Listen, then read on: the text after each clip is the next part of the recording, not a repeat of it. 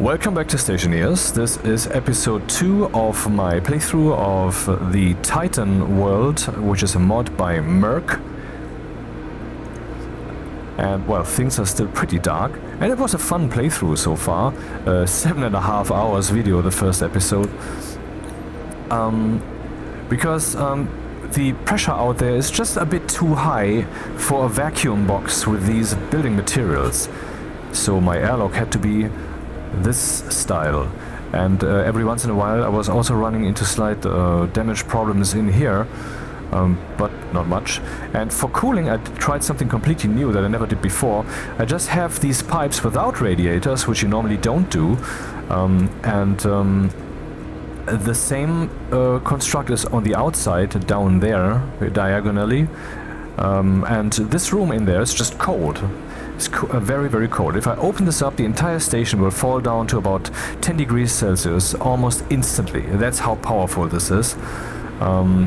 So if it ever gets too hot, which is currently not a concern, then yeah, I have a cooling solution, and I can even automate it. The cables are on the inside, just to make it a bit more beautiful here. So currently I'm waiting for some more silicon to drop. We currently have 2 silicon here in the centrifuge.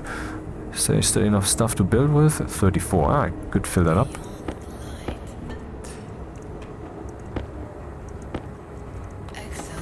Because I'm expanding the station. Here you can see the new area. And I need to evacuate it, so I need to close it up. For that I'm missing some glass. And I just realized something. I mean, of course the pressure is a problem, right? I could use a filtration unit to pump in some nitrogen from the planet, but the problem is certainly the temperature. So I need also some heating system. So I thought, you know what, I have a cold room, why not also have a hot room? And where would the heat be coming from? Here, from the furnace. Though then I have the problem that I, while standing in that room, would be exposed to all that heat, which would drain my oxygen very quickly. Oh, it's already falling. It's already very low. By the way, I changed the sound mix volume. The game is now less loud, and the music is slightly louder. Hopefully that will fare nicely. That's the one that I use. Okay. The other one is over there. It's untouched so far. So now I'm thinking to put the furnace into a box, which is currently kind of not feasible because it's like on the edge here, but maybe that works anyway, I don't know. With a door that I can then optionally open, or 2 doors even, so it is exposed to the planet, so I'm not, you know, blowing through my oxygen while operating it, but later I can close those doors and then have the option to heat up parts of the station by just letting the furnace run its heat into the station. I mean, that's the cheapest, most direct way for me to heat things up right now, so that's what I have to do.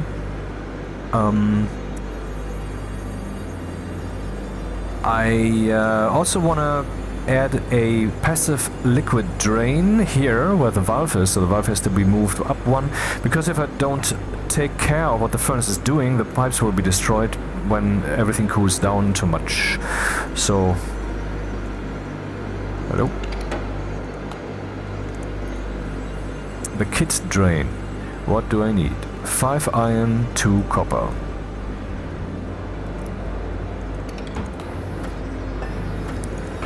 Yep, resources are still very scarce. We have 1 deep miner running out there. The power is sufficient because, I mean, it's basically raining almost all the time now. Which is a bit weird and a bit annoying, I must say, particularly the stupid animation here in this room. God damn it, what the fuck, man. You can see, they're running at high power, so I don't have any problems with my batteries. But the deep miner can supply enough material for 2 of these electric centrifuges, actually 2.3 I think.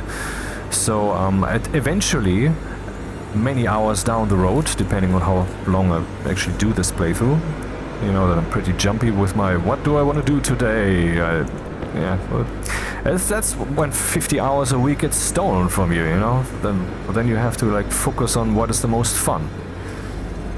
What can I do? But then we will have a much stronger influx of resources. And the second centrifuge is in the works, but we need steel, so that's what I made the furnace for. So let's make the passive liquid drain.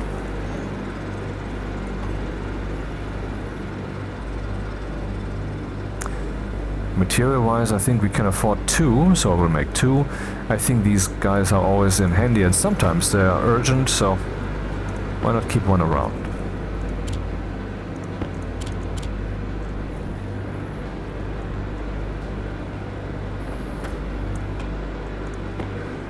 Okay, next steps, of course, to close that up. And I should also experiment with putting up the walls that would be required for this. We still have 3, that's not enough. But okay, for the experimentation that is enough.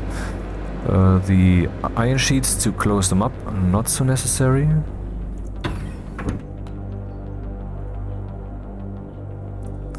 I get the feeling that the station is cooling down very, very, very slowly. We probably have some thermal energy bleed, passive vents and such. That's what it looks like here. For the thumbnail screenshot of the first episode, I placed portable lights in there because, I mean, look at this. It's just, you know, we can't see anything. So I was cheating. To lure your interest in her unreasonably. Liar.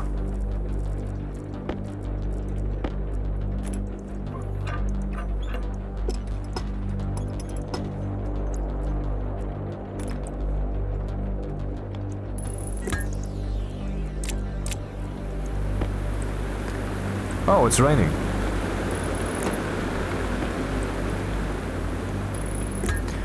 All right.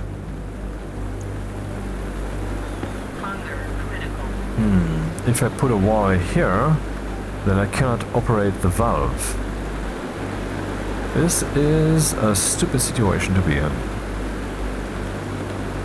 Oh, that would work. Bit dirty, but okay. And can I build that like through the arc furnace? It's not through, it's parallel. Oh, okay. Well, it's feasible, but it's definitely dirty. Also, the arc furnace off gases. I don't want that gas in my station, but I would have that then. Do I have to move this whole thing again? I mean, how am I supposed to operate it? Maybe I should make this entire station block one smaller by one step, you know? It's definitely against what I wanted to do, but the idea of heating on a world at minus 140 degrees Celsius is not a dumb idea. So I will do that. Yeah, it's just necessity. All right.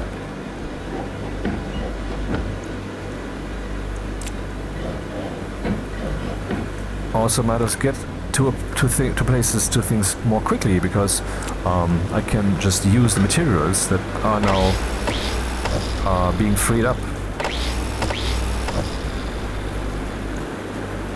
What am I doing? Let's okay.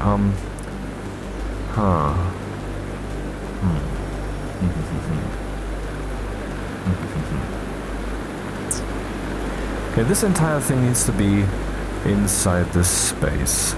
So the first section would be 2 by 2 blocks, which sounds reasonable. Good thing the furnace hasn't been used yet at all. Okay, let's dismantle the dude.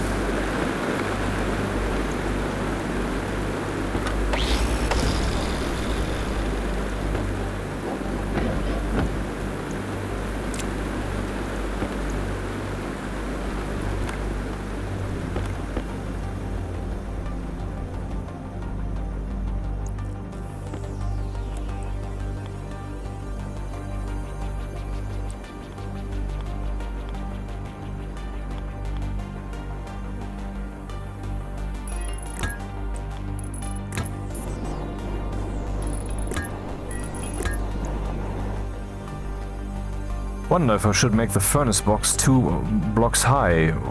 That gives me more thermal energy storage space, and also, I mean, the valve doesn't look so awkward when it's half in the ceiling. Which means that the chimney needs to be higher then. Oh, look, it's raining. Wonder if that was indeed intentional. I mean, that the world behaves like this.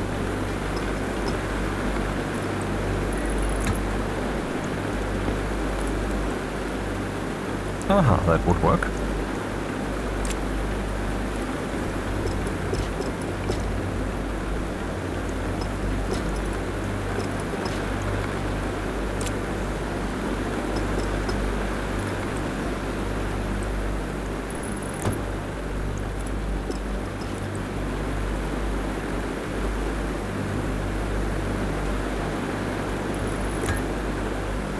What an incredible building game, and everything matters, everything's real. Real engineering. God damn it, this is such a great game. So that no longer works, but it's very easy to remake this.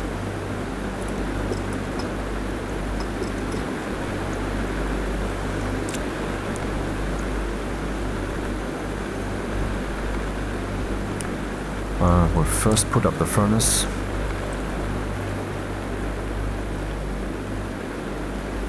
That was easy.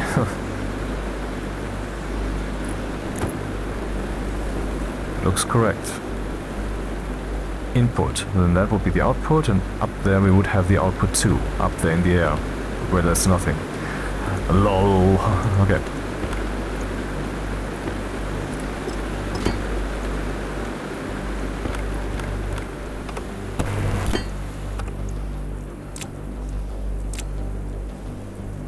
Then some walls of the windowy kind.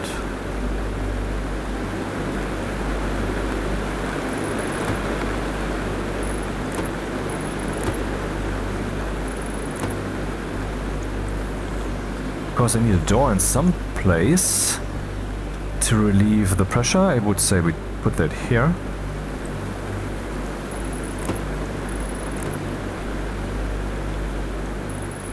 Wait, that was wrong. That was wrong.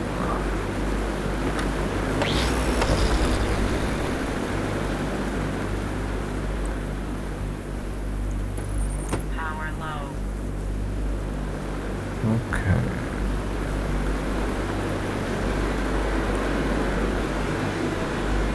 Yeah, good idea of turning down the game volume a bit, huh? About volume sliders. Here we're at 80%. Master volume. I get the feeling this song is a bit louder. I will return to the standard setting. I always use 4. I guess I'm gonna print some of the walls. See, if in any other game, or maybe on YouTube, you turn down the volume of a volume slider to like 80%, to something that would be the 80% position. And it's interesting that I have to distinguish between actual volume and the graphical position, right? But that's something you shouldn't have to do, and that's what this talk is about. Most people are doing volume sliders wrong. Let's say the sound wave is being multiplied by a number, so that you can reduce the volume from what it is, which is normally added for maximum volume or something along those lines. Let's say we multiply that with a value from 0 to 1. So if we multiply that by 1, we have 100% volume. I mean, if you would multiply computer sound wave volume with a value greater than 1, then you would make it louder than it actually is. And then it would easily, that can easily happen, exceed the range that is available, and then it will sound distorted. I mean, this is of course something that 80% of you will know, I guess, but some people don't. Okay, let's make some walls with... Do I have some extra iron here? No, I don't, so I have to use this. So we would then therefore assume that we adjust the volume of computer sound not by numbers greater than 1, but from 0 to 1, so we can make it less loud.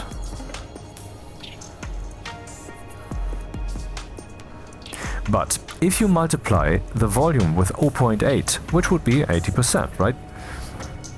how much do we need? 1, 2, 3, 4, 5, 6, 7.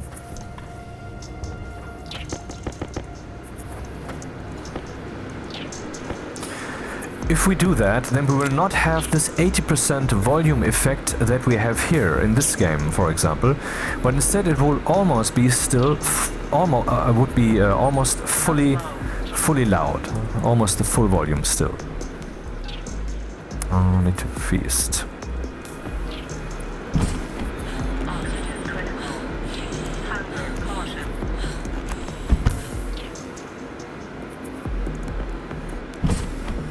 Oxygen critical.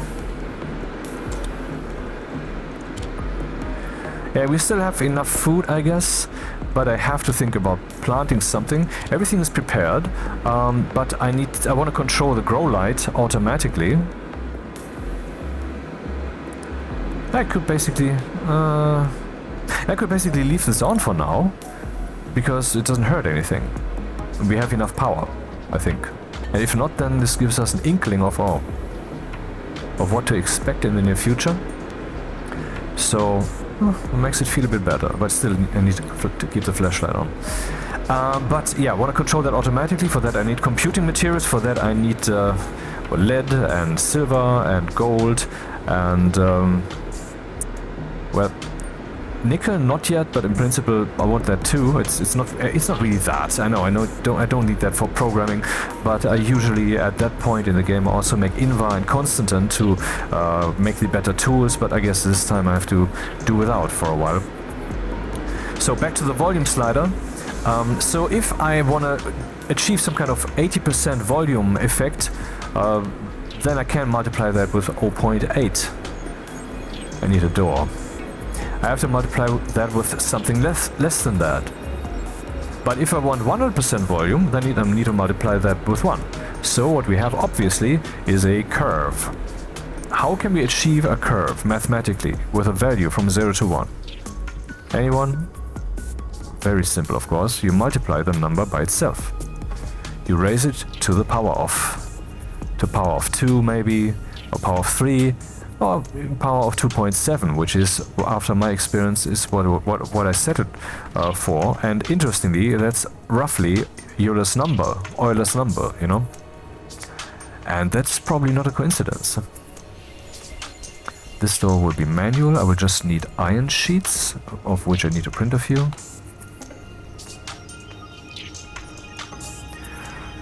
So if we raise that volume slider value from 0 to 1. If you raise that to the power of like 3 or whatever, and then we use that resulting value to multiply our sound waves, then we will have a volume slider response that feels natural.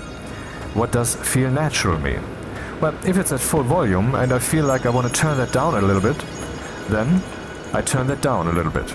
In reality, this will result in the volume basically not changing at all. Why is that even? Well, if the volume slider is at 10% only, aka 0.1, when we program that in a bad way, at 20%, 0.2, and then we turn that down a little bit to 10%, that's half the volume. And what we will experience is indeed that the volume is now half as loud as it was at 20%. Well, it makes sense, right? But if we turn that down by the same horizontal extent amount from 40% to 30% or from 100% to 90%, obviously the sound is not being divided by 2 in this case, but by much less. And so we experience that as much less of a difference.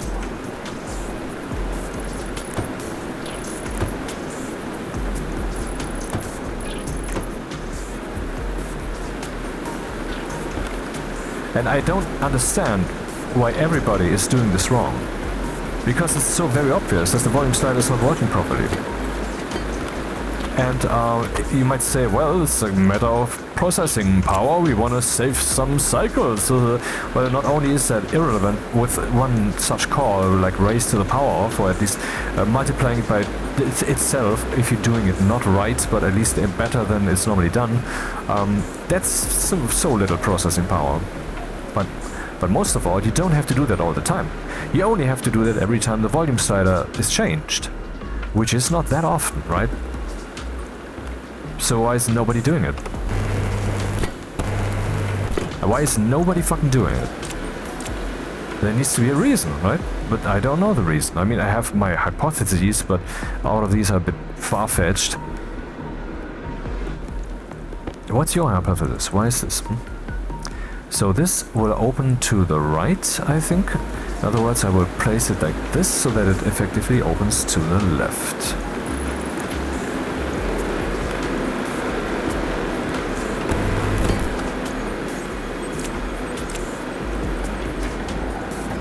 Yeah, I should have printed 2 doors because I will need one here also. I wonder if I should use an automatic door, an electric door. Maybe I should, because then I could heat my station and cool my station automatically. At least, well, assuming that there is... Oh, right, this would require this door to be an automatic one too.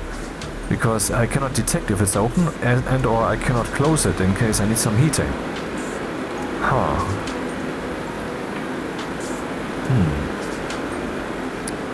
No, I'm not sure. I do have enough power, so I can rely on these doors to be powered, as long as my cables don't burn out, you know? So, there's that. Well, I have a waste tank problem. And here's an emergency solution for that, in case this would be an actual emergency. I just plop that in here and... I know, if you have seen the first video, 7.5 hours, then you know that already. But still. Okay, I need more building materials, and I guess I'm gonna replace that door with an automatic one, an electric one. Would the music please change, so that I don't have to do it? Never mind.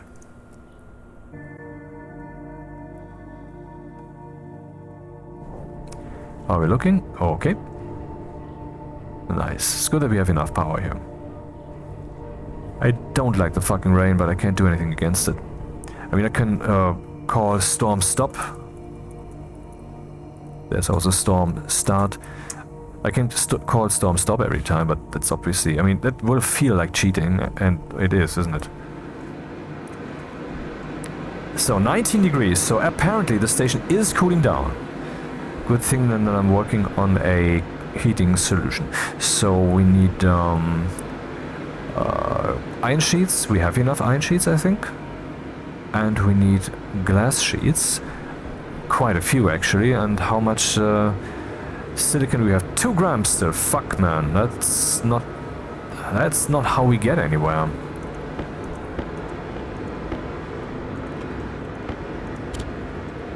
Do I possibly have some silicon lying around somewhere else?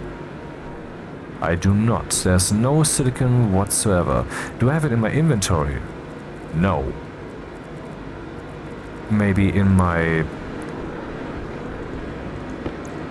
gas container? No, there's only gas in there. I mean, water and such. Well, I could go out mining. Maybe I find something. I mean, this is just taking too long. I can't wait for this. Maybe I should do that then.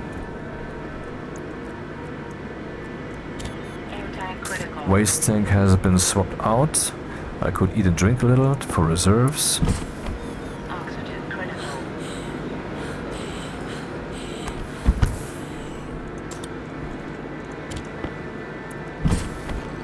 Oxygen critical. How much water do we still have? Can we see that somewhere here? Yeah. 55 liters. That should last for a while. Now, what about the battery of the mining drill? It is not full. Okay, that's not a problem. Then I need the tracker cartridge. Oh, and that should also be full. That's a bit awkward.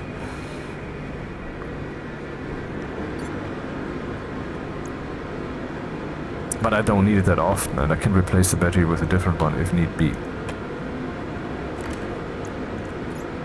So it's not tragic. Also, I mean... Up. Now let's put up tracker. Which seems to have a full one, alright. And I should take this one with me just as a space reserve. We don't need the pipes right now.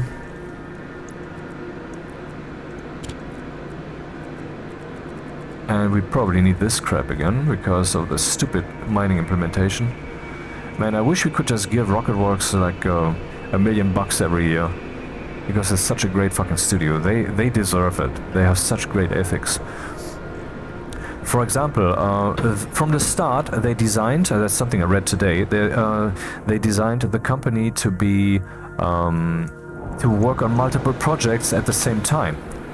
The purpose of that approach being that they will not at some point feel like, okay, this is no longer interesting to us money-wise, so we stop developing this.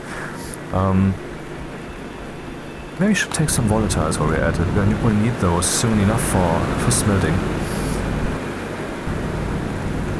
So instead they would just work on multiple projects at the same time, and that's just their standard. And that was very hard in the beginning for them. Oh, interesting. Normally you get very many volatiles when you dig them up, but here that is slightly reduced, it appears.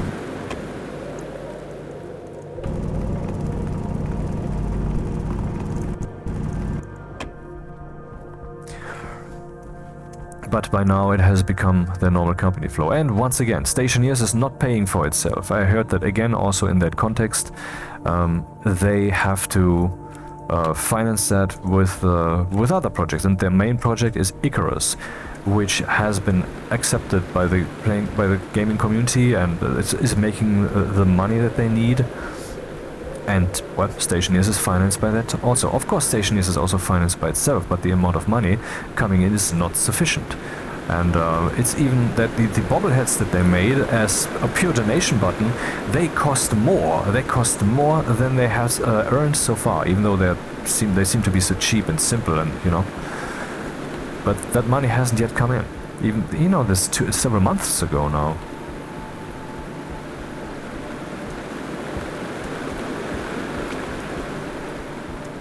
So I wish we could just give them, like, I wish they would have some reliable extra income source, like, for example, $1 million every year. That would be fucking awesome. I mean, if I were a billionaire, that's something I would do, definitely. I mean, because a billionaire can easily make an extra million here and there, it's not a problem.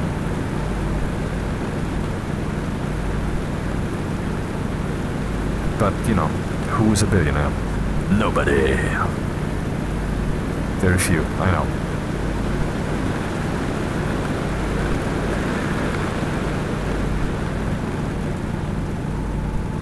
Yeah, and that, for example, Elon Musk gives money to this company is out of the question, because for that he would have to know them. For that he would have to play Stationeers, I guess, which means that he wouldn't have any time to do anything else. So... But it would be worth it. Okay, that was a very good. We have 46 silicon. Great. That will boost us so much. So that was the right move to go out and mine a little. But yeah, let's keep going. I have good equipment situation here. Can we still see the station? Yep, over there. That looks pretty cool, doesn't it?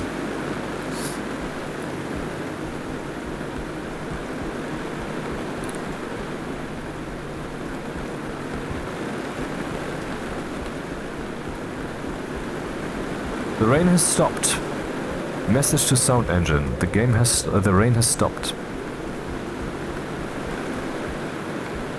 It hasn't? Oh, there is a... Oh, you only see it when the light's on? Oh, right. It's very invisible without.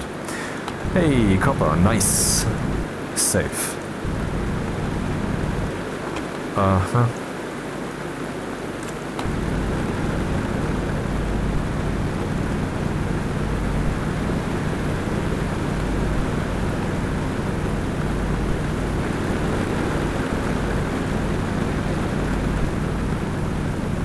Yeah, as for the terrain update, when will that come?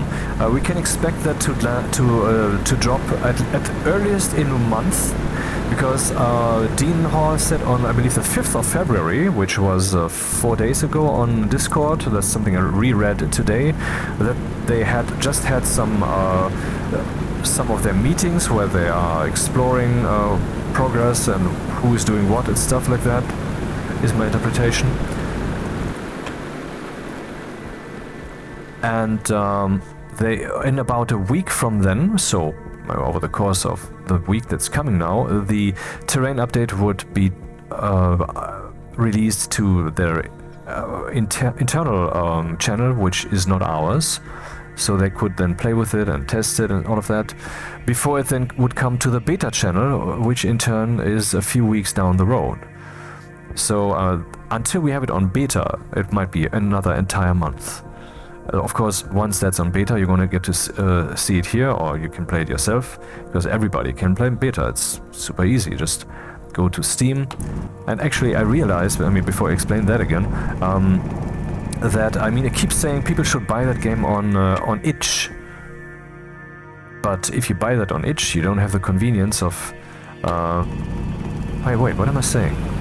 When you buy that game on itch, which you should, because then they get 90% of the revenue instead of only 50%. And they might also get that rather instantly. On Steam, they have to wait several months before they get this. This is what Rocket himself said in an official announcement a few months back, which I quoted in a big Stationeers news episode.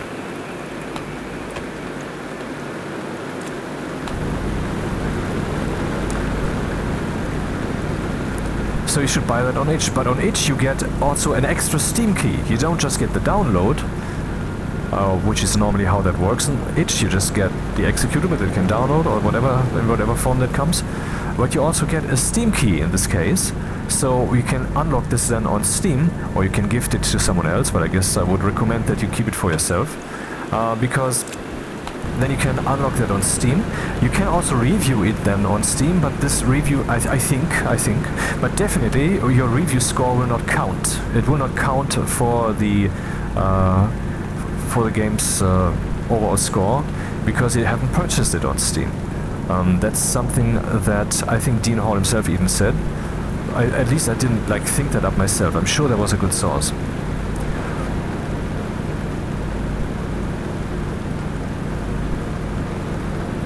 But then you would have the convenience of automatic updates and of being able to switch to the beta channel, because then you're using the download infrastructure of Steam. You have unlocked it on Steam, you know?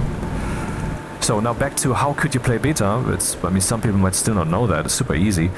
In your Steam library, you right-click on the game. In the context menu, you select Properties, the lowest entry, and then you get a window with several pages. You select the page on the left side, there's a list, and one of these list entries is called beta, or betas.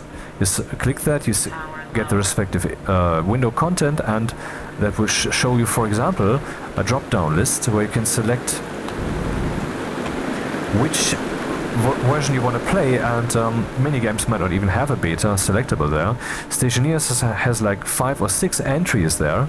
Until a few months ago, there was, for example, the pre-phase change update, so you could download the Stationeers version that existed before we had all the phase change shenanigans. That is now no longer possible. Lead, yeah, count me fucking in. Then there was the pre-Rocket Refactor update that was from the December 2023. That is still there. And then there's the pre-terrain update, which I don't know if they haven't released that a bit too early, because I mean the assumption would be that this save point, let's call it that, this save point would be created just before they would switch the terrain to public, but that's not what happened. Instead, they introduced some things that are loosely related to terraforming, atmospheric changes and so forth, while working also on the terrain. And then for whatever reason they called that the pre-terrain update save point, to stick with the term. I don't know why, I don't understand, or maybe I'm reproducing, maybe I'm explaining it wrong, but certainly the terrain update hasn't dropped yet, and so yeah, what about that then? What they changed though, and this is very important, I mean, of course, I forgot there's also the beta. You can also just select the beta. That's just the newest version of the game that any average player like myself can play. So you can select that and Shazam. What you should definitely do then, go here to your settings, gameplay, and turn off autosave, because I mean different game versions have sometimes different save game functionality, save game content. So you would then autosave over worlds that you have created in the non-beta version when you play them then with this beta version. And you might think, ah shit, this beta version is bad, I want to roll back to the main version, and then you can't play the world there, or there would be sudden bugs or such a thing. That's why I've turned that off for the longest time. You can get used to that fairly quickly. To save yourself, you know, press F5. Don't even have to go here, you can just press F5. So what they changed recently in regards to the betas that are available is that there is this so-called previous version. They had this previous pre-phase change entry in there, and at the very same time when they removed that, they introduced another entry that was called previous, and so maybe they just recycled that. I mean, I don't know how this is actually implemented, how on the user side, I mean, what they have to click to make things happen. So maybe instead of create new entry, configure entry, whatever, they just changed some slight configuration of the existing entry and renamed it, is my interpretation, because it was at the same time. Anyway, this previous version is something you should really be aware of, and remember what I'm saying to you now. This will be the version of the game, the official version, not the beta version, the official version that existed before the next official version was released. In other words, at some point the new terrain will become to the main channel. It is currently not even on the beta channel, but once it's on the beta channel, it's not yet on the main channel. At some point, which will be is about a monthly rhythm, I think, there are main channel updates, and so then that would come also to the main channel. And in that moment, what was on the main channel so far would move to the previous, to that entry that says previous, and what was on the entry previous so far will go away forever. This will never return. So you should do the following. You should archive the Stationeers version that is currently on the main channel, or if you will, also on the previous channel, because that's, you know, one step into the past that you can go right now. In the future then you wouldn't have to do that, because you already have your previous archive and the current archive, so you just would have to keep up with the current with your archiving, you know. And you know, Stationeers explicitly does not have DRM. Dean Hall even went so far as to say that eventually they will probably put in some bits that you can just set from false to true, so that you have the DLC, so that you don't have to. I mean, if the company goes out of business or something, which I hope all of you, like myself, hope will never fucking happen, because not only are the products great, the team is awesome. I mean, I love them, and I hope you do too. I mean, that's. So that's how liberal their is that Saturn? Guess so. That's how liberal their policy is in regards to DRM. Hey, and here you can see, is Saturn making the sky dark where Saturn itself is dark? No, it is not. Because that would be bonkers. Why should the sky here, where I have some atmosphere, where there's some haze lit by the sun somewhat, why should that be darkened just because a Saturn, which is now invisible because the weather changed for whatever reason? Because Saturn is not lit by the sun. That would make sense. And why am I even saying this? Yes, of course, it's a no-brainer. Well, if it's a no-brainer, then why the fuck does that behave differently on Europa? Because on Europa, Jupiter is casting darkness into the sky. It is. Why?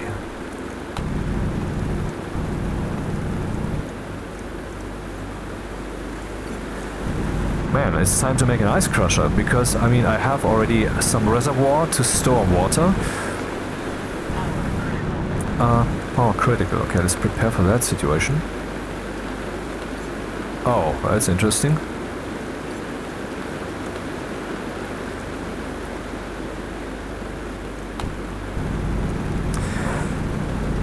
So I can just take all that water that is currently occupying this nice mining belt and just stuff it in the water tank. So I should do that very soon.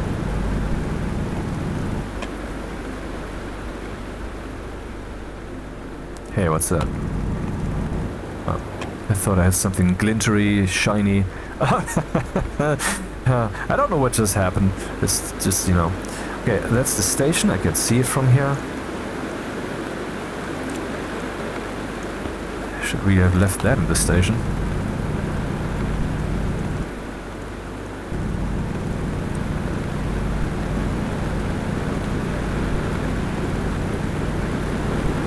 So, if you are an avid Stationeers player, if you love the game, then you should do what I do. Create your own archive of the main versions of the game. Obviously, I don't have an archive for every beta version. It's just overdoing it. But I have an archive of all the main versions when I realized that that is how they had changed this beta drop-down entry. Okay, now we have heard enough about that.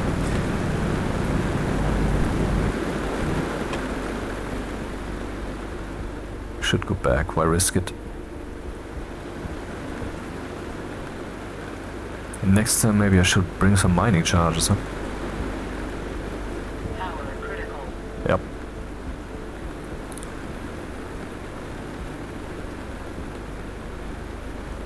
Wow, power's draining fast. Why is it draining that fast?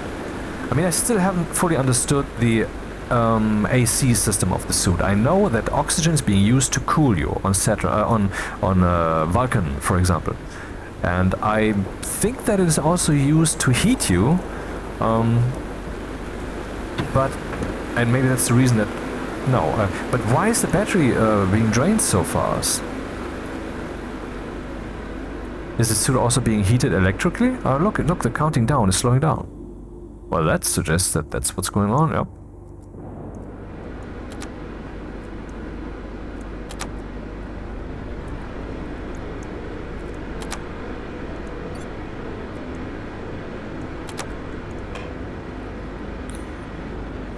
Okay, now I'm inside and I want to smell something. Wait, I cannot do that. Oh wait, I can do that from here. Yeah, I changed that, sure. And I want to turn down the terrain distance rendering, because now is the best opportunity. I realize I turned that up for the screenshot of the thumbnail of the first video. Ah, smooth, buttery. Yeah, that's what she said. So let's some copper and some gold and some... Oh, of course, this stuff, and then that stuff.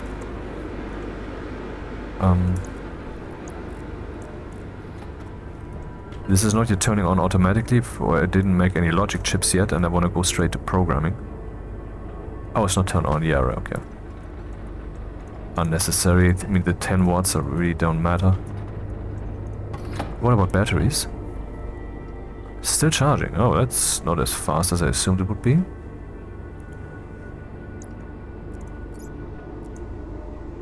%.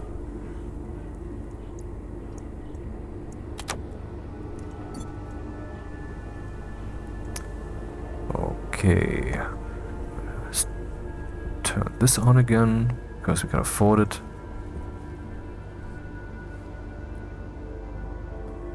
Yeah, oxygen is already rather low again, isn't it?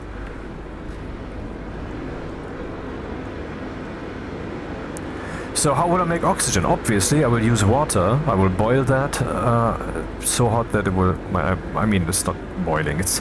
But I think I read somewhere that indeed you can heat water so much that you will have this molecular split, so that you get indeed hydrogen and oxygen. But don't take my word for it.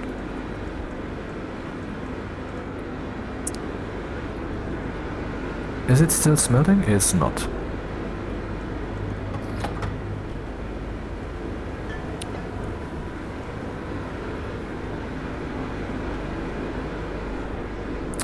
Okay, next steps is to close this up to change the door. I have to print a door, but first I'm gonna do the glass from behind. Where I think, what, how many glass do I need? 1, 2, 3, no, 1, 2, 3, 4, 5, 6, 7, 8, 9, 10. Because the doors would be of a different kind. I will just put that here. So how are we looking? We have no nickel, so very, very low output.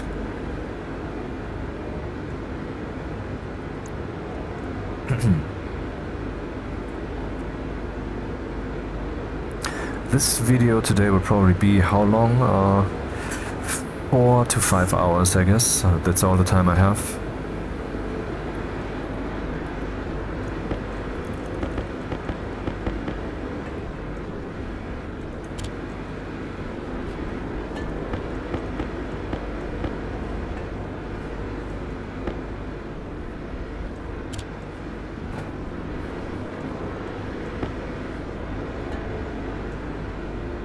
Nine, huh? What? Okay. Silicon is in the works. Didn't get any iron though. How much iron do I have here? 147. Whoa, that's good. Because I want to make some steel also, and we're currently very low on iron overall. These 7 grams are all I have left.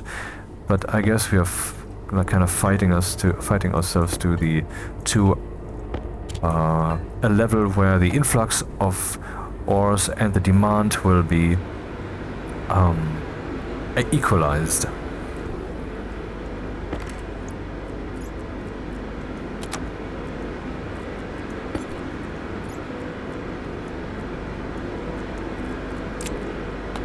$18 degrees. That's cooling down in here, definitely.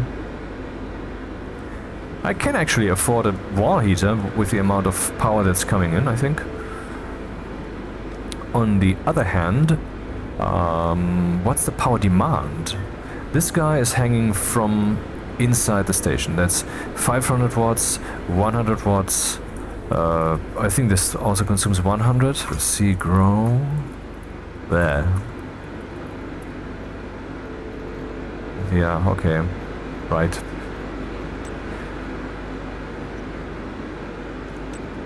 $70 watts. So let's say 100 to be safe. So 700 watts. Then these guys they consume well 100 watts to much more while they're printing. So let's say we are at 2000 watts consumption peak. Oh, I could afford a wall heater. Maybe I should make one so that we already have some soft control over that. I think that would be here.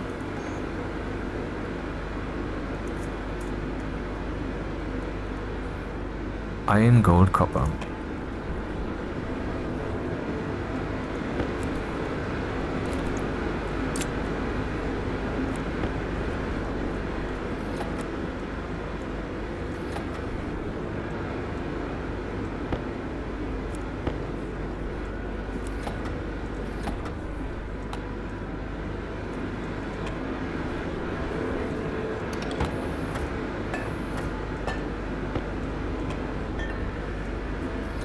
It's a good idea to leave that open to express that the device is now emptied.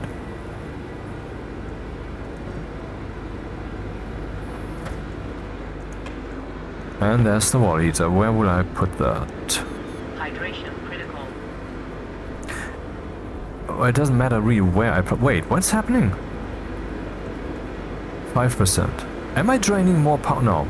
Yeah, it's the battery. No, it's not the battery charging. Why is this thing so empty? Huh. Maybe I'm looking in the wrong moment.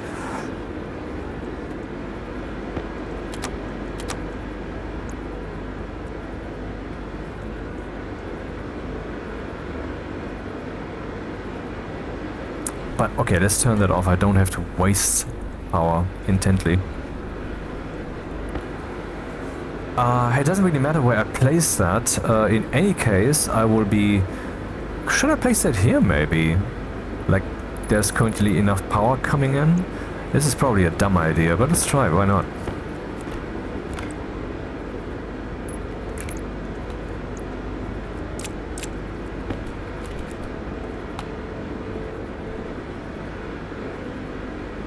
There's not enough power coming in for this. So we have to hang that from the battery then. Or maybe from the airlock, which is not wise, but the airlock battery is the one that is usually blue the whole time, as in full. And if I put the wall heater in the airlock, yeah, let's do that. That's certainly unorthodox, isn't it? But that would... Oh, I don't have a battery in there. I better put one in there. So let's check all the batteries. Full, full, full-ish. Wait, that's how quickly the fucker discharges? Huh.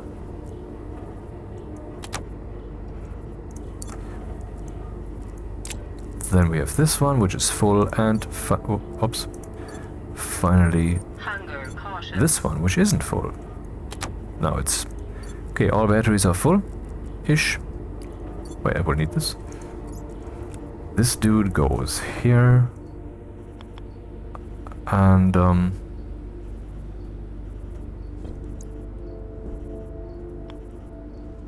what would be the least stupid place for that thing to be placed?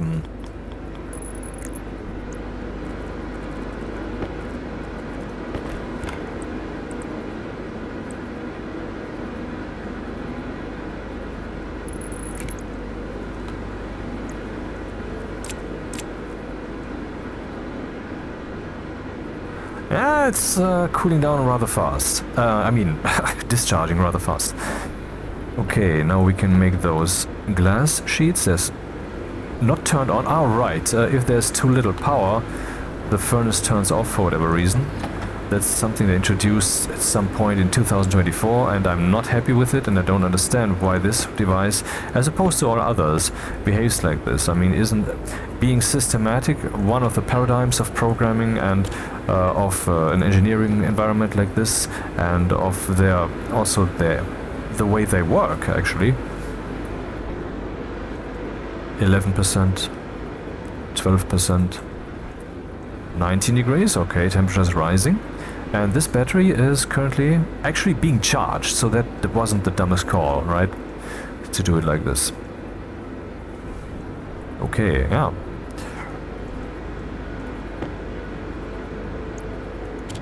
Next step then, let's make some glass. And then touch some grass. How many? I think it was 10, wasn't it? Meanwhile, we're at 5 silicon here. And we have over 3 stacks of iron available. That's pretty awesome.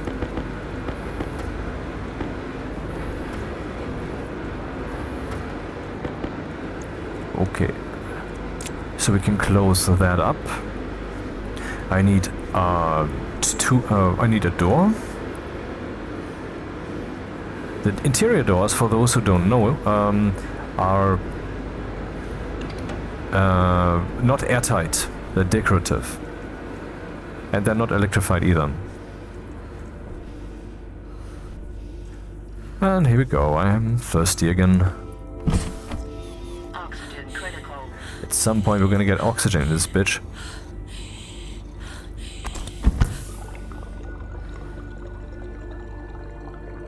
God damn it. Still 54 liters. Okay, so it's going down. I have 1 stack of oxide. I'm not gonna toss it down yet. It's too wild. What? Oh, it's bouncing against the invisible box of the not yet completed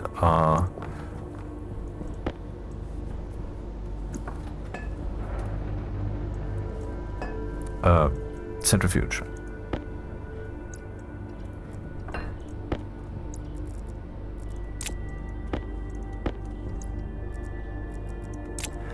Gold.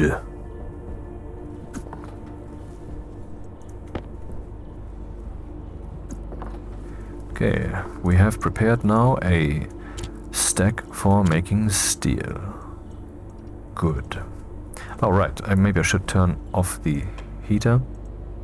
Set down at 50% and now it's not charging, so we're actually discharging right now, so they're very slowly turning. Yeah, we can measure the wind speed by listening to the tweety sound here. Once it changes to the high-pitched one, I know the turbines are faster again. I mean, that's not news to you, I know. I'm just saying because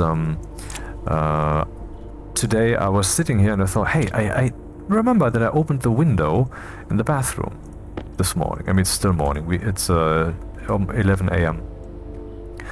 But then I thought, but I'm not sure. And so I looked on my smartphone whether that window is open. And then I could see the window is not open. Because, like I said in the episode yesterday, I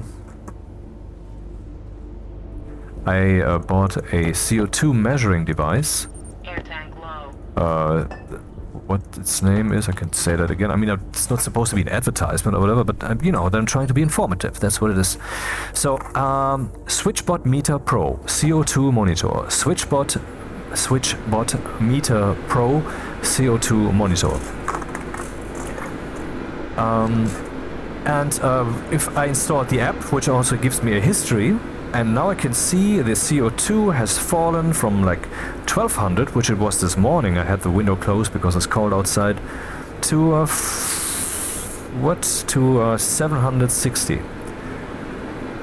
But this morning, when I looked at the smartphone, I could see the window was closed because it was still high, it was even rising still. And what I could also measure then is something that we all know by watching U-boat and science fiction films where the oxygen is a bit tight. Why is the battery so empty? See, it's discharging. Why is it discharging? What is consuming? Oh.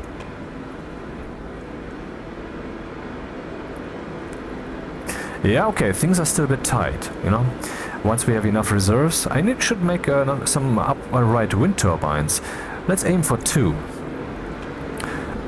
So what I'm saying is, in science fiction films and in U-boat films, they tell us, sit down, don't use your body too much. It's ideal if you sleep so that you don't consume so much oxygen, as in convert so much oxygen to CO2. And that's true. I have measured that myself with this device.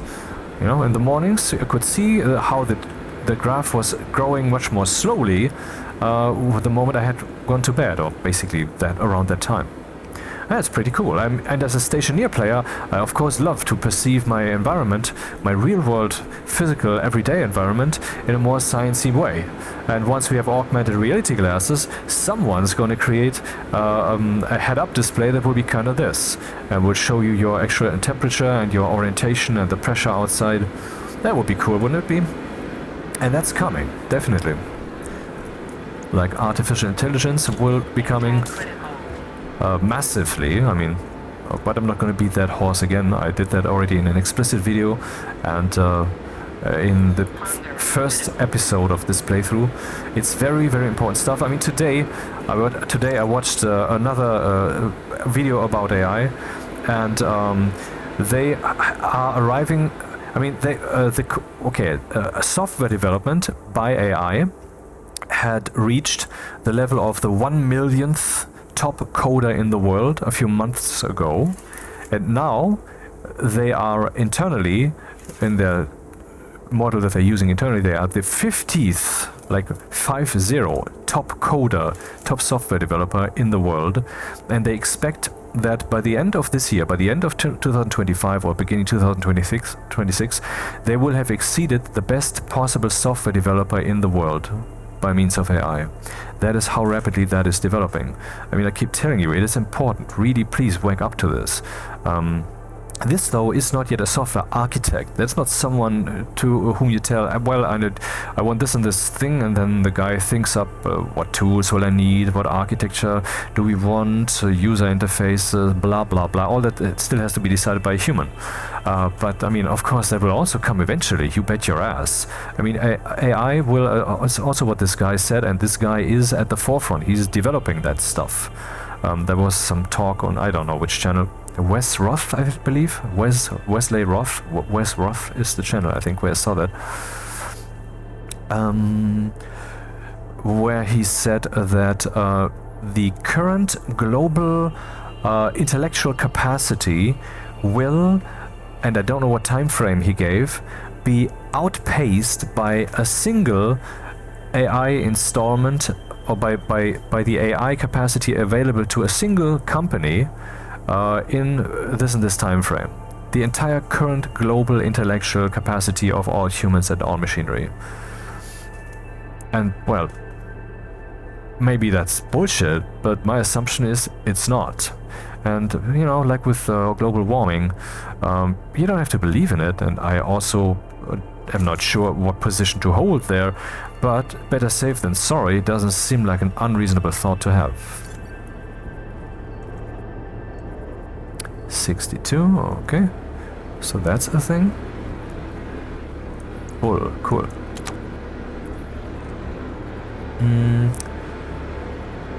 Yeah, this to close up, then I wanted to make a door. What was the reason I didn't make one? Because I needed iron. Wait, what's happening? I'm a bit confused here.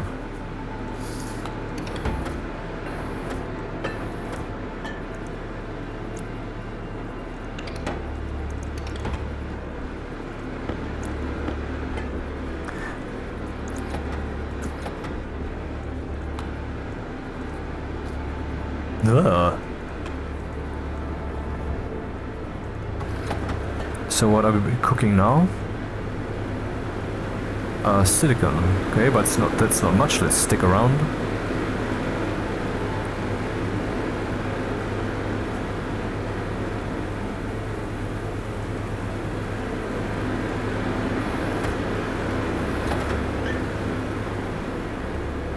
Crap, I don't have any iron. Yeah, well, whatever. Let's start building already. Good thing I have so much lead. Can make a lot of solder then, which is necessary for making the programming materials. I don't have much silver so far.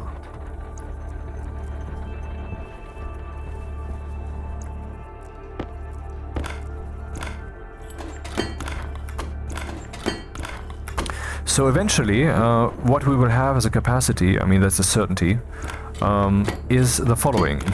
We will all, some parts of this are not 100% certain. For example, how good will augmented reality glasses be?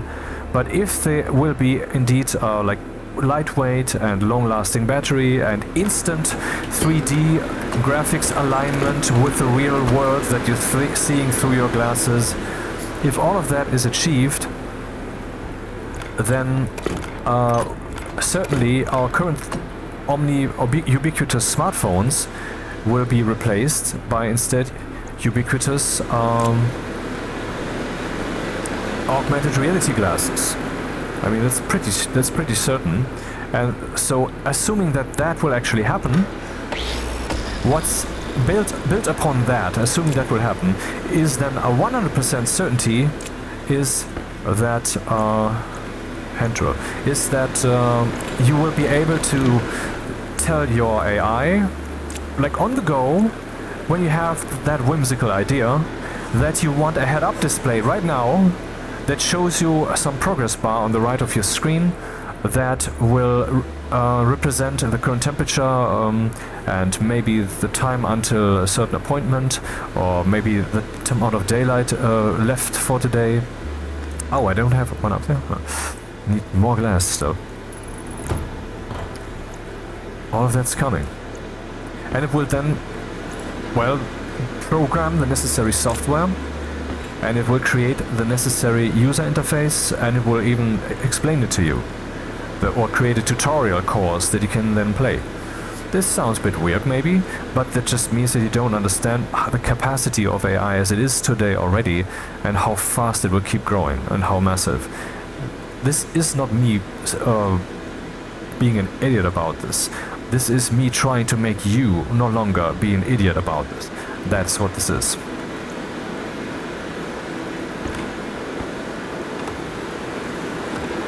Plastic sheets.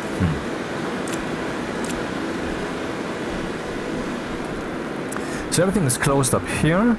Here we need a wall and a door. I couldn't print the door yet. We need more glass. I need more iron sheets. Okay.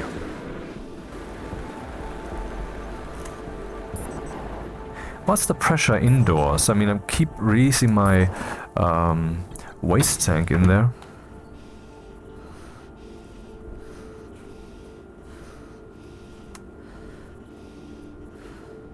And well, AI would be a wonderful thing to have. But it will also be, I mean, let's say the invention of electricity probably had, I mean, super awesome effects, but also probably had some very impactful side effects, not all of which were positive, I would assume. The same for AI, definitely. And of course, I mean, the asshole elite who always benefit when there's large-scale changes, even in the COVID changes, you know, when everybody had to stay indoors and you have to buy your mask, wear your mask, and whatever. Any large-scale change that the society, the sheeple, us, are exposed to, any of those will always transfer money to the top echelon. Always. Always. And so that will definitely happen when the large changes come in of AI.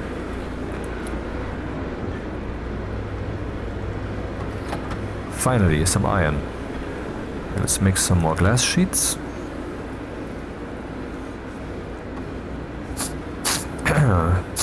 Schniff, schniff.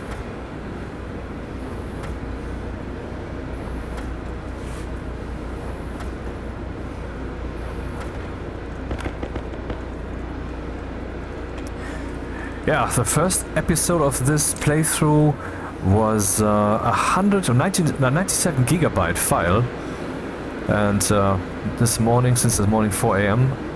German time, it has been up. Now we're at 176 views and 11 likes, 100% ratio.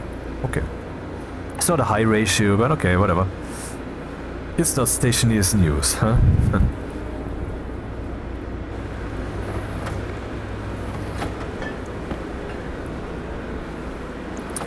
I mean, the most recent Stationeers news episode, which was about you can melt ice now that's rolling around in your station with the arc welder and also with the standard welder, and so that batteries can only be placed, station batteries, only be placed on frames by now, and the pneumatic mining drill is now the standard in all the landers in your mining equipment. And also the sensor lenses no longer burn up in your helmet when the visor is closed. So that bug has been removed. And also the storm sound has changed slightly, the wind storm sound. This is currently the rainstorm sound. That episode has 143 likes at 100% ratio, 2,300 views, and was published almost exactly a month ago. So, I mean, Stationeers news episode, I would, of course, keep doing those in the future, no matter how stupid this channel might become in the meantime, every once in a while. So we can rely on that, so stick around. This is how far, this is as far as I go in the general direction of like and subscribe. Oh, retards. Ow. Of course, now that I'm kind of in a hurry because I don't want to overproduce, I cannot find the button immediately. So, the door, yes. Finally. And I should eat something. And it's really time to plant those plants, right? I think I am at a point in time where I should actually risk planting something without having a timer that makes sure that I don't fuck this up. So, like, since I only have 3 seeds here, let's be sure that I know what I'm doing. We have irrelevant amount of pollutant in here. We have pressure, that is fine. Let's see how much that grows actually. 62.2, and it becomes 63.2-ish. 13% CO2, that's very good for the plants. Okay. So let's risk planting a potato then.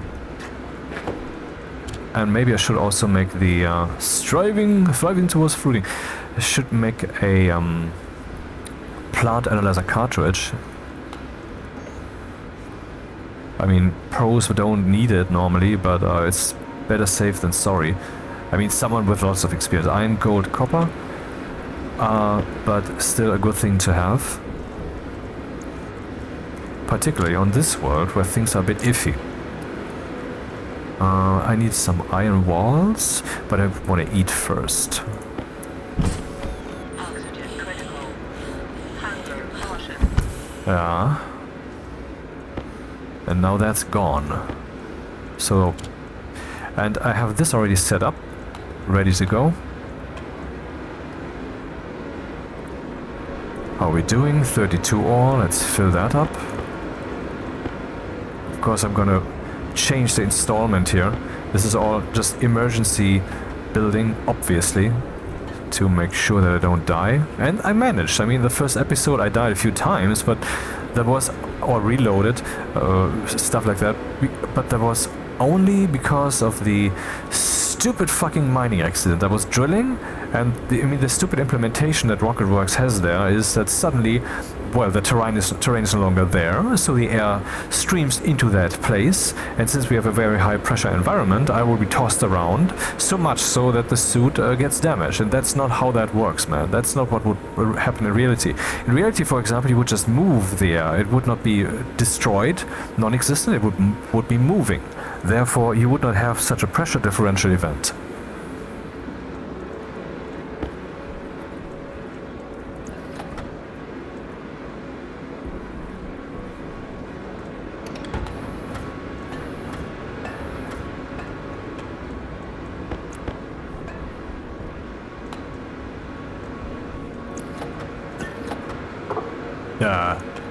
One more copper. Do I not have enough? Oh, I do.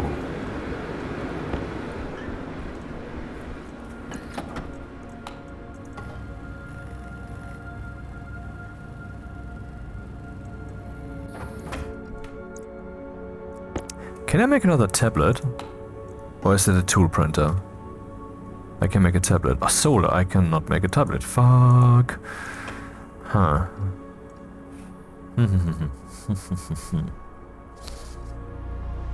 Well, let's take a look at this then.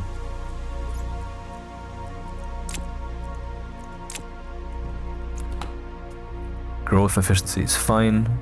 Breathing efficiency is fine. Could be better. I don't know what's going on there. Temperature efficiency is fine. Between 20 and 30, we have 22. That's good. Pressure efficiency 100%. We are at 63, between 51 and 100. Good.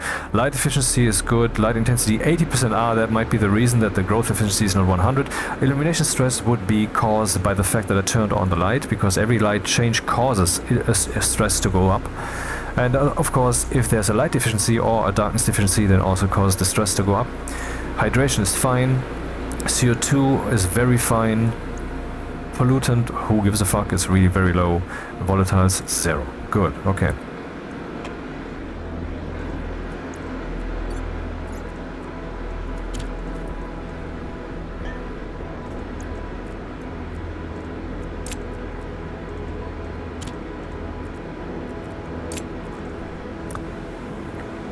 Okay, next step then. I made the door, I can build some stuff. That's something I should do then. Anything in here that I could trigger? Yeah, there was something, wasn't there? Oh, there's nothing to smelt. Huh. Well, that's what it is then. Let's not waste those 10 watts. Which means I could turn this guy off also. And this is still needed, I think. Let's see, what was again the potato plant rules? Light per day, 5 minutes at least. Darkness per day, 3 minutes, or let's say 4 minutes at least. And the more light you give it, the faster it will grow. But you have to uphold the rules, else there will be elimination stress. Also, I think someone said, and maybe that is true, that if you only have 80% or less percent than 100% light amount coming in, then the light per day duration that you require mathematically accordingly increases. I don't know if that is true, but giving it as much light per day anyway as possible is a good thing. I don't know how long I was busy in here. I mean, the things that I want to build right now, that's only very little. So let's do those things and come back in and turn off the light. That should be reasonable. Yeah, and then I should strive to have some more wind turbines. And here I should have a box to walk on.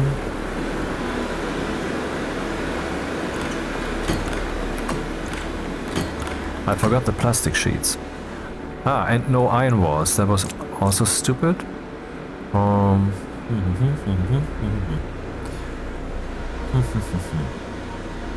Is this a glass door? I think so. Yeah, that's wrong. It needs to be... No, it's not wrong. It's not an airlock. Glass door is fine. It doesn't have to withstand more than the walls. I could put up the other door already. Yep. Sure. Okay, where would that be then? Here is the coldest spot in the room, hypothetically, on the ground. I mean, the coldest spot is of course up here, because heat doesn't rise in this game, so that's how it would spread out. But I mean, once it has equalized, it doesn't matter anymore. What would be the best place to place the door, best location? I guess here, because then you have both doors at fast access. So I need one iron wall here, then I can close that up, and I need plastic sheets. So now it's time, I guess, to turn off the grow light.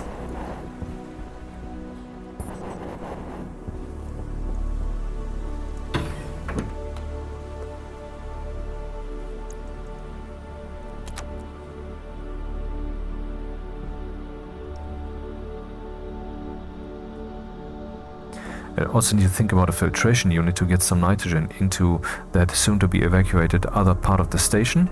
The furnace can then heat that up in my first furnace run when I do the steel and such, and then I can open the walls. Then we have much less CO2 in here, but that should be fine. I would like to take a look at this now to see if the illumination stress would have gone up, but you know, I forgot that. Okay. Next step, to make an iron wall.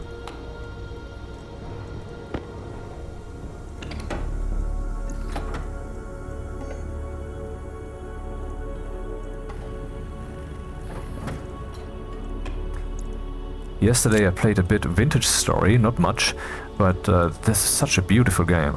I mean, I was really experiencing myself in this environment, just walking around, witnessing the beautiful landscape and the water, which is much better than in Minecraft, even though it's Minecraft graphics in principle. And then I was just using, based upon the tooltips that were just coming naturally. I mean, I didn't have to do anything for that. I was not tutorial, no, tooltips, like in here. I was then placing some stone and chiseling the shape of an axe head, and then I was combining the two. How did I do that? In my inventory, I just had to slap them both into the grid, and Shazam, I had them combine them, and then I had an axe. The simulation in Vintage Story is supposedly as deep, if not deeper, as Stationeers. They don't have atmospheric simulation, but they have, you know, for example, body temperature,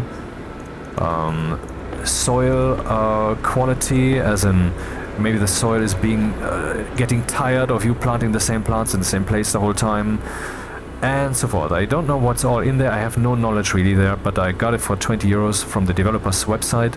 It costs $22 if you buy it from there.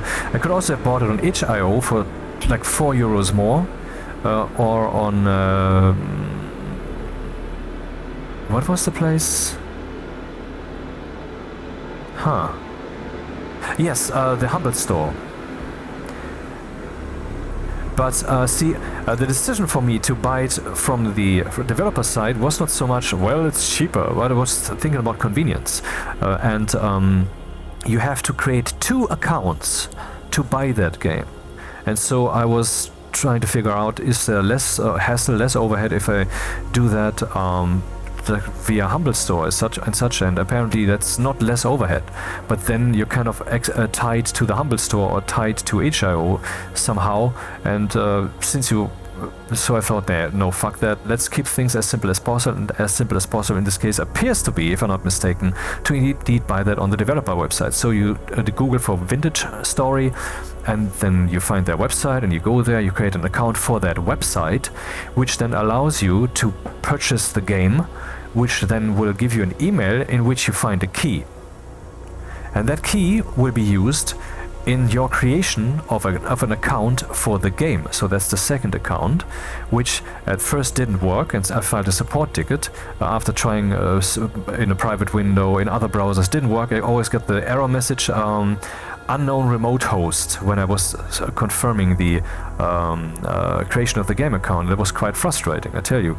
But I was positive. I didn't fear that this was a scammers or that they didn't get their shit together. I have a very good feeling about that team. Also, by the way, how I found out about Vintage Story is the following way. Not too irrelevant to Stationeers, right? It's not a big thing, but while I'm at it.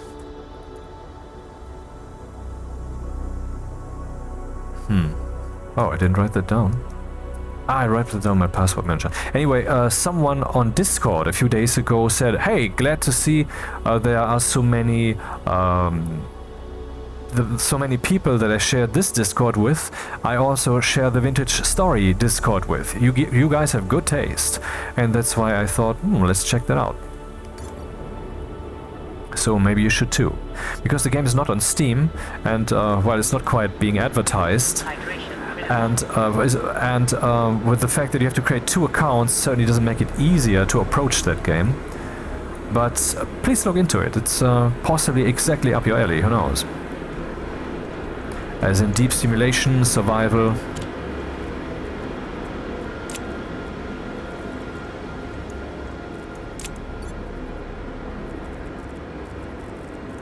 Can I make an ice crusher right now? So I have this wall to continue building. I need plastic sheets. And can I make an ice crusher? And this I also want to take to give me some platform out there to reach the door more easily. Ice crusher, that's here. The ice crusher takes iron, gold, copper. Not much.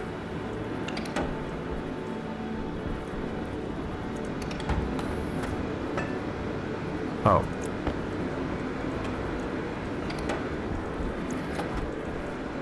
Wait, what? This is empty now. What am I doing?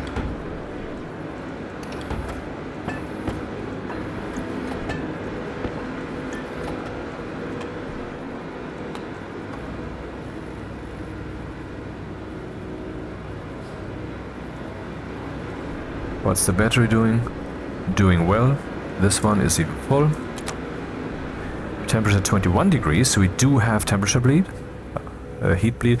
That's fine. I mean, I could insulate everything properly, I guess, later once we have steel, and then we wouldn't have that bleeding. But I mean, these should also bleed thermal energy, and they don't. So that's unrealistic the way it's currently happening. Unrealistic, by the way, is a term that's banned on the well, banned, it's a hard word, on the official Stationeers Discord. It doesn't mean that you will get into trouble if you speak it. It just means that your comment will not be shown, and there will be an automatic message telling you that with your comment content in it, I think. And the reason is that they have supposedly detected that discussions involving the word Unreal have a big likelihood to be unproductive. I don't know how exactly, But that's the reason that they decide, you know what, let's just turn off that word. I mean, you can circumscribe it, of course. But you should do so, of course, in a way that is not quite trying to skirt the rules.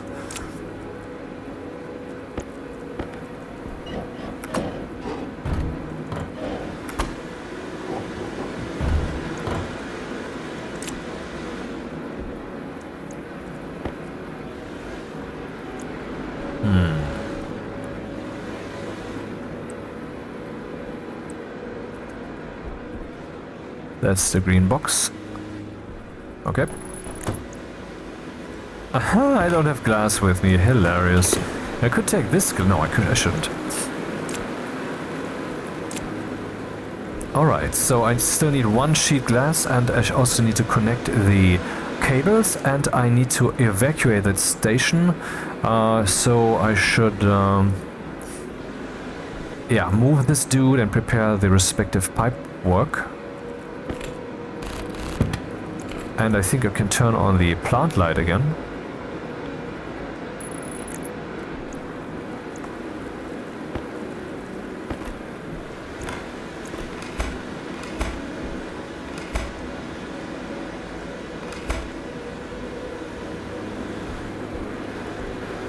Oh, I can't get there. Haha, okay.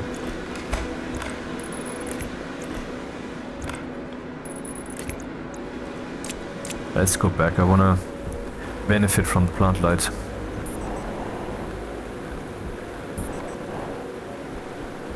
How about my jetpack? How full is that? Oh, it's still fine.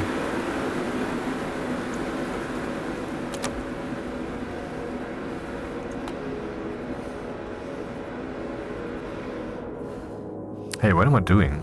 I should have turned that on slightly later. Ah, yeah, plant light. Turn on, please. I need another glass sheet. Silicon should be somewhere here on the ground. Or did I put that in here to produce something? No. Maybe I tossed it on a pile. Yep, I did.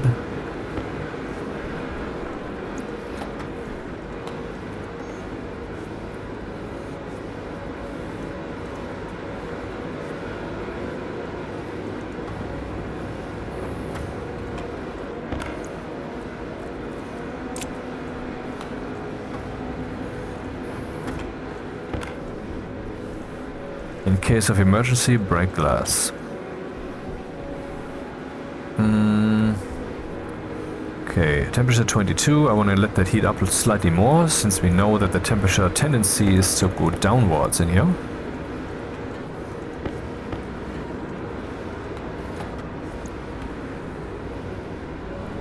Okay. Light is on. Maybe I should set up the crusher. I'm thirsty now. Oxygen critical.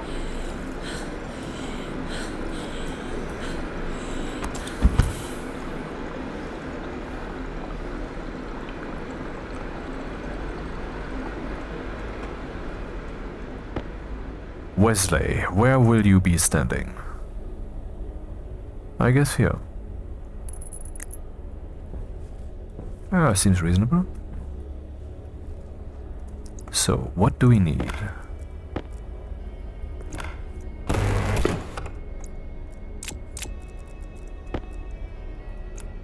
Cables. No screwdriver, okay. And I should print some more cables.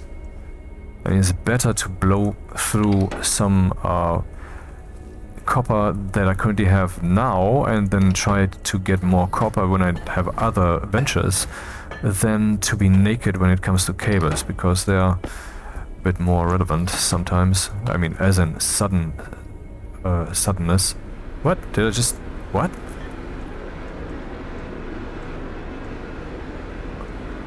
Right. Never mind, sometimes I am confused and it happens.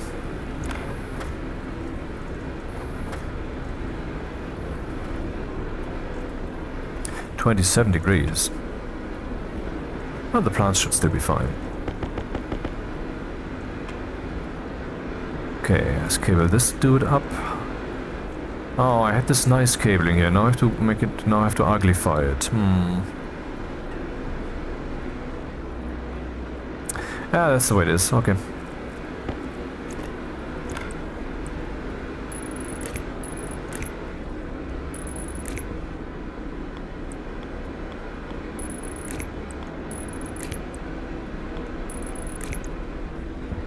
It even has a data port. Okay. That's not the best placement then, or is it? Could I place it maybe here? No, then I can't go here next to it. Or can I? No, that's too tight. Doesn't work. So I cannot program the logic of it, which means that a lot of electricity will be wasted, a lot of energy to heat the ice. Which currently would happen anyway, since I don't have any logic chips and such set up. Of course, I could just print some logic chips, use them to write this dude, and all I need is, what do I need? I need the logic writer to write to the value, and I need the logic reader. No, I need the memory chip so that I have the value that I want to write. That's actually not that much work, and I could do this just now and just keep that stupid ice crusher in that stupid place.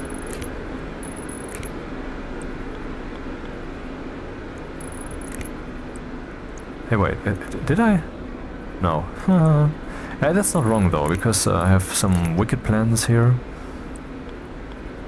I want to demolish the logic chips once the value has been set. Come on, I just printed some cables to have reserves. Now I have no cables? Ah. But I have copper. Oh yes, I do. Oh yes, I believe. Oh yes, sir. It's so hilarious how religious people function. And I say function intentionally, as in robot, program, and so forth. Yeah, don't be offended. Accept the truth.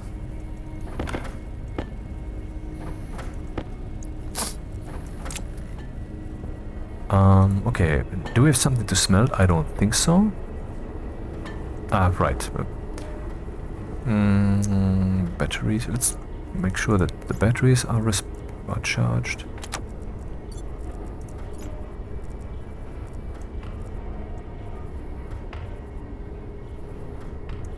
Oh, that was bad. That is off.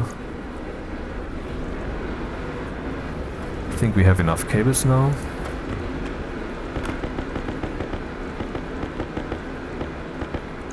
Then some logic chips, please.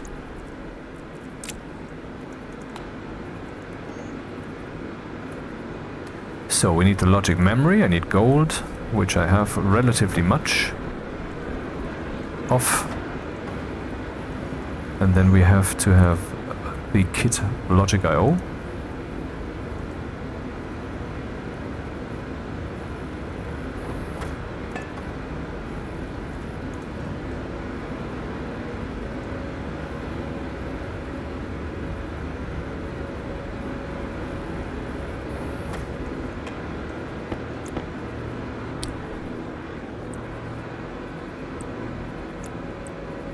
We need the logic writer.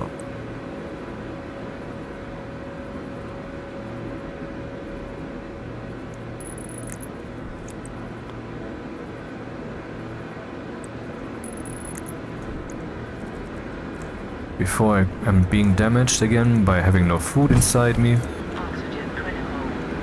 Hunger caution. So, and I'm not sure what's with the plants here. I will just turn off the light by feeding again. Hopefully that's alright.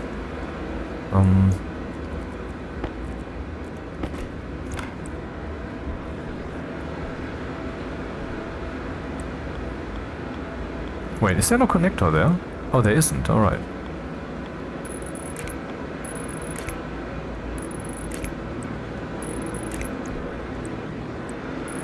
Okay, this is omni-connected. Now let's set the screws I want to write to the Ice crusher, that is now selected. I want to write the setting value, that is now selected. The value I want to write is already in there, 0 Kelvin, which will not be accepted, it will just turn that into 1 Kelvin. Anti-critical. Pop, problem solved. Wait, that's the logic we had to switch. That was wrong, I didn't intend this. But then again, I guess I just wrote that value. We could just try this. I mean, even without an outlet, this guy should be... that seemed pretty fast.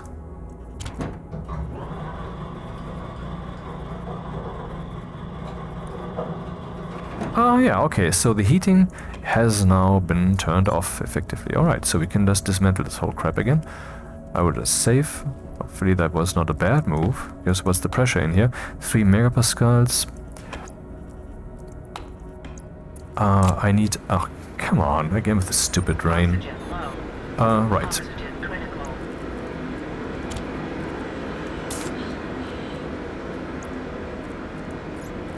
And only 3.6 megapascals. So one of the next goals we certainly have is to produce oxygen. Of course I can just do some hunts down out there and possibly find some more oxide, but it's so very rare. Yeah, so we're still... I mean, it's, this world here that Merck made, MURK, on Steam, is really well balanced, and I'm playing it on Stationeer difficulty, and apart from the stupid mining accidents, it wasn't actually hard. I mean, of course you have to think on your feet and such, but it's not like, ah shit, I can't do it, which is kind of my position on Vulcan, not Vulcan, Vulcan is not that hard, on Venus, of course. So, we currently have a pressure here of 65 kilopascals and 85.4. Oh. Well, I have to first dismantle that crap. Alright.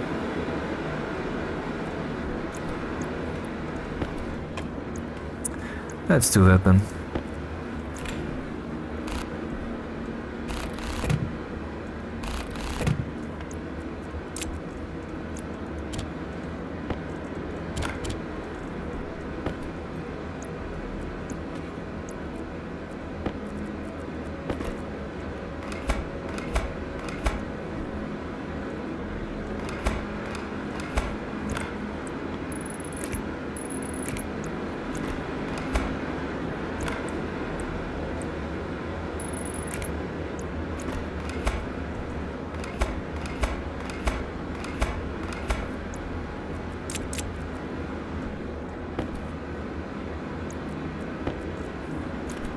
So again, we have a pressure in here of 65.2 and 85.4. 65.2, 85.4. 65.2 still, 85.4. So the nitrogen that came out there didn't even contribute to the measurements here. Is there still nitrogen in there? Apparently, maybe it's only being released when I actually also release the water. That's possible. Well, let's put the pipes up then.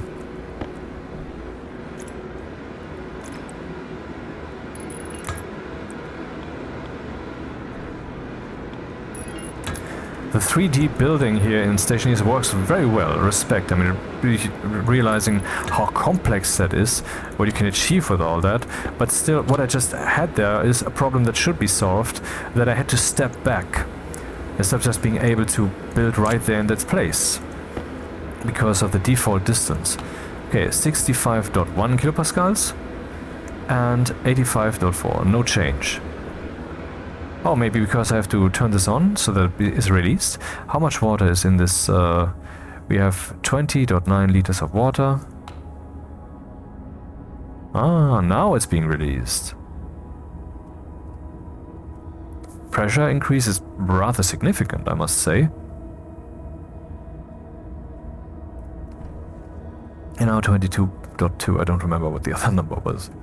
Too many numbers! Yeah, but this means that I can now fill up this dude, which is now at 54.7, by crushing all the ice without killing my battery, which is currently in a fine state. And this will also increase the station pressure. I shouldn't crush all of this, that would increase the station pressure too much for the time being. I should do that maybe moments before I break down the wall, so I don't actually have to use the filtration unit to pump in our planetary atmosphere. How's that? See, it's cooling down because the ice has not been warmed up before being crushed. But I think I can actually crush all of it. It's not that much. Then again, I will also be releasing some of my waste tank every once in a while, and I should consider that. Takes a while until it's really emptied. Is this thing recording? Hello! Am I recording this thing here? Yeah, apparently. Yeah, 80 kilopascals. Yeah, I shouldn't toss the other ones in, that's just too much. But this should go here.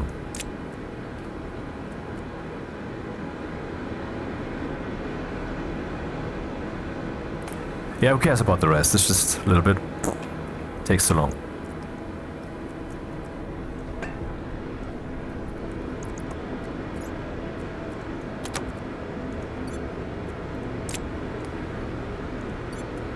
Okay, the next steps then. I can put away the last iron frame that I have. The doors I could put away the plastic sheets also. And then we can complete the doors. I need cables for that. I have 31 cables, that should be enough. I need pipes to prepare the evacuation of that part of the station. Let's count the fields that we have right now. 1, 2, 3, 4, 5, 6, 7, 8, 9, 10, 11, 12, 13, 14, 15, 16, 17. Does it make sense, 17, or did I miscount? 1, 2, 3, 4, 5, 6, 7, 8. 1, 2, 3, 4, 5, 6. It's 14. 1, 2, 3. Indeed, 17. Okay. And how much do we have over there? That's 9. Right? Yep.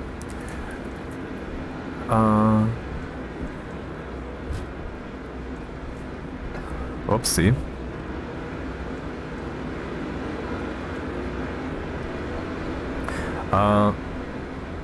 And 1, 2, 3, 4, 8, 9, and 8 is 17. It's exactly half. Exactly half. So at the moment I break down the wall, we will exactly half the pressure of this part of the station, which is then very little. But the temperature is fine. So if I just keep building the pressure, I don't need the filtration unit now to get some gas from the planet. So I will not have that heating problem after all. But I, of course, want to keep preparing this. I'm not stupid. Well, let's continue the building there.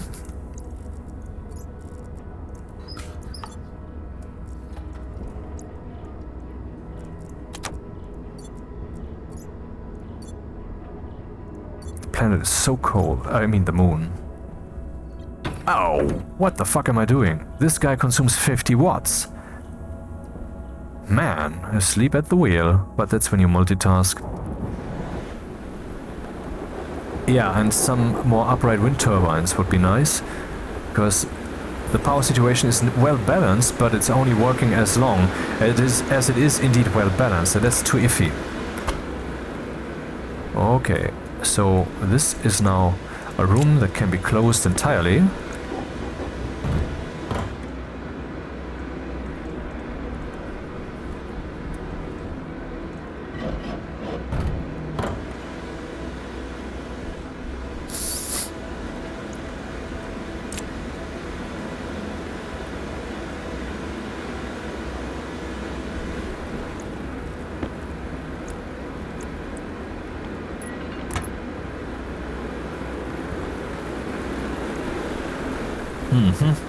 Man, I should really have placed that missing, that last iron frame exactly here. Do I have some extra frames that are standing around the station for no good reason? We'll just take one of those then. Power low. Actually, no. Maybe I could remove this one. No. No. I don't have extra ones. So, very well measured. No reserves, in other words. Or should I put it upwards? Doesn't really matter, does it? Let's do it like this. Then it looks like as if the cable had burst the pipe.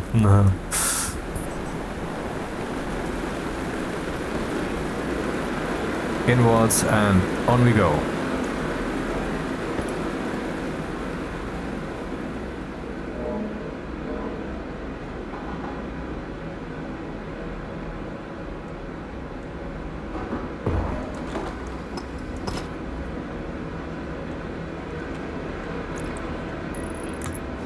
Okay, now we have the potential to empty out this entire part of the station, which will take a long while.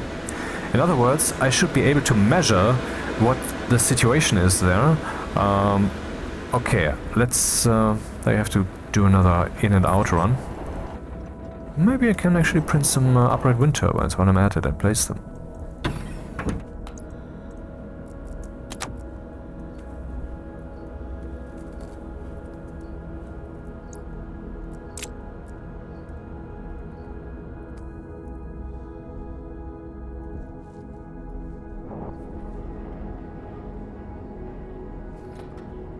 Need a passive vent.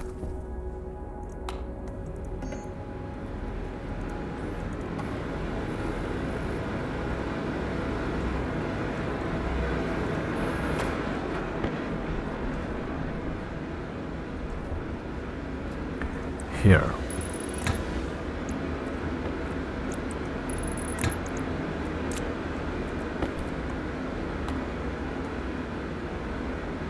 So we see the pressure is over 200 kilopascals, which means that my evacuation of that other part of the station will actually start damaging the walls. So a total vacuum is actually not what we should strive for, which means that my plan is kind of kaput. I should carry the portable scrubber over there and scrub out the remaining volatiles. I mean, once I've lowered the pressure to a significant degree.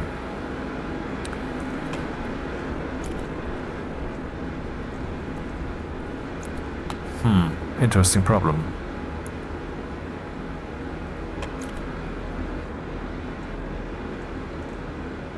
Filter low. Yeah. But indeed, I mean, I could use some filter replacement.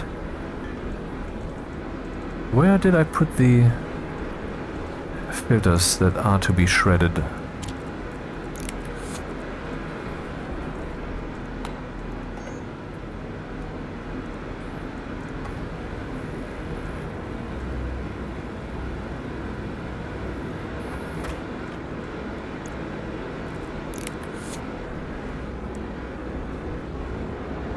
Gold 7 grams, iron 108, hydrocarbon, yeah, that's coal, silicon, copper.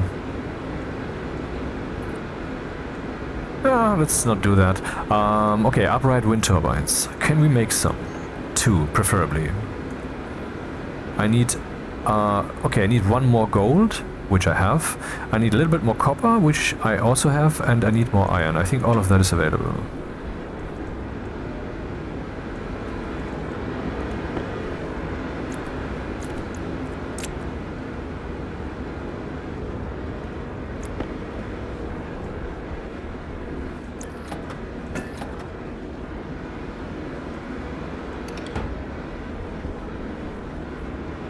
Wow, I don't have iron right now. What the fuck? I mean, apart from that, but that's reserved. Oh, okay then. Let's do another one of these.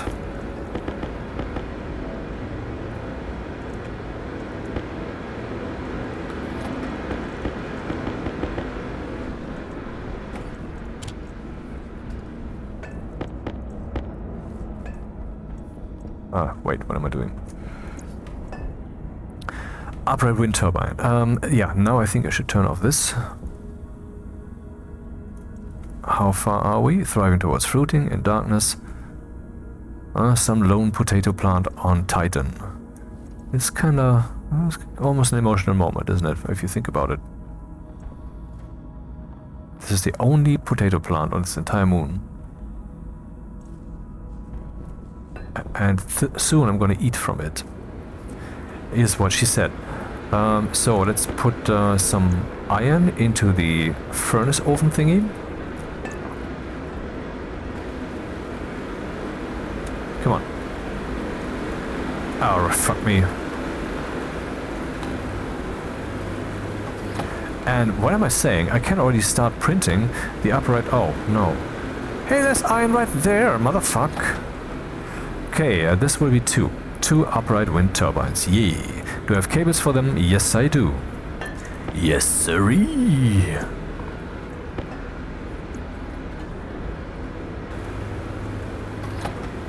Now that I have logic chips, I could maybe think about automating that dude, huh?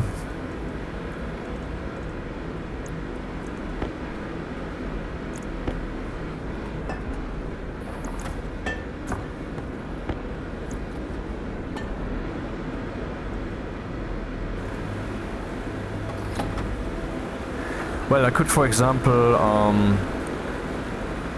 use a daylight sensor, which measures the angle of the sun.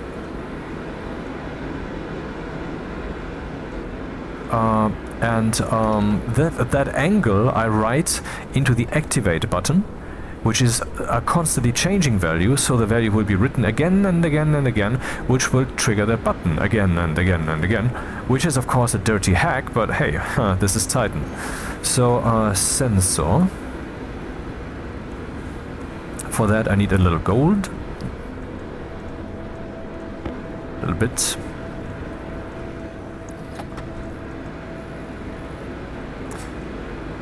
Yeah, I can already select the sensors.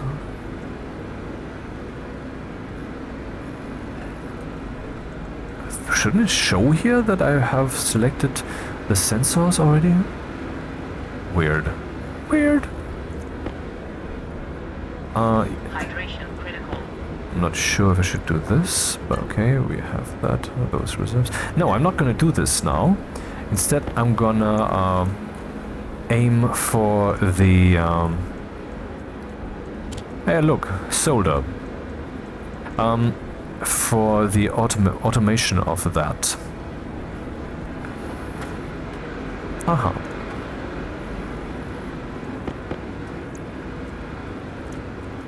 My mouse sometimes craps out.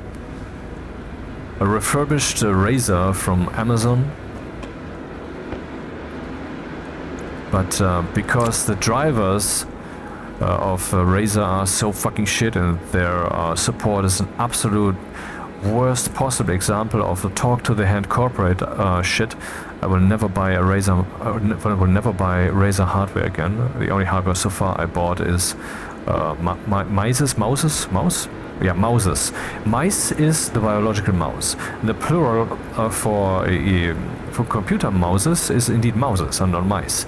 I'm not sure if that's true, but I read that somewhere like 15 years ago or whatever. So, where will I put those chips? I guess right here on the ground.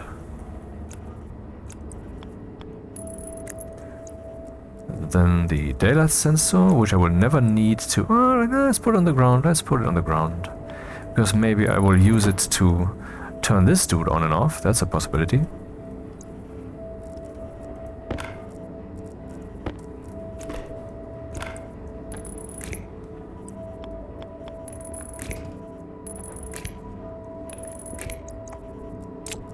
And I place the logic reader. Logic writer. Now let's select as the output device. No, as the output device, let's select the... Oh, Arc Furnace, there it is, da ist sie ja schon. Ich habe sie jetzt ausgewählt, die Arc. Der Schmelzofen ist ausgewählt, jawohl, Dachpappe. Say, okay, the daylight sensor, the arc furnace has been selected. The variable that I want to write is activate. The value I want to read is, oh, I need another logic chip, because first I have to supply the value from the daylight sensor.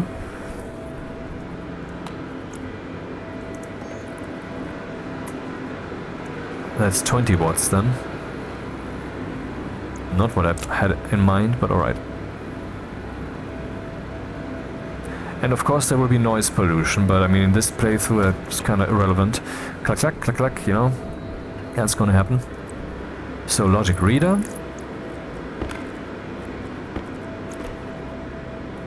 Oh, I overlooked one.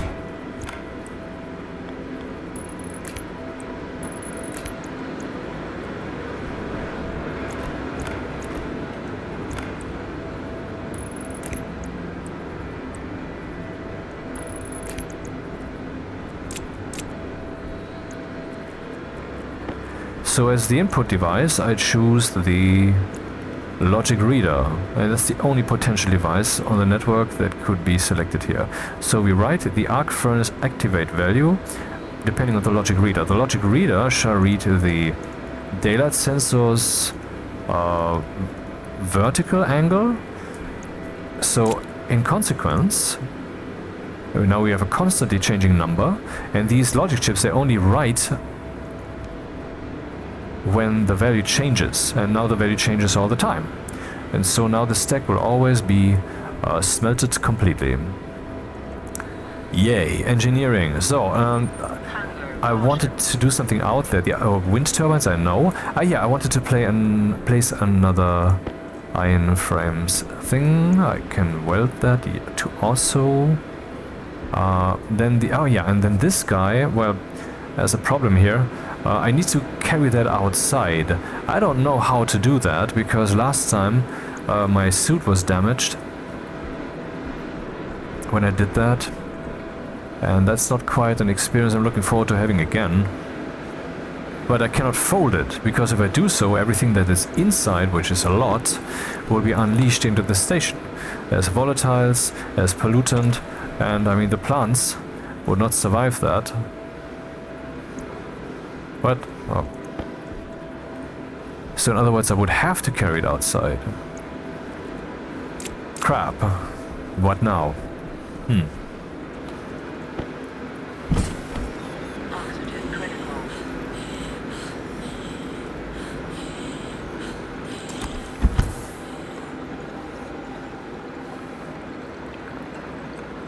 How much water do we have anyway? Should be more now. 86 liters, yay!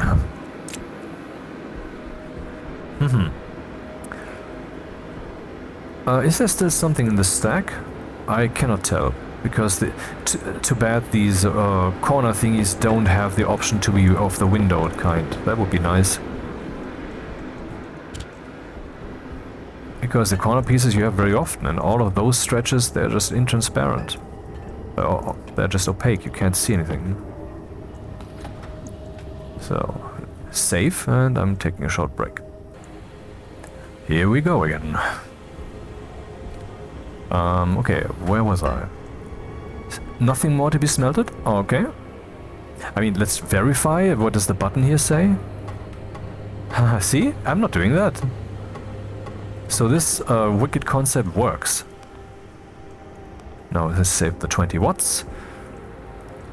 Replenish the oxygen again. Air tank critical. And yeah, what do I do with this guy? I don't know exactly. I would have to carry it basically outside. But I mean, that's a problem already at that place. I mean, I cannot unbuild it. It would just unleash everything. And if I go forceful now, then this might actually destroy my suit again. But you know what? I'm gonna safe scum this. Suit critical.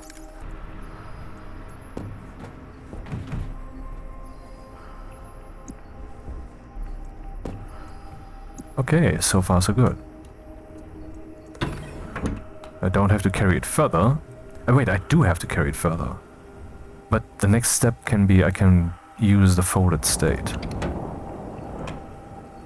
Now it's unleashing all its ginormously disgusting pollution into the world, which means I don't actually have to do it like that at all. I can just unscrew it. What about the plants? I didn't... God damn it. I'm not sure if I made the right decision there. Kinda lost track of the timing.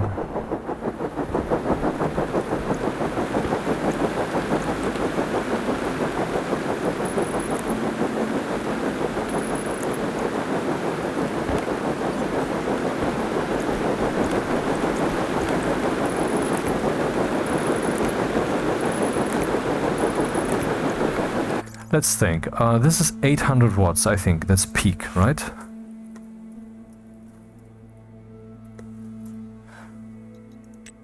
Supposedly, yeah. Who knows whether that's actually still true. So 6 times 8 is 48. So the power coming in, assuming infinite power consumption, which we actually don't have, because the area power controllers consume 1000 watt max when it comes to charging that battery. The large battery charger consumes 500 watts per battery that's being charged. The small battery charger 400 watts per battery that's being charged, and the wireless battery charger, the Omni transmitter, is doing 300 watts per battery. I'm 98% sure that's true.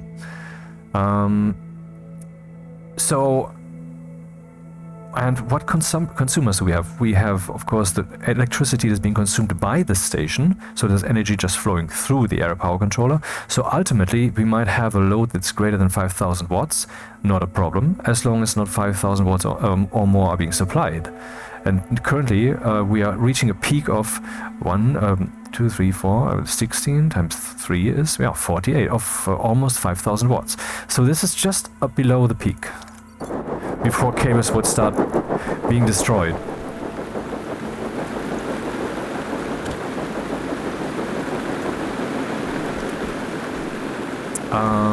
Yeah, let's unscrew this.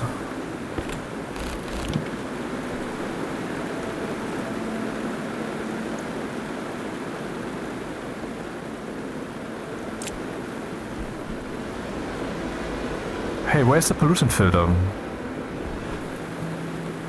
There was a pollutant filter here. Where is it? Well, it should be a pollutant filter here.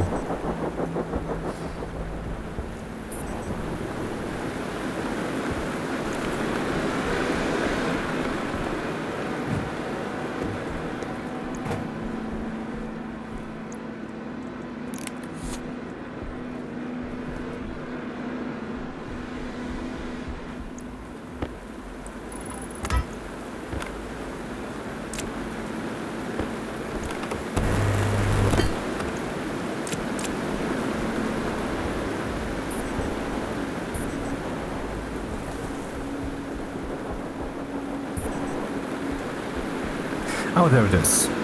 Why didn't I see it before? I don't know. Power low. I don't think so.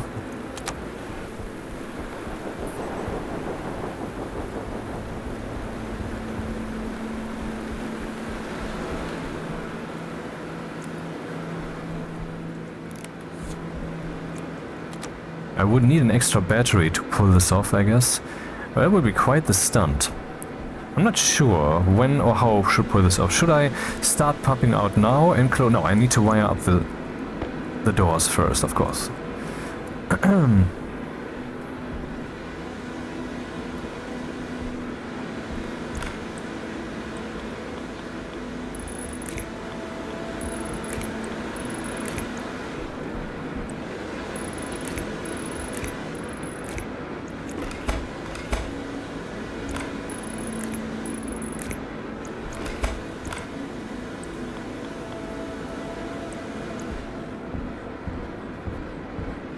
Oh, I can't go there.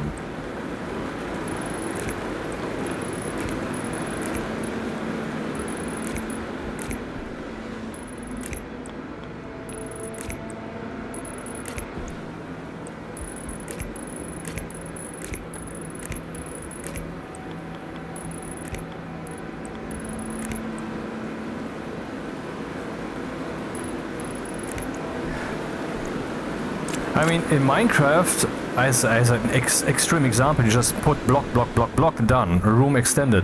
But here you have to do real engineering and consider the planetary pressure and all of that.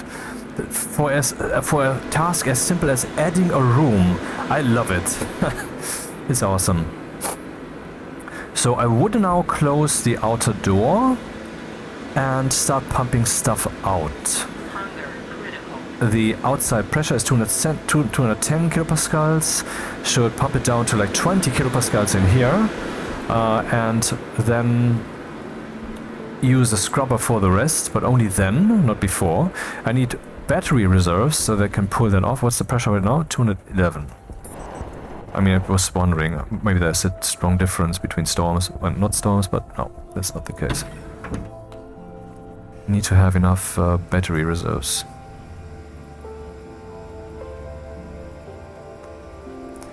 For the scrubber. And I should actually fill up my oxygen tank from the other oxygen tank in here to have enough breathing time, because else, you know, the plant grew once more. I can harvest a potato now? God damn it, I have a potato. We have a potato, haha.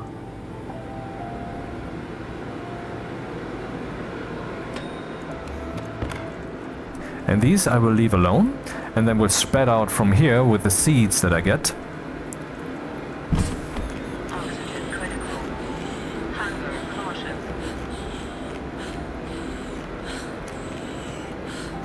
Cognition low.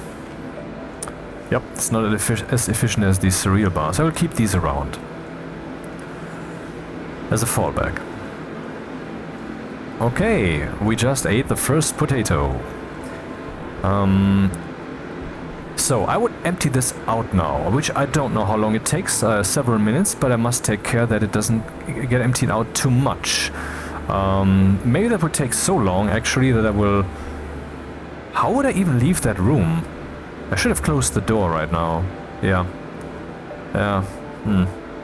Yeah, actually that's what I should have done. Shit, didn't. Cabled up, yes. What is the power doing? Of course, now completely enough power. I should carry an extra battery for the scrubber. The filters were still good. Oxygen. Waste tank. Food and water is fine. So let's use this one for now. So now we're kind of committed, because we now did something that cannot be taken back. I want to basically just close the door and then go back in and operate the active vent from the indoors up to a certain point.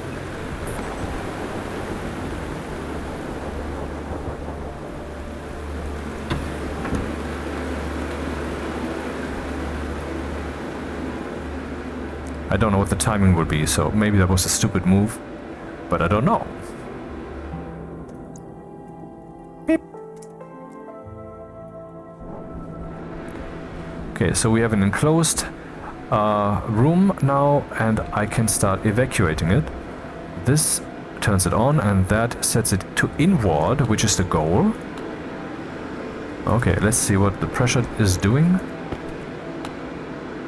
204 kilopascals, 203, so it's descending rather quickly. This will of course slow down. The less pressure is there, because the gas spreading out in the station is probably force related, and the less differential there is, the slower it would spread out, and thus the less the active vent would have to grab and throw outside. And even if it were only one box, I guess in that case they have some kind of cheat going on that just reaches into the room and badam.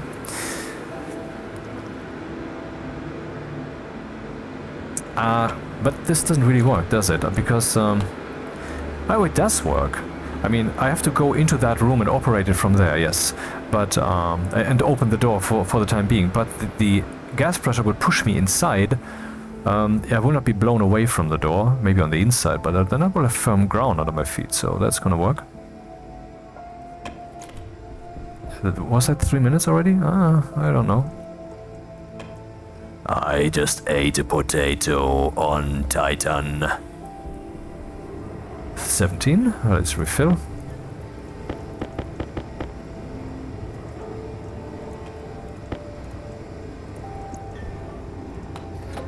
Are we looking? Almost a stack of iron once more. And otherwise basically nothing. 150. 110. Okay, that's getting interesting.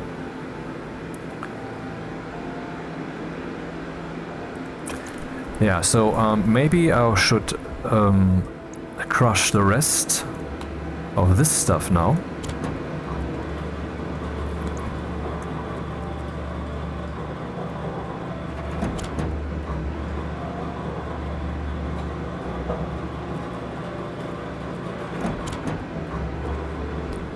Uh, 80? 80. Yeah, we're getting into that territory where it's getting a bit tight, so let's turn that off and go over there and do everything manually. Another empty filter. Pressure 89 kilopascals. So the pressure will fall to below... well, it's still increasing. So the pressure will fall to below the ideal for such a plant. Oh! Thriving towards seeding. No, I was mistaken. I thought it was saying it is already seeding. Was that 3.5 minutes already? I don't know. You know what Stationeers needs? A mission timer. Which I put, you know, the thing that I put in my videos sometime up here, and this time I didn't. That just counts how long have you been playing this world. And of course, if you load a save game, then that will be the time of that save game. It will not keep counting up. You will be reset to an hour earlier or whatever.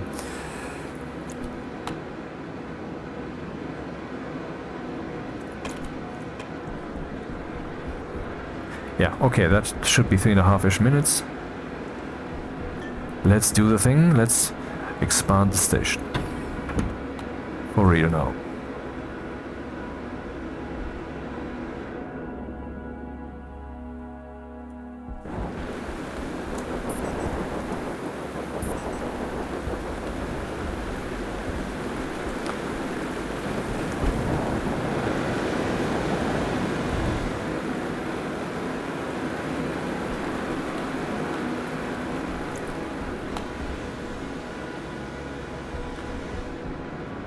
Yeah, pressure over here is of course much lower, which can become kind of a problem, because in here we have a differential that's unhealthy and it damages the walls, which is the thing that must not happen.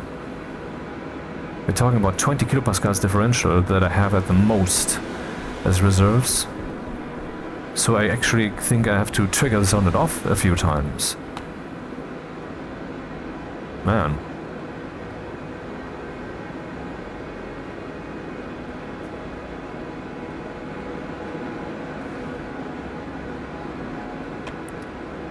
I can just read my environmental pressure at my spacesuit.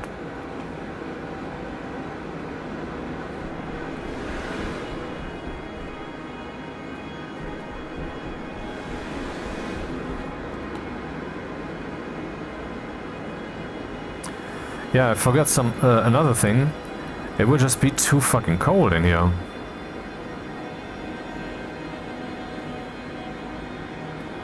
I mean, the pressure is...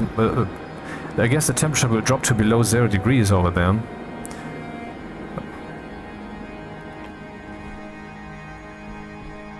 That should be kind of the red line now, huh? A bit more.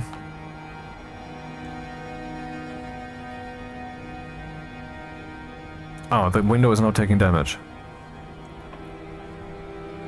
And now it stops taking damage. It doesn't? All the windows are taking damage.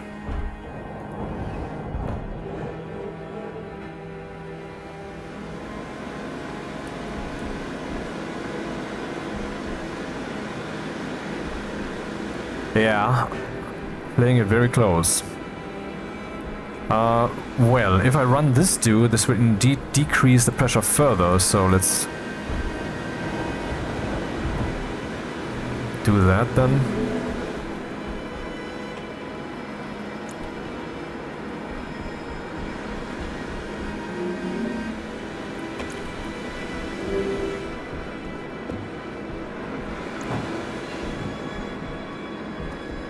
I will have to do a lot of repairing later.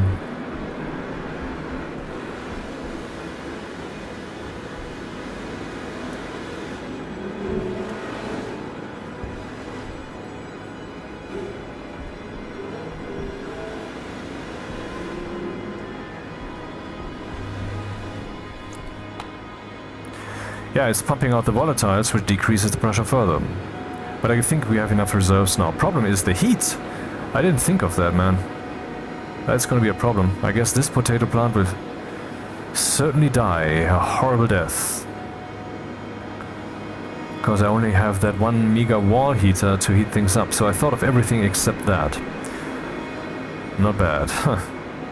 And now I'm committed. I mean, of course I can roll back and start over. That's doable, but I don't wanna. It's just, well...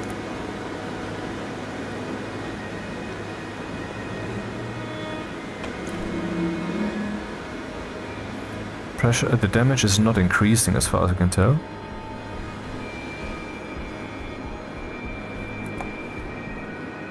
Huh, funny.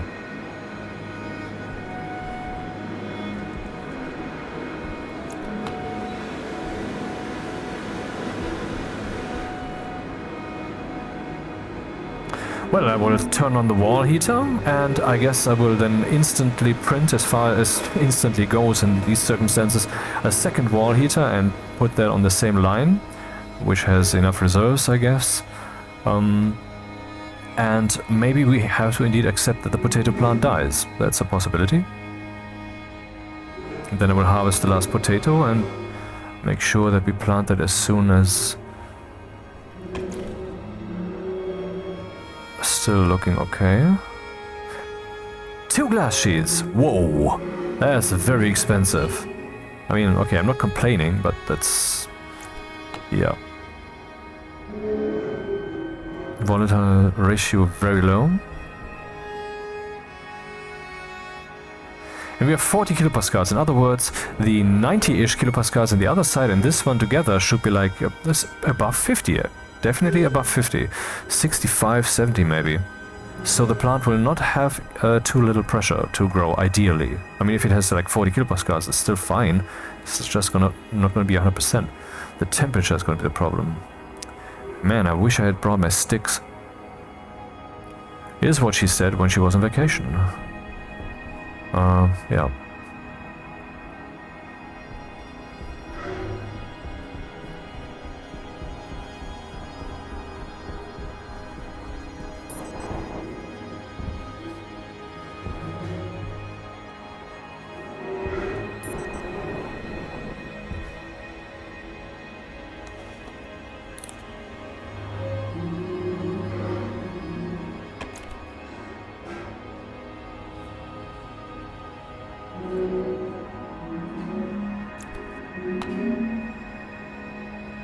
Definitely an overall higher station pressure would be a good idea. Like 95 or whatever. I'm gonna get there eventually if I keep playing this. Aha. Oh, it seems like we have gotten rid of all the volatiles. All of them. Which means they're just now below detection level, that's all. They're not really gone. But this also means they're really no longer relevant. In other words, we can now break open the wall and deal with the catastrophe that follows. So let's do that. And now I can still go back.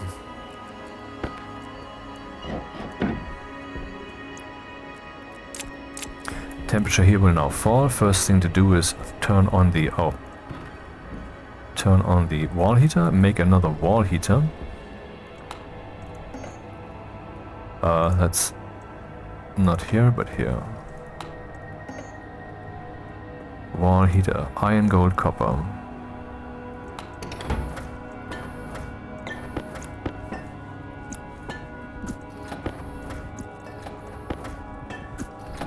Yeah, okay, that was sufficient.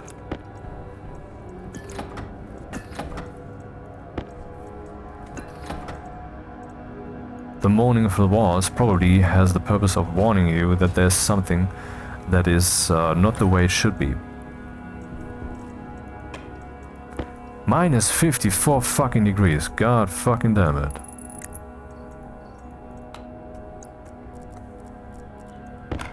Haha, see, emergency cables. I have I have one extra cable.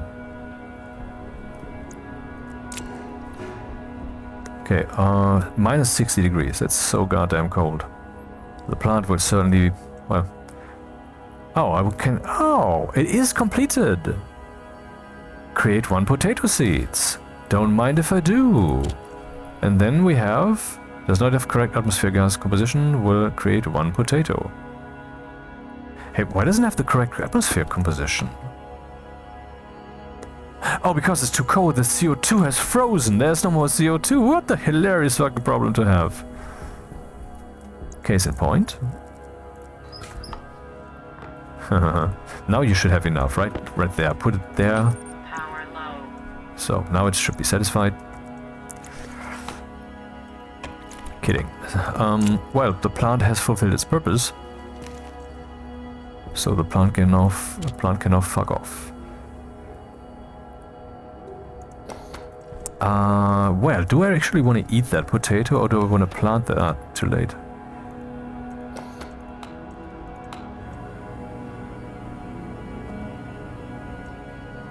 Minus 64 degrees.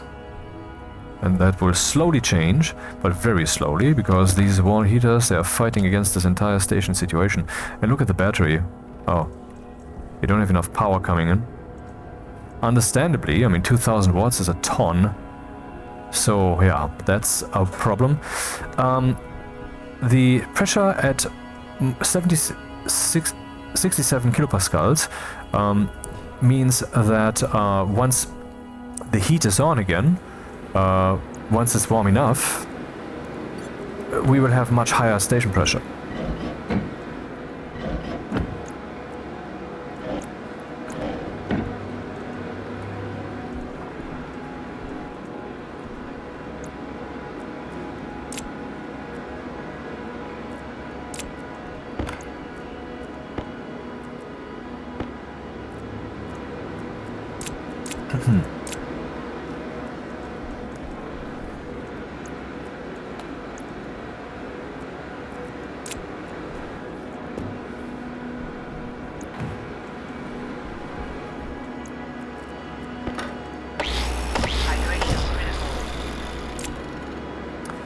Nice.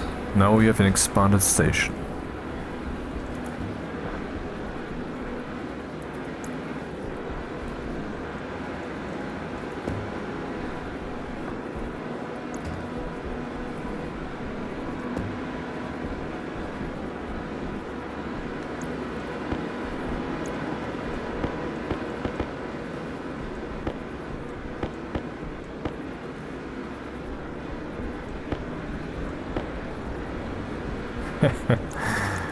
Well, so minus 62 still.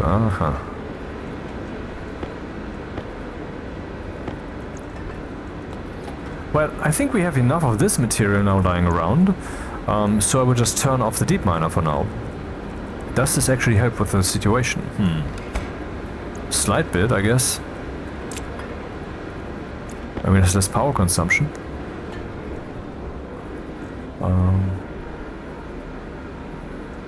Oh, the battery is even being charged. Huh.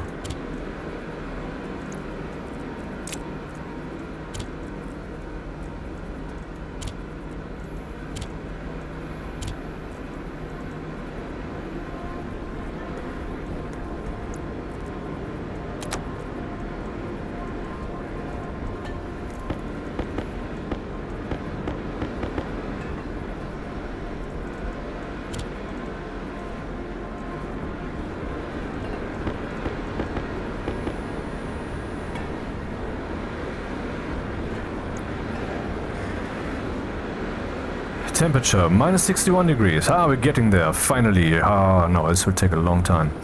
So what can we do in the meantime? Certainly we can turn this off, which wastes electricity for no reason whatsoever.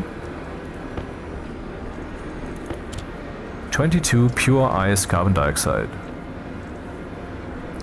Okay, so this heats up the entire system. And here I could make steel. Well, I could actually heat up the station by making some steel now, right? Which was the idea, wasn't it? And this contraption, I think that can be removed entirely now. Because we have the door. Hey, wait a second, what am I saying? Oh my god, I haven't even realized that. This isn't Europa, where I can just open the door to unleash the heat. If I do that, and this door closed, of course, then this room will be polluted. Oh. Huh. So, how would I deal then with too much heat? I mean, I know I have this incredible cooling room here, but can it fight against the furnace? I don't think so.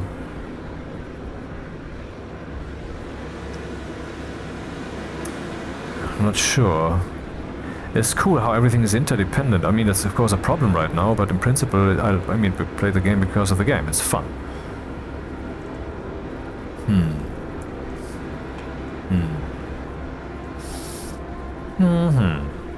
I have to think about this, and I will do so offline. Okay, I thought of something that will be very engineering, lots of moving parts to make it happen, and I might not be able to pull it off in this episode. And the idea is, I will store the heat of the furnace in a room. There will be a box. I'm not saying that will be certainly happening. I'm not sure yet. There would be a box room like the one that is storing our cold currently, only for storing our heat. And I will use a heat exchanger, which I believe requires steel, so that's a thing, to transfer the heat from here into that a pressure room. That's the second room that I didn't mention yet, which is connected by the same pipe network with the room that I can then open via the door, like over there, the cooling room.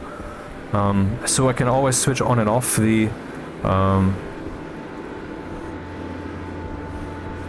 temperature. And I think since I will need steel to make that happen, we can as well just stop heating the station with these feeble little things. Because, I mean, making steel produces a lot of heat. But I should prepare as far as possible for that scenario, and I think I will then at some point also have to open this door, because the heat might just be too strong and I need to get out. And should I go here then? Or I'm not sure yet. And then the scrubber needs to be in this room, so I already transported it here for when I then need it. Okay, volatile filter is a bit damaged, but still okay. Well, so I need a heat exchanger, not the large one. I cannot make that without. I mean, whoever came up with that shit in the English language, that can and can't sound almost the same. I mean, the way I pronounced it just now, they don't, but obviously I pronounced it particularly clearly, and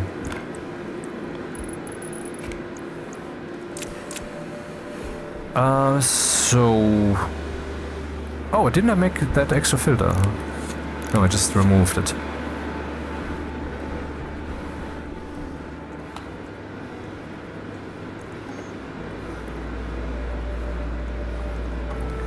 How about a heat exchanger?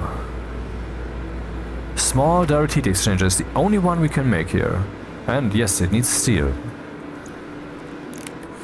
But, I mean, first many other things have to be done. For example, there would have to be a room configured like this one, only the purpose of it would be heat. And where will I put that? That is basically the first question.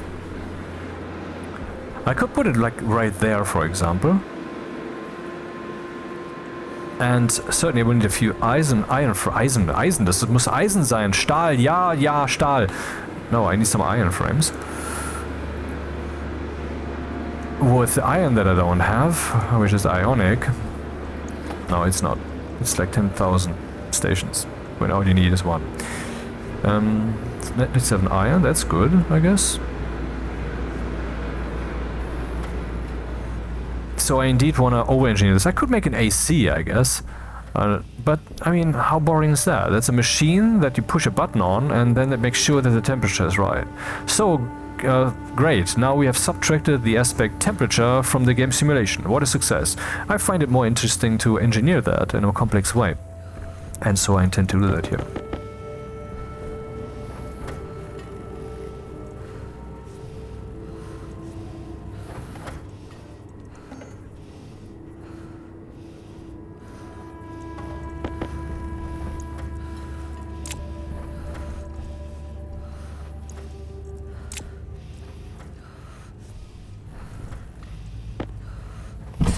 Temperature critical. Oxygen critical.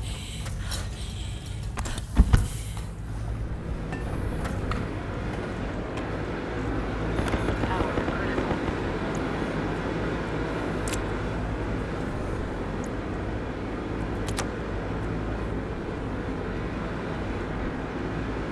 Minus 50 degrees. Oh right, I forgot. I'm damaging my lungs by eating and drinking in that cold environment. But what am I doing? I mean, so many things at once. Okay, let's try to print a door, which we would need. Then again, what about the door in between here? Can I not just remove that? I'm uncertain. I want to keep the option. So, I want to keep the option open.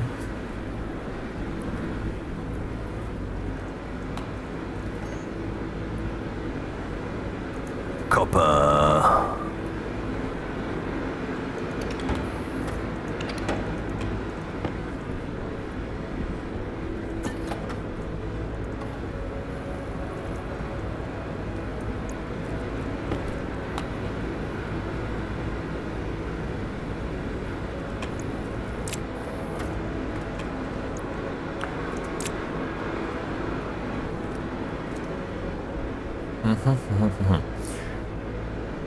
So there would be a door here that opens.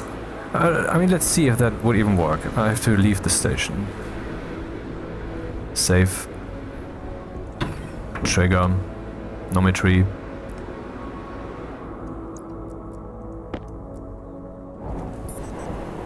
Yeah, okay.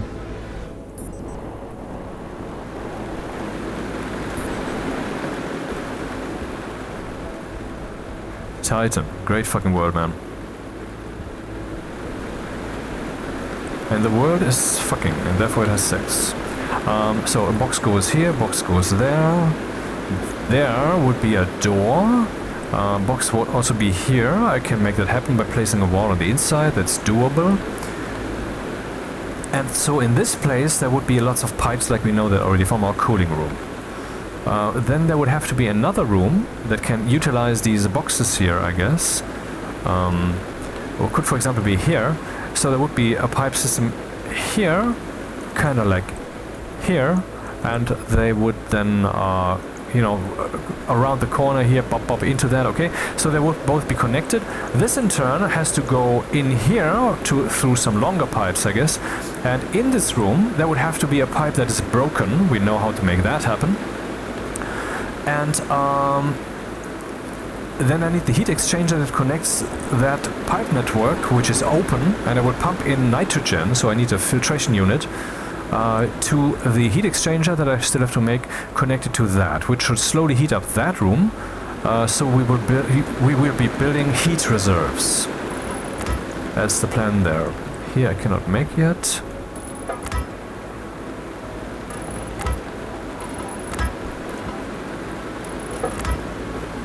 Okay.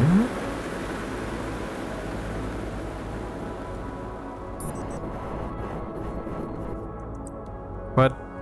Oh, right, of course. Of course, of course. It's a horse. A horse.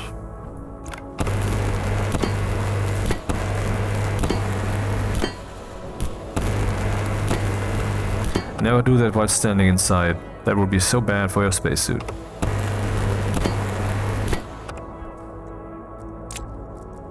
Missed the spot.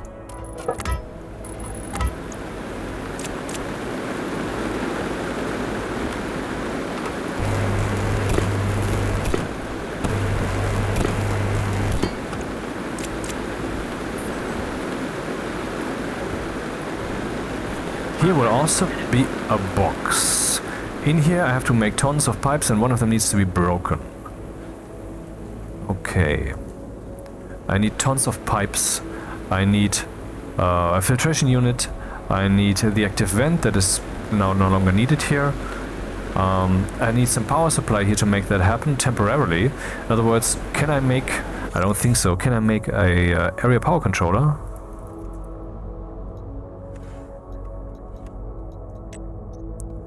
Solder. No, I can't. So I have to gear up now. I mean, I can make solar, that's not the point, but I cannot make it yet. It's gonna be very intense balancing very soon. Up there, yeah, I should weld the two. Yeah, it's just the standard warning of there's something damaged, don't you want to take a look into it and repair it and such. I don't know why that's happening now all over the place. That's a bit spooky, but I don't think there should be a problem.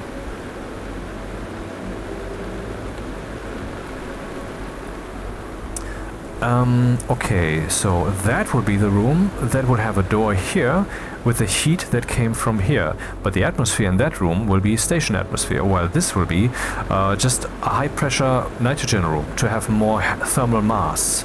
That's the idea here. That's what I'm trying to achieve. And that will be a hot box, which transfers its heat to that box. And this will be the storage, and this will be the download, and this will be the supply. Yeah, that's the goal.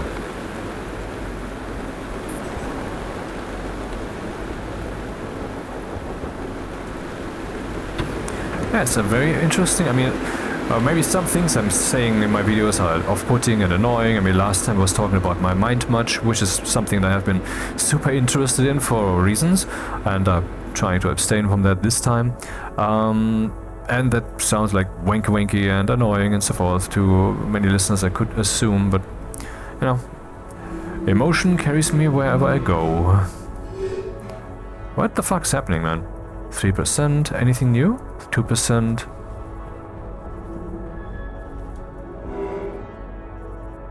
No, I remember these same values. There's nothing new here, I think. Do we have lots of silicon to possibly just deal with that? 3, 14, the answer is no. So let's not deal with that then. Or do I have extra silicon somewhere? The answer again is no. So I would want to prepare a smelt for steel, that's here, for solder, that's here, and for electrum, which needs silver. How much silver do we have? Oh, none. You could say we have none. I mean, that's not it. I wonder if it would even make sense to try to go there. I'm not sure exactly how it was with the ingot production. I mean, if I toss in 50 iron, I get an ingot of 50 iron. If I toss in 50 electrum, 50 gold and 50 silver, I'm not sure, but I think I will get 100 electrum. I'm not sure though. Now let's see how much would I then need. IC10 is something I would definitely need, and since I will use a filtration unit, I can just run that in there. We need 5 electrum, and we have how much silver? We have 6 silver, so we would have enough electrum to make 1 IC10, which can run multiple programs. And maybe we even have enough to make 2, because I don't know how those ingots really come out. I know that I'm pretty certain, wait, where is it, motherfucker? That these ones, the advanced alloys, will only produce like 1/4 of all the things that went into it or something. So if all that you put into it was like 200, you will get 50 or so. Or was it 100? At least much less. But I don't know how it was here. So IC10, please. No, the housing. I want to just check it out. I mean, we don't need one if we have a filtration unit, but I want to check it out. It needs the kit, and the kit needs solder, of which we will have enough. We don't need electrum at all, that's good. So we could make the housing too. We will need 10 copper, 2000 energy, that's fine. We could actually go for... Okay, what about the computer? Which I think needs only standard stuff. Kit computer is what I need. Iron, gold, copper, yeah, only standard stuff, so that's fine too. So basically we have enough material to make the electrum that we need to make one IC10 to get into programming to automate the grow light. Good. And to possibly also automate the cooling and heating once we have the respective heat and cooling rooms both set up. So I could gear up for the respective smelt. I mean, it's really sad that I only have 6 silver, but that's the way it is. But a different question emerges. Once I have steel, I want to set up the centrifuge. But do I want to set it up here? I mean, this manual handing over here is just complete bullshit. I would want to do this differently here. The arc furnace is currently automated by these 2 chips. I could remove them, and the automation would later just be done by the IC10. Not a problem. So I would have room here to place the centrifuges. How much space do they need? That's a whole box. That's basically, well, almost 2 whole boxes. Almost 2 whole boxes. That's this here. So I can no longer walk past here. Or can I? Oh, I can. How far does this go? This reaches into the wall. Could I have placed this more closely? I think so. I mean, that's the foundation. Yeah, I could have placed it one more closely, I think. So we need actually less space than that. The foundation of the second one would end here, or less even. Or vice versa if I mirror it, which I should, I guess. There would be lots of chutes involved. And oh, the furnace is just here. That's not the right place for it to be then. I would need lots of chutes. I guess I should start with the chutes for this furnace to toss anything in, like right here in that place. That would be meaningful. I do have enough iron, so let's go there and make chutes as fuck. I love how complex this is. It is fucking awesome. It is sexually awesome. Fucking awesome. I need to drink once? No, I need to eat. Good thing I have a potato here. Temperature critical. Oxygen critical. Yeah, I have to respect the cold. Temperature low. I mean, these here, these pills that you see there, I made them, I cheated them in. Power low. But I made them only because the stupid implementation of...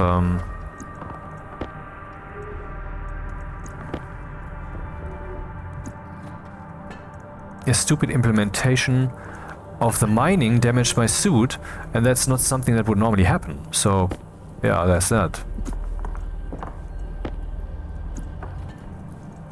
But this means that they basically don't exist. I just kept them around. I only took one of these pills like that, and of course my own pill, but that was also taken for the same reason, because of some mining accident. I'm pretty sure that's what it was. Which should actually not happen. So in other words, in principle we could say I have 1 pill, I don't have 9 pills.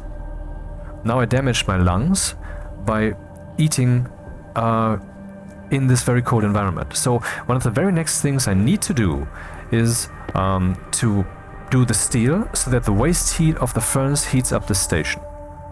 Yeah.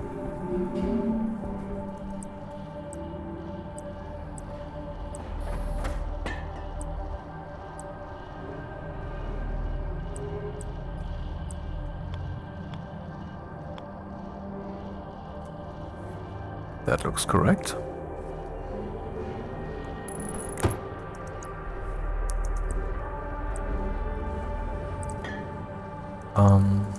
Then a corner chute. Another corner chute. Can't place that from here. Now I need to blow through an entire stack of iron. There it is. To make more chutes. And I will need way more chutes because I want to also automate the centrifuges. Hunger caution. Yeah, fuck off.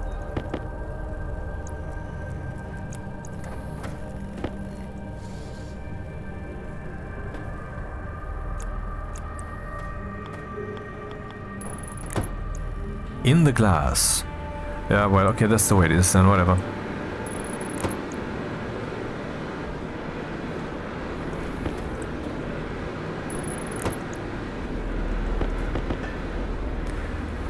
So around the corner, that's 1. Then a straight one, that's 2. Then around the corner, that's 3. And one straight one, then we're here. That's this straight one, then we're at 4.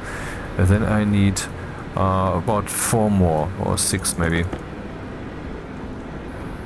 So let's make 10 overall.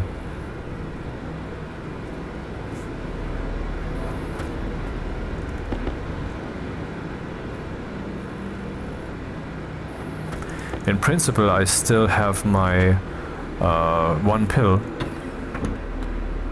because really, the implementation of the mining is just not acceptably shitty. I mean, it's a reality simulation, isn't it? So why is there suddenly material very obviously vanishing into nothingness, which is acceptable, of course, because, I mean, there needs to be limitations. But when I mine, that voidification of material then leads to a sudden push of air, and at the high pressure that we are here, that leads to damaging of the spacesuit. And that killed me or damaged me hard multiple times. Unnecessarily.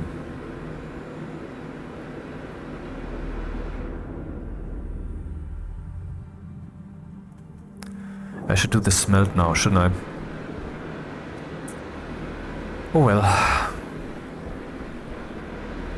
And then I might have to close this door, which would heat up this room ridiculously, and I haven't yet set up that crap, particularly because I need the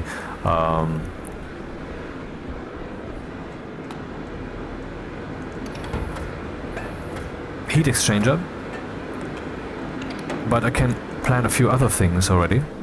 For example, let's make a ginormous shit ton of pipes, just like last time, except double the amount. 44 pipes is nothing. I will need more.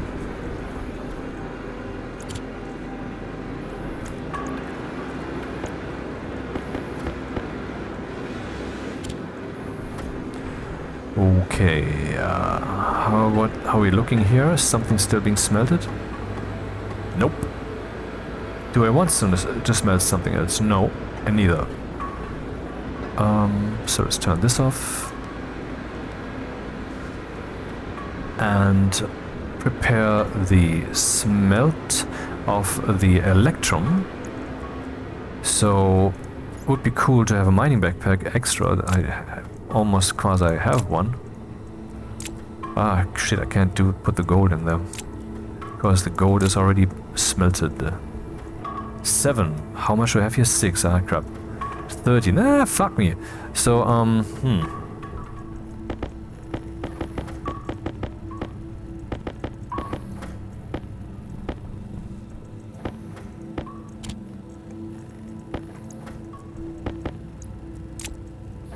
11. Could just use up some gold, you know? I would just print 2 heavy cables. That's a bit stupid, but okay. Don't want to make a stacker, you know? Wait, I'm in the wrong corner of reality.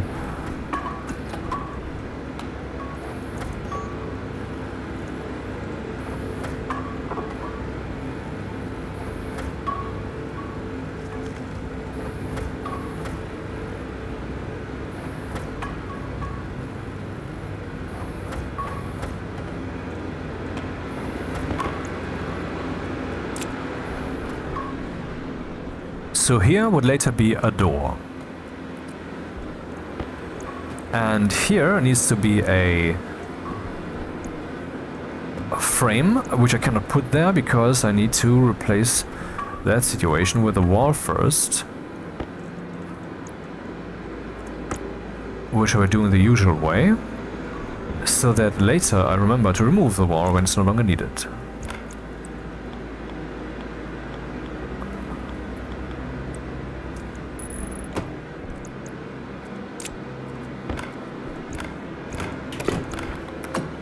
Okay, I can basically also remove the outer wall now, if I can.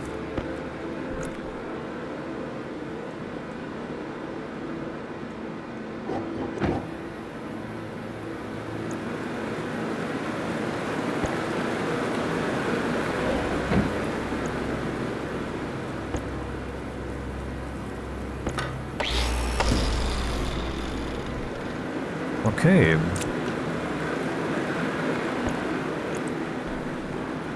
Can I do this from here also? Haha.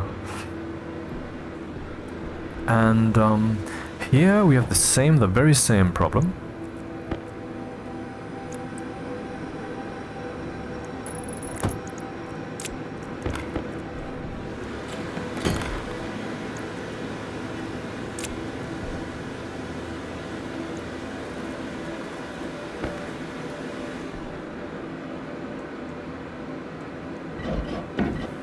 Oh.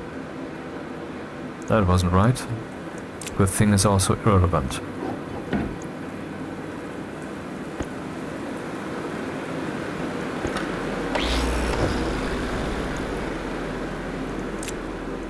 Yeah, the frame I can already put there. Do I have a frame even? I don't have an extra frame, hello. So how many frames do I need then? Well, this frame has already been placed, needs to be welded up. Which I could do now, but why pollute the atmosphere in here? This would heat the room though. Hydration critical. That's something I pretty much like to do.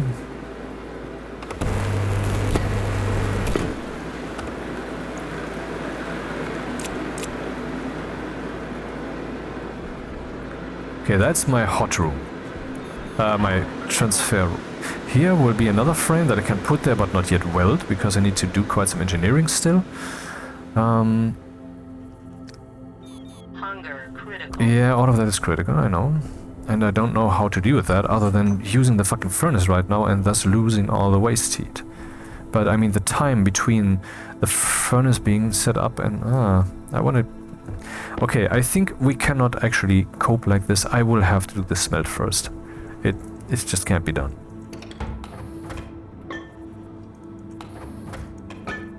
So here we have 6 gold and 6 silver.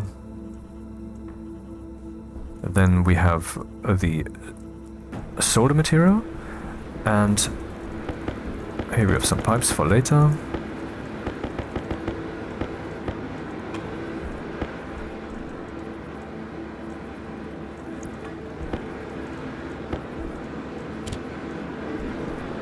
Oh, of course.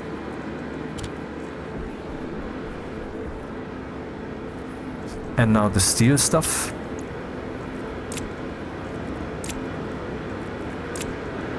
Something else that could possibly smelt? I don't think so. Here we have 1 nickel, that's all we had so far. Random generator, bitch. RNGesus.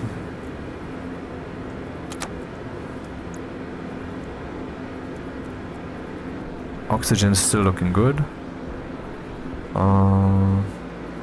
Well, I guess... what's the pressure here? 3 megapascals and 7. So let's top that up again.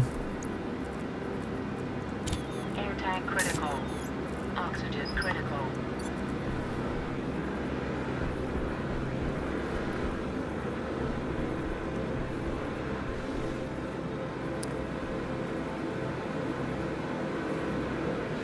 Time to smelt. First thing, of course, is steel.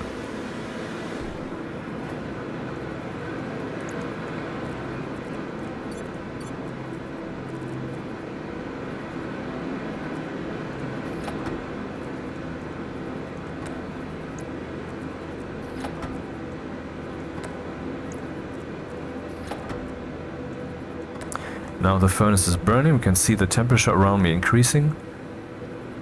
And we can see atmospheric effects. Let's see how hot the room will get.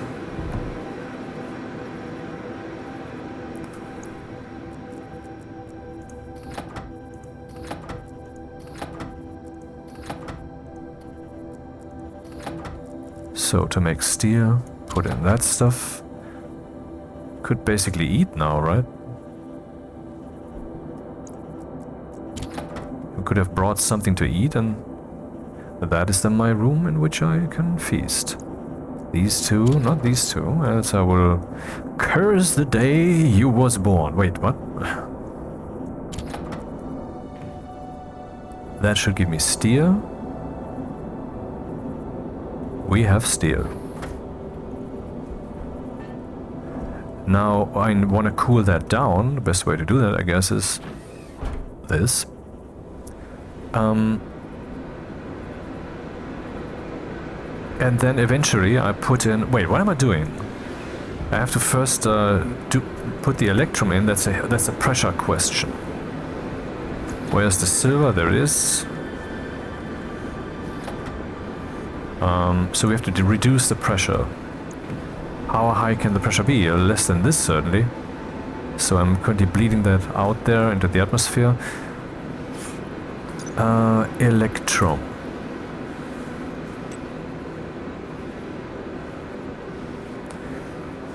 $600K plus. And maximum 2.4 megapascals, which is my current problem. 6, so that gives us 12 electrum or 6 electrum, who knows. Oh, I'm currently taking damage from having no food and no water. That's relatively dire. The health countdown should be relatively fast. Oh.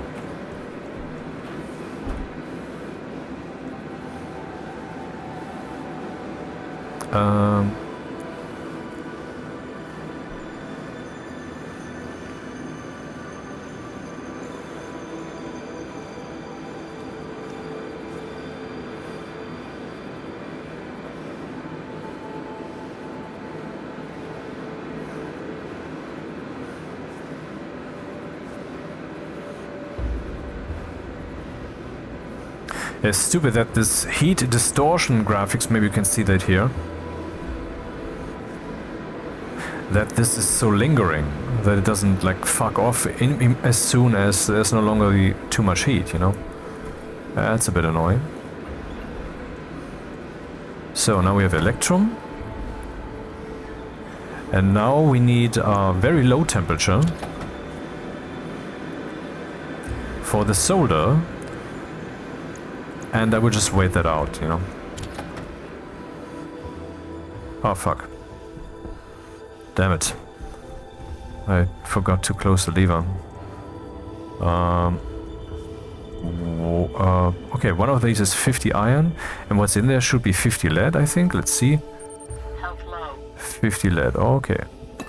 So then we have material for solder, which needs to be a temperature of maximum 550K, which we actually soon are reaching. Not bad. Haha. Oxygen critical. Hunger caution. Cognition low. How soon? Oh, very soon.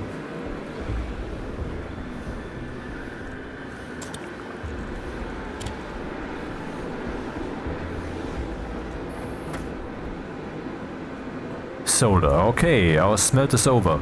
The station is being heated. This thing is cooling down as fuck. So apparently we might not be heating the station too much. And now we have viable temperature in here. I mean, seriously, that's a fucking heat bleeder beast, this thing. Unbelievable. Well, so the first thing I think I should do is print the IC-10. Which needs gold, steel, electrum, solder. Let's put all that crap in there. What is happening?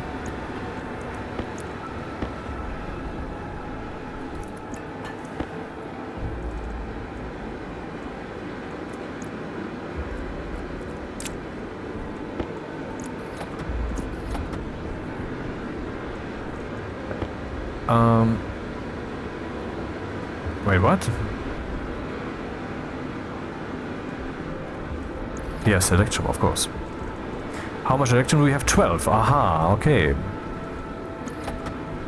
So we could make 2 chips. Of course I will make only 1, because electrum is rather valuable, isn't it?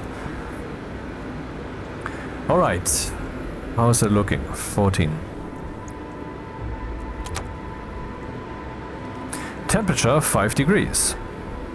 Slightly warmer over here because this thing is of course still bleeding heat and it's cooling down rapidly. But I think this will balance out nicely. I mean, the first smelt that we did not create so much heat that I would have to eventually toss it out into space, basically, and then pollute that room and all of that crap, and not be able to utilize that heat into this in that new system that I'm building. But it was just enough to balance out that, well, the little accident that I made there. Okay, so we have that now. Do I want to make a housing? Yeah, I think so. Housing. It needs copper. And afterwards, I want to make a filtration. Do I need a filtration? Yes, I do. I need a filtration unit. Because how am I going to get high pressure nitrogen? What? It's atmospherics, right? High pressure nitrogen into that hot box. Iron, gold, copper.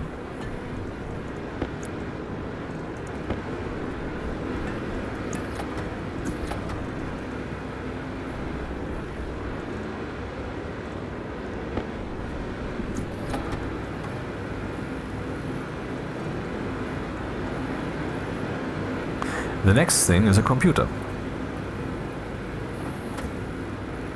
Iron, gold.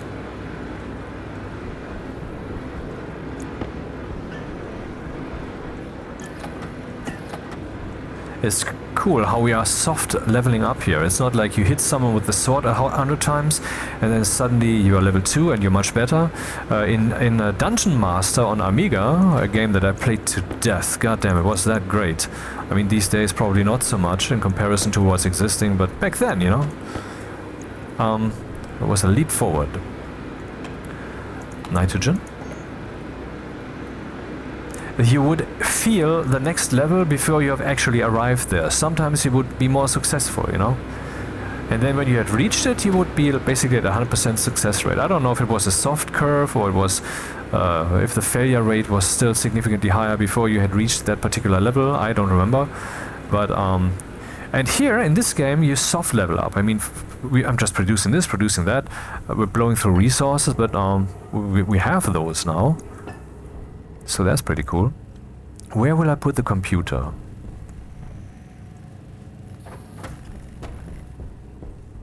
Maybe in this new area? A new era begins in this new area. Has the music died? Bye bye Mr. Magpie and stuff, huh? Yeah. Okay. Where will I put the computer? This here I will leave free because there will have to be station batteries at some point in some place.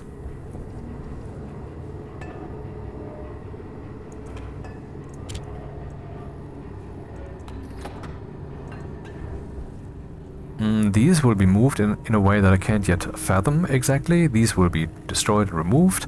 This all here is rather full already.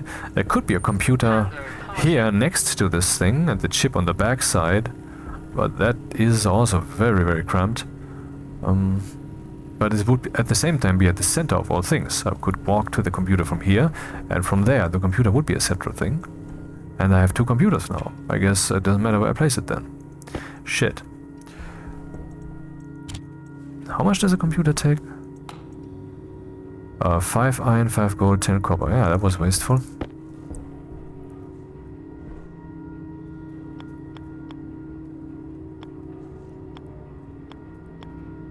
Or should I make this one? Or do I put it over here? I don't know yet. Maybe I will also remove and remake all of this stuff. I mean, the electro printer, for example, could go with a stacker into a completely different location. Or I leave these here and make new printers, and then I have two sets of printers. It's unknown. So, that avenue cannot be pursued, decision-making wise. Then I guess I will just indeed put it here.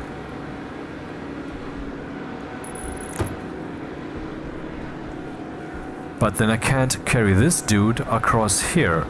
That's not wise.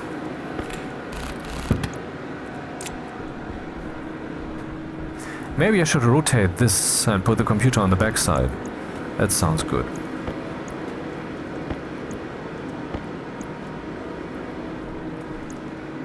Hey, what happens if I do this? Oh, that works. Nice.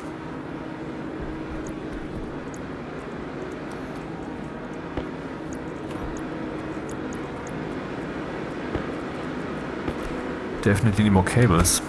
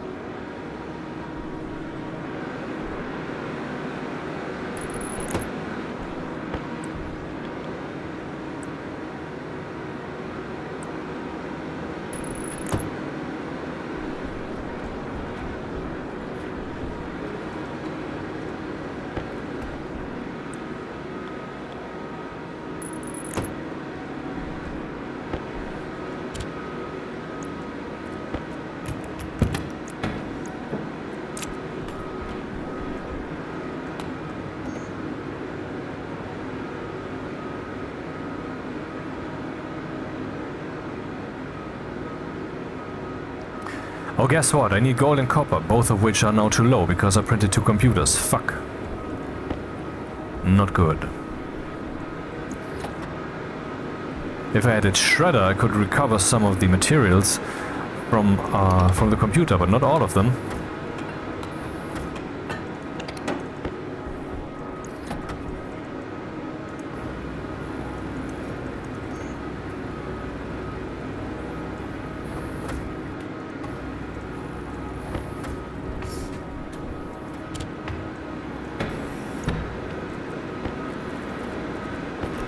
Temperature 14 degrees. Well, this prompts me to plant some potato again, some plant. Should have turned that on first, huh?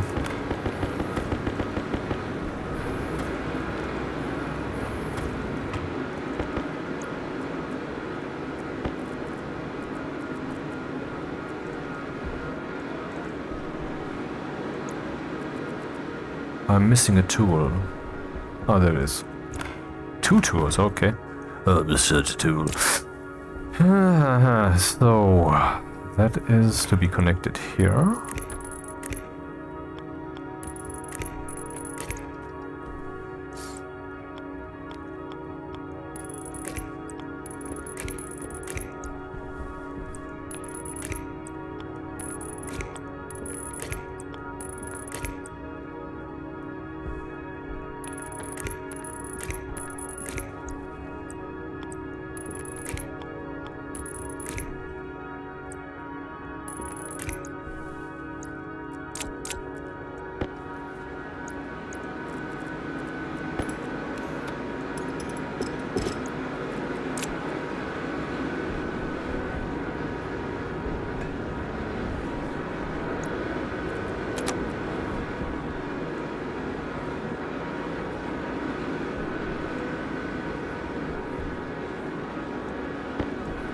I need to print more pipes, because that is the next project. Do I have iron? Here we have 45. That is no longer available. Do we have some extra iron here? No. 13, which is 26 pipes. And yeah, let's make pipes here then.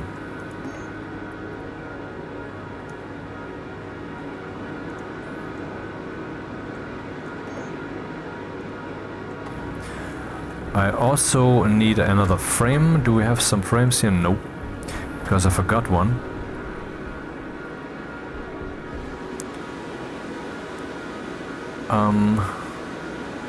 Yeah. How do I get a burst pipe in there without laying a ton of cables? I guess I have to indeed lay a ton of cables. The only way. Crap. So out of materials error once more. Now that I have steel, I could complete that centrifuge. Maybe I should do that. Yeah, let's do that. I mean, this is in the wrong place then, but it's better it's in the wrong place than it's in no place. So we get the double amount of materials. That seems like the right thing to do, huh? So I need steel sheets, I believe. Steel sheets in the right hand. How many? Okay, I picked the right two accidentally. 2 steel sheets. I should make 4 steel sheets because the battery, which we can also make, maybe I should make a battery actually, but that's rather expensive. requires also some steel sheets to build.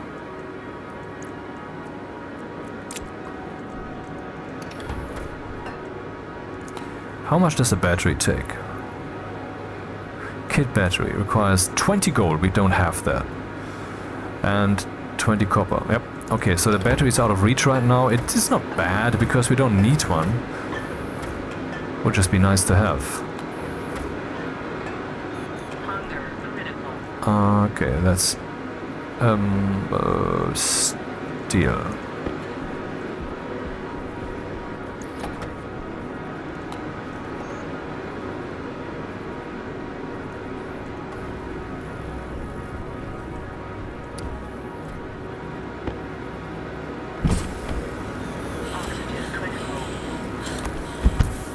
Ah, my lungs have healed. Do you see? The yellow is no longer there.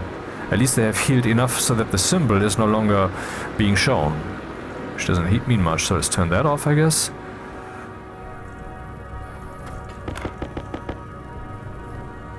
I could also basically decorate the airlock with flat walls, which takes 4 of them.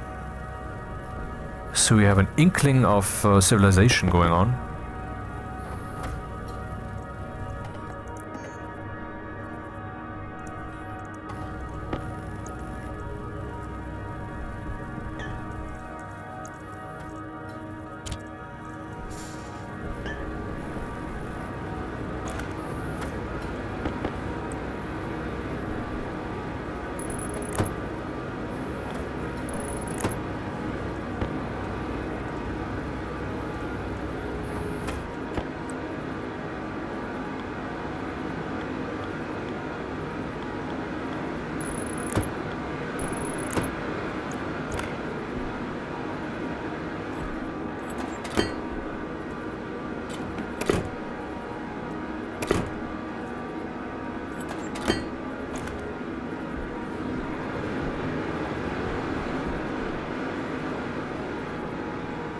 Stationeers.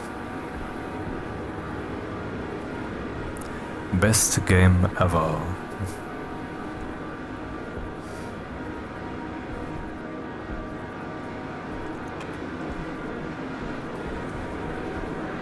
Yeah, let's continue the centrifuge. Is it done? No, it's not. We need 2 steel sheets. Oh. Well, that's exactly the amount I have left over. Then I can still make the battery. Welding torch. No, that's not the welding torch.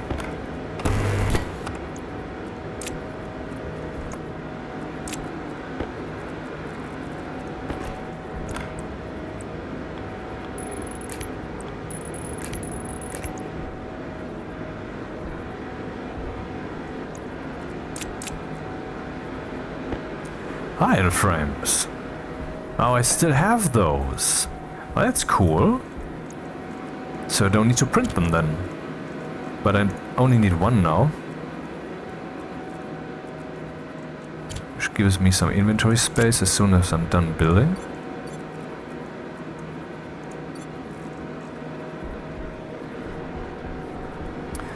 And then we turn the dude on and give it some food.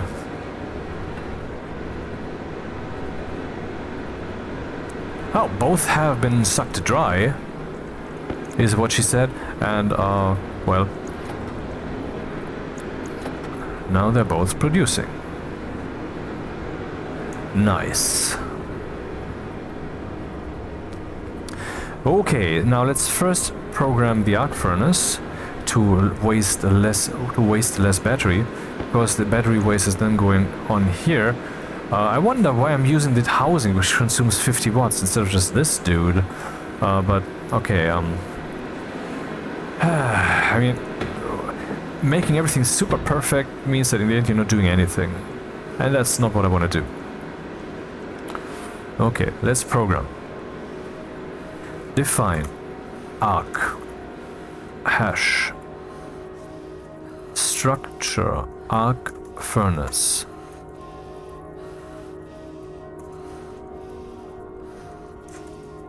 Load batch named slot into R0 from arc not named, just this. Slot index 0 occupied some. Then we write into the arc furnaces on value, so there's the power switch, that information, and the same we do to the activate button, and this means that henceforth... Oh, achievement, some assembly required, unlocked. That was not shown by Steam. Oh, something's wrong. Air tank low. Wait, what?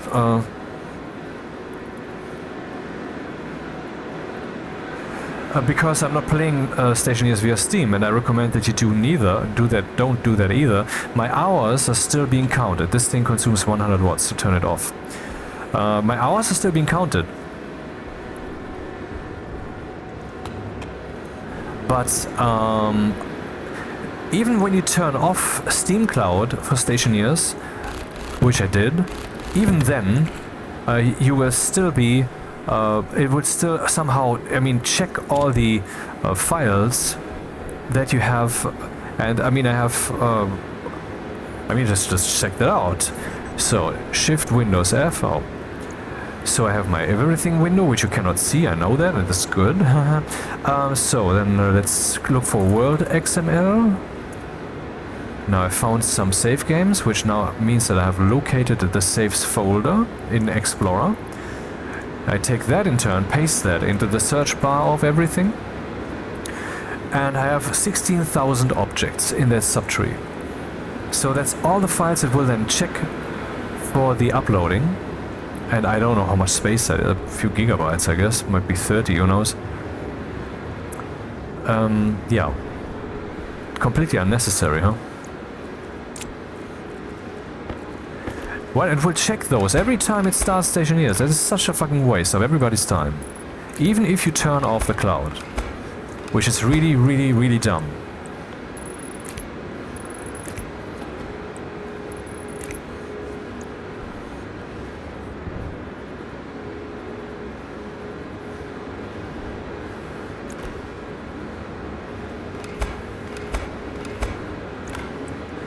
But if you start Stationeers directly, then it will not do that. Still, Steam will count your hours. Oh. Wait, this thing still has power? Okay, it still has.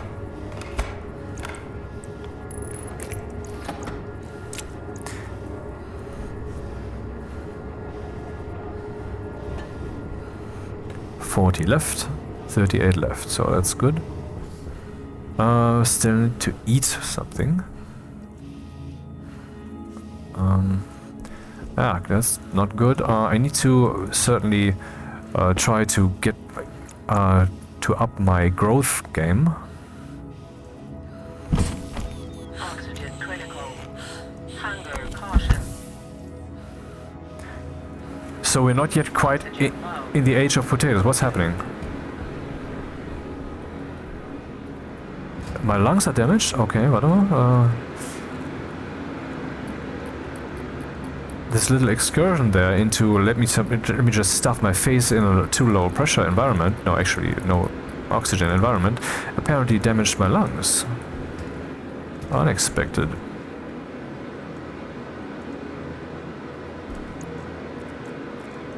Air tank critical.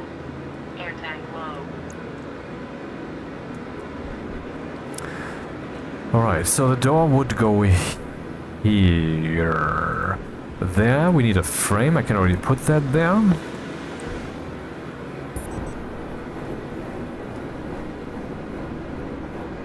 What is happening? Now I need to put lots of pipes out there. And one of them needs to be broken. That's something I need to achieve first, so I need lots of cables to get power in that place. Or rather, actually I don't. No, of course. That's a very, very simple way to make that happen. Okay, let's make it happen then.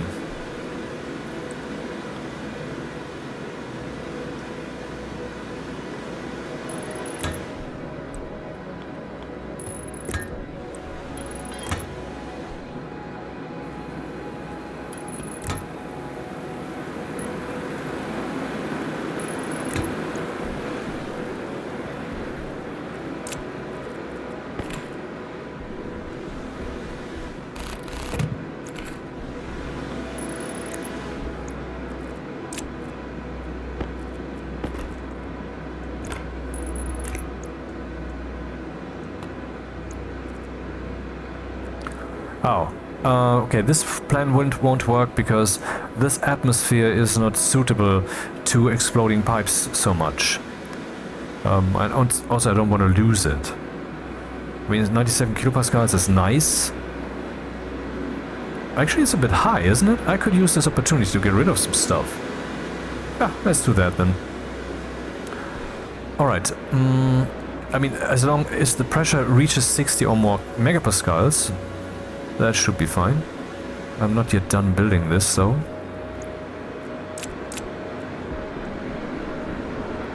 Do these guys still have enough food? 27. Yeah, I have to feed them.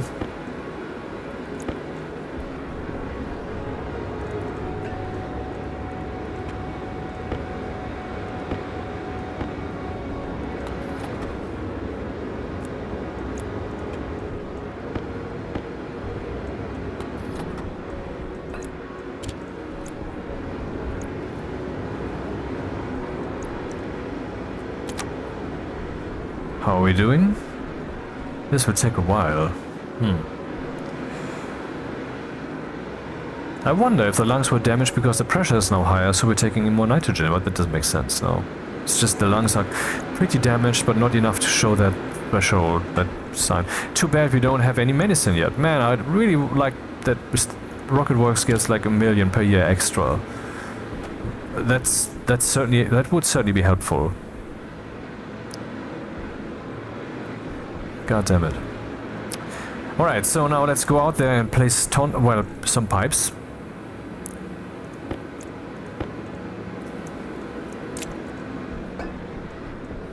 Haha, that feels different, doesn't it? So we have enough oxygen, filters are fine, battery is fine. This one could be opened again, I guess. Can talk with the airlock. Yeah, looking good.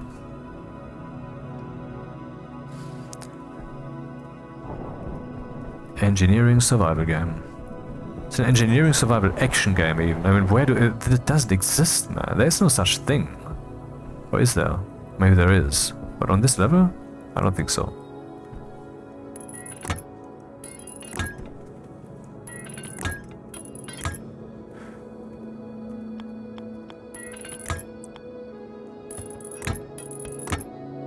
So that right there in that corner, this shall be my broken pipe.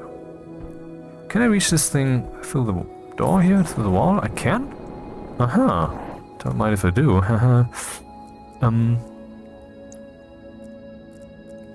It's better to have some extra hand. So that turns it on, okay. Is it powered now? No, it's not. Wait, these doors don't have any power right now. Shit, what's happening? Must have killed some cable that was relevant here. Maybe we can fix that from here. Yeah, of course. No. Oh, yeah. I think I get it.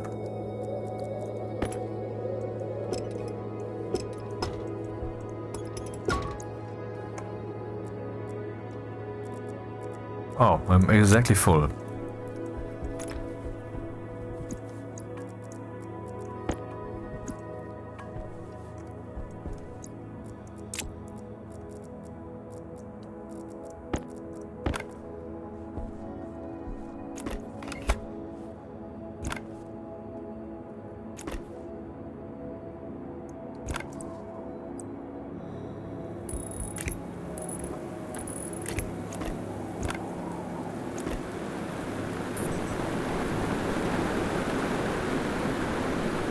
Oh, I can't reach it.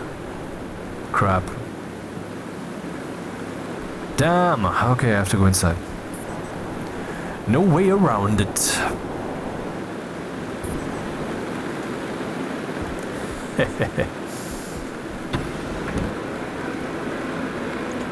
Video length 3.5 hours. In about 1 hour I have to stop. Or maybe 1.5, something like that.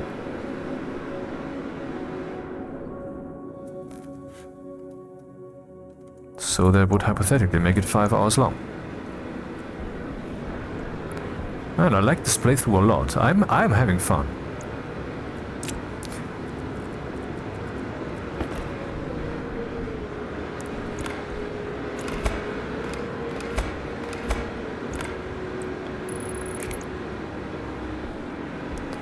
Still not? Why is there no power arriving there? Oh, the arc furnace itself is also without power. Okay.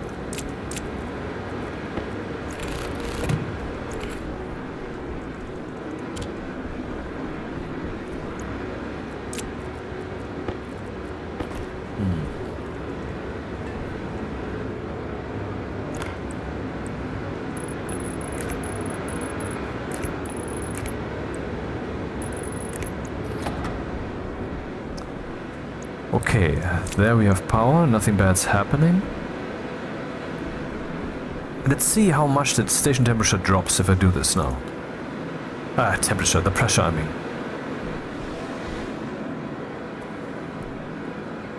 Condensation is happening in the pipes. Yeah, only very slightly, it's just a pollutant. There's N2O here?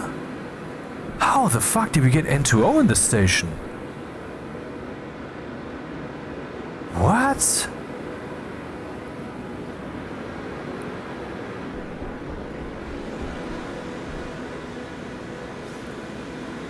Oh, yeah, of course, there's this dude which lets bleed out. Okay, that was when it was still on the outside. Some N2O must have bled out into the station. Not something we want, I guess. So let's first remove this, or else I will forget it. And let it lie around here as a reminder. And analyze the pipe. We're now at 50 megapascals. Basically no relevant stress. But as soon as I begin taking away pipes, that should begin to change. Which is then how I would explode that one pipe over there. Yeah, it's gonna happen quasi-exponential. So taking this next pipe away might already overpressurize it. So I'm not gonna do that now. I wanna do that from the outside.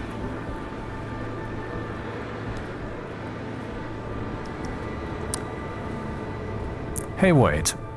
I could turn this on and off automatically now.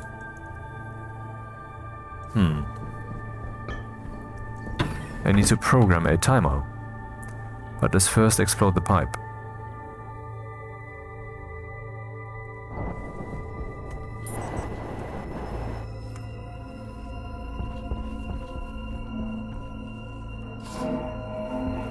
This will be an action situation.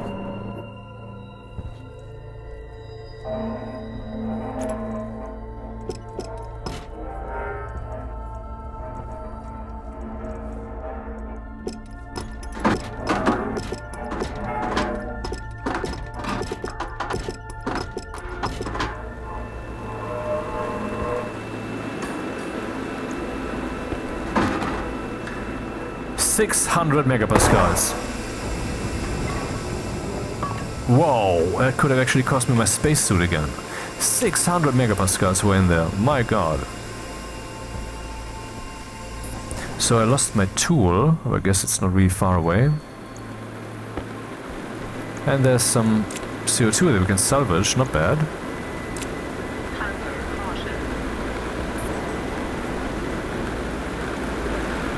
Oh, there it is. Hello.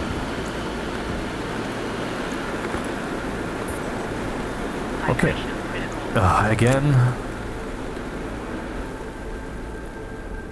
Okay, now I need to fill that room with pipes. That will be our nitrogen storage, so to speak.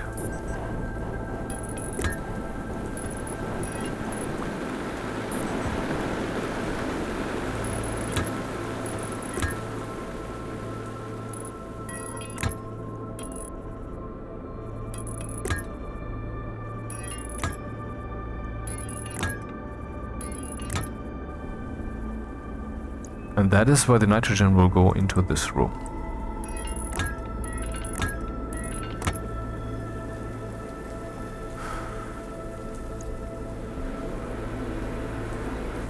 And that will be the other one, which does not need such an open pipe, because you don't want any exchange there, obviously.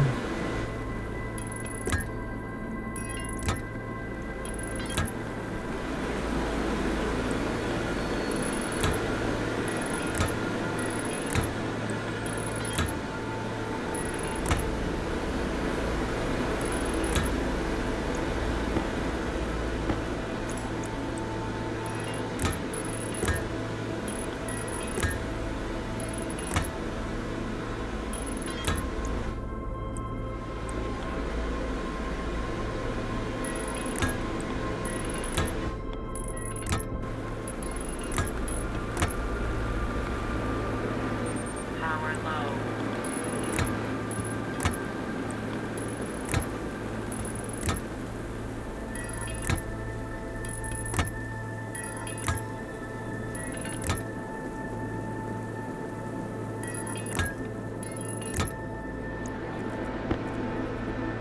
Extreme how many pipes are being used for this thing, huh? 3 full stacks, man. 60 pipes. Oh, how much was it by now?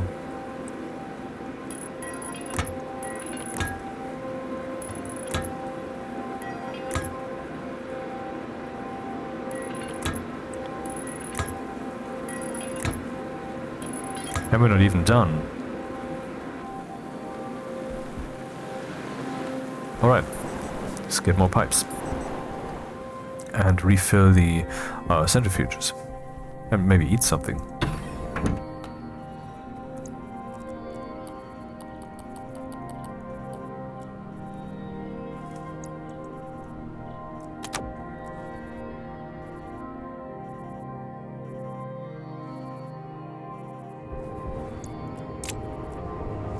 I like the music, but I guess I will go for something more science fiction-y. Currently kind of the same. 15. Okay.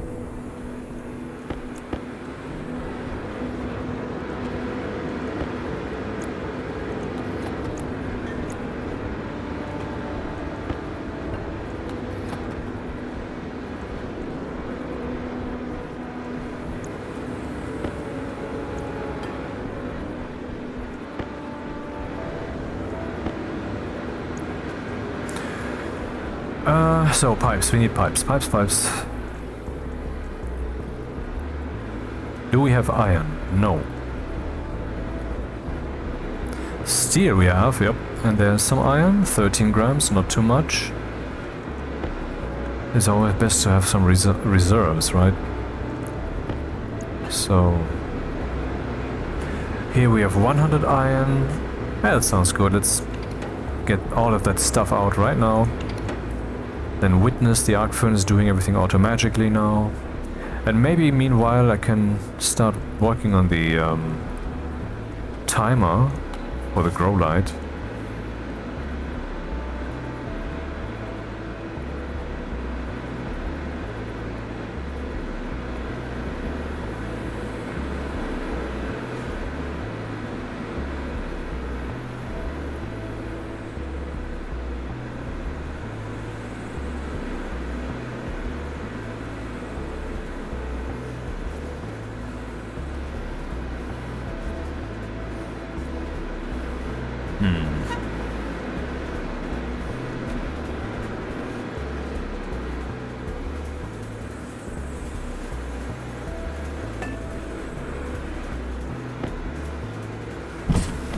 Oxygen critical.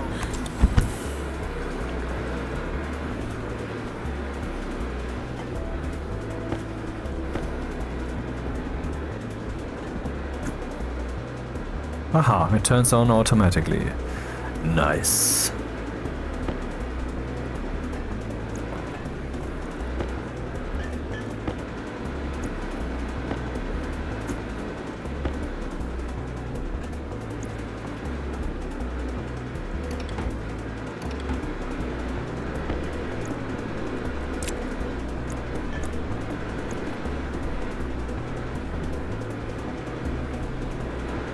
That stupid fucking rain is getting so on my nerves. Okay, so that's the arc furnace. Then the grow light. We need a counter. I will have a counter here. We subtract from this counter into this counter the value 1. As long as the value is greater than 0, I will just jump by some lines, which I don't know how many yet.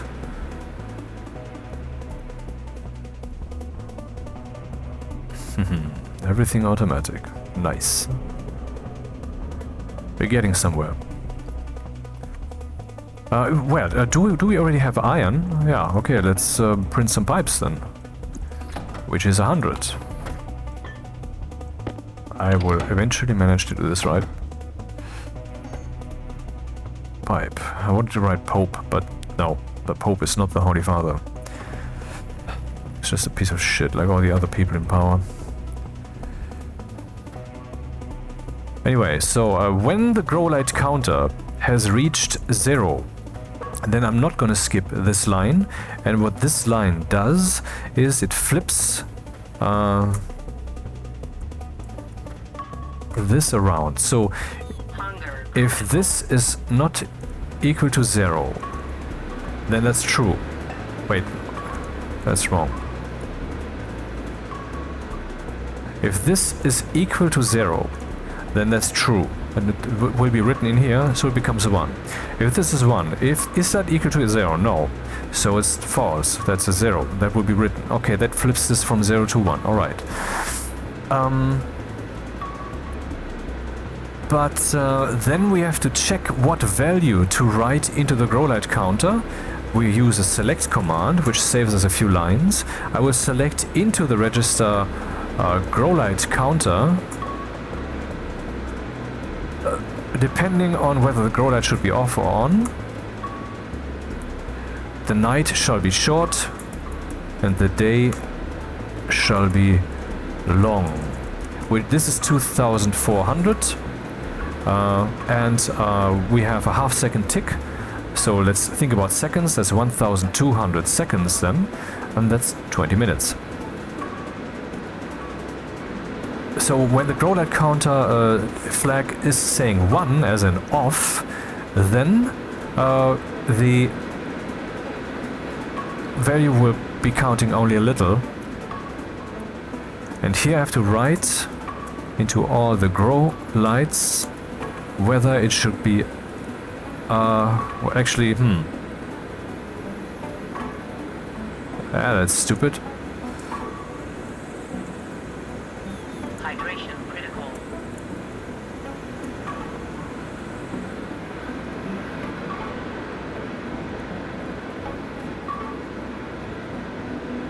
So we subtract from the grow light counter, which in the beginning is 0 anyway, because the register has never been used. If that is greater than 0, then we jump map. That's where we jump. So we just write a 0 into the grow light counter, because grow light on is of course off in the beginning. But we will have that event instantly when I instate this code, which I will in a few seconds. So what will happen instantly is we will reach not greater than 0, we will reach 0 or lower, which we will reach -1. And so it will flip the bit here, grow it on, it will set that to on.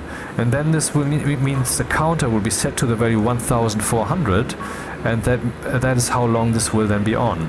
Currently the grow light is indeed on. I will now export the code. And the grow light is still on, because that's what the logic says it should be. I forgot something that's not bad, but you know, for debugging, I will just write as an extra line so it stands out. Write to the housing the value of grow light. Oh, setting the value of not grow light, grow light counter, so that I can verify that things are happening correctly. This should be like 1200 or so, 1350. All right, so everything seems to be happening as intended. The plant will have a little bit too much light now, I guess, but, you know, whatever.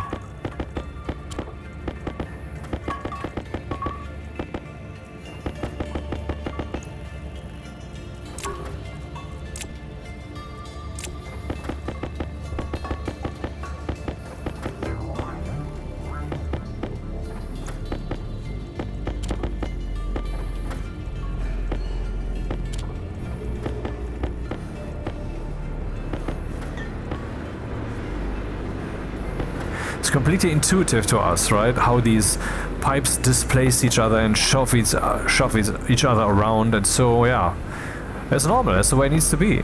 But the mathematics, the logic, the programming behind this is unfathomably complex. It's such a physics engine that's just out of this world.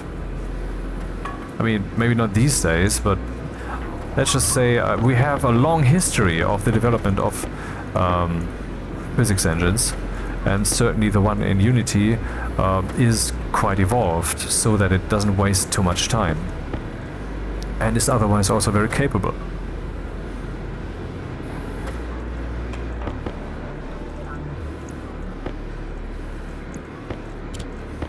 So now I have 80 pipes with me. First I need to eat and drink again, and my air tank is also low.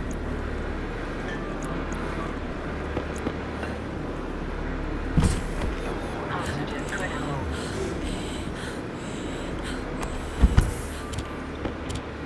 Lung damage not being shown. Okay, that's good then. Oxygen.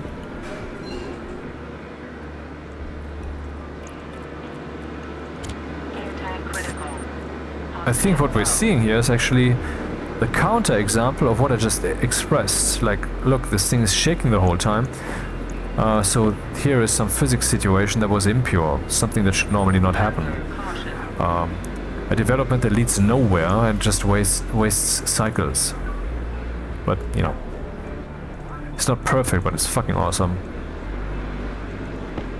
And it's completely normal to us. I mean, we don't see the achievement of this because it looks completely intuitive. But to a 101 AND or XOR machine, which is all a computer is, that doesn't look intuitive at all, man.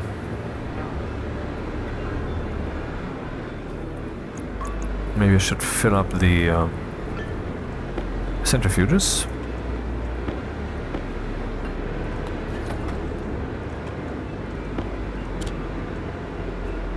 Wow. That was unexpected.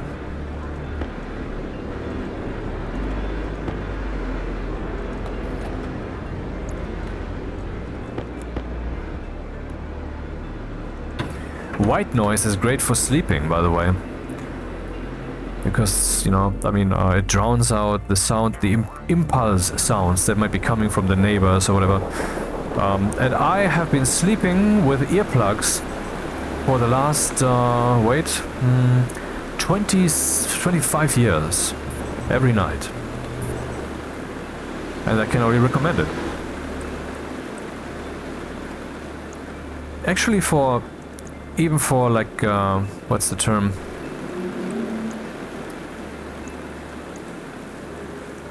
For mumbo-jumbo spiritual reasons. As in, if we are really living in a karma space, where your will, as it applies to reality and the people, is basically being evaluated energetically, and if you're demanding too much of the world, then your score doesn't increase as much, you know, your happiness, your potential, then sleeping without earplugs demands that the world is more quiet, that the people are less free. Your emotion is demanding it. Doesn't mean that your emotion will actually be the boss of this actually happening, but maybe there's some energetic interaction, who knows? I mean, you don't have to believe in that crap. But on the other hand, there is, I mean, so you're decreasing your demand space to the minimum radius by wearing earplugs. But there's also the other angle of, you know, just being free of the fucking potential sounds that other assholes might make, and you don't want that. If that's not a good enough reason. I mean, it's certainly not for everybody, alright. But it's something to be considered. I mean, some people might try it now and then say, well, that's unpleasant. Well, it depends on how deeply you stuff them in. For example, that's a parameter you can adjust. And also,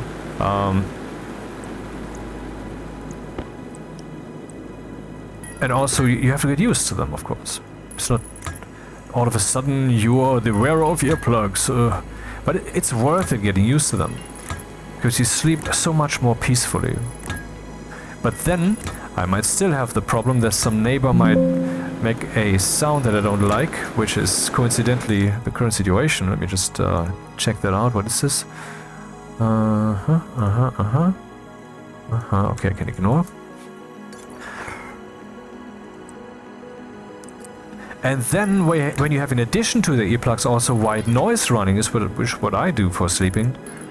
Then that white... the earplugs, they don't filter out all the sounds. they filter out sounds in the high frequency spectrum the strongest. And the lower the frequencies, the less that will be filtered out. So if there's some rumbling sound because some asshole made some sound during the night when they shouldn't, I think this is correct, right? Connected here. Connected, okay. Then the rumbly sound will not be filtered out, or almost not. But if you then have white noise running, of which then also mostly some kind of rumbly sound will remain, but a constant sound, it's a carpet on which you then emotionally rest. Something you get used to, like sleeping on the beach with the waves crashing and so forth. If you do that, then the impulse sounds will be inside the carpet of that rumbly sound, and so that will be emotionally irrelevant. So I can recommend it heartily. Yeah, ask Vivendi, you have to gather some experience. See, I mean, the things I'm laying out to you here, they're completely self-evident, completely simple. I mean, of course, but have you really thought through it at the age of 16, 18, 20, 25, and most of all, followed through? I'm just relaying to you that I have at some point very late in my life started doing these things, and with late I don't mean I'm 80 or something, but I mean definitely not the age of 20. See, even when you have the idea, you won't immediately follow through with it, but eventually I started with doing such things, and I can only say it's a good idea. It gives you peace of mind. If you need 8 hours of sleep or 6 hours or whatever, if you do it like that, you will need fewer hours of sleep because your sleep will be better. That's logical. Do you want more of the infinitely valuable time of your life? Yes. Then you will pay about €2 per pair of earplugs, wear them a few days, toss them out, and then so forth. Stuff like that. A few nights, I mean. Yeah. Have you thought through it like this? No, you did not, I guess. Okay, that is complete, and that is also complete. One thing still missing, we need to get the thermal energy into this. I cannot do it like there, because there's this cable. Of course I could pipe it through the room. I think maybe this pipe here should be insulated. Because I don't know what happens to the pipe when it's inside the box periphery. Will that still be insulated or not? Or maybe they change that eventually, who knows? There would have to be 3 insulated pipes here so I don't lose the valuable thermal energy. And the same here, I don't want the heat to bleed into the room. It's supposed to go into that pipe network. So I now need actually insulated pipes. How many? 3, 4, 5, 6, 20, 2 stacks.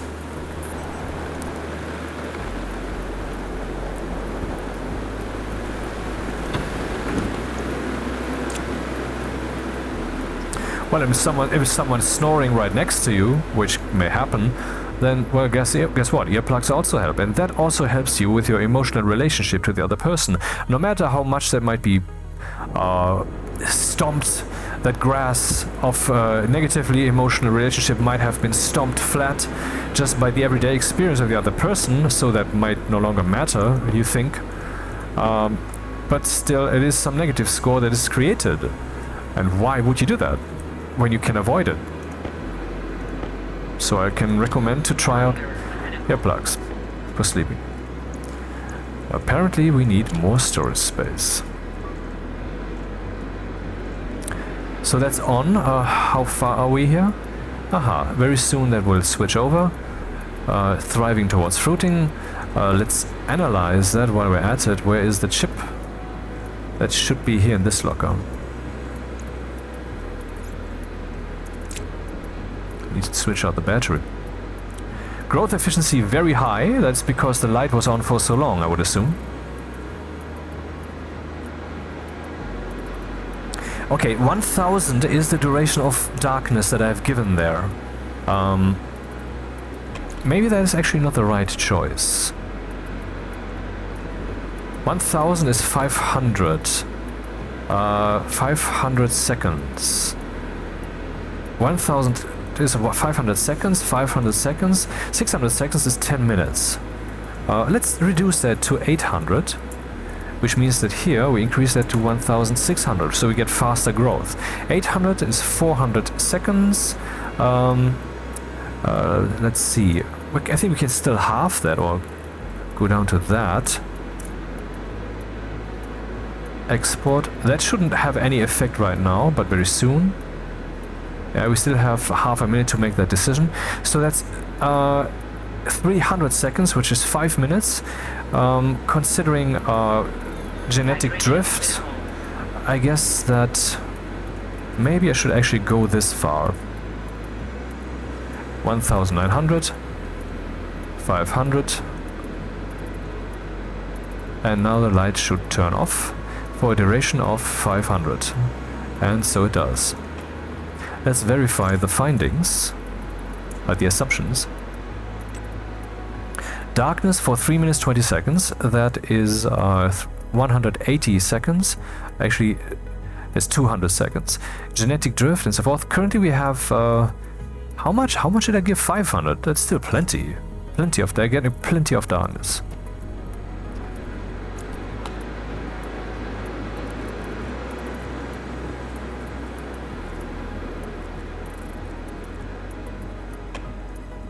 The illumination stress is up because I would assume that it's up because they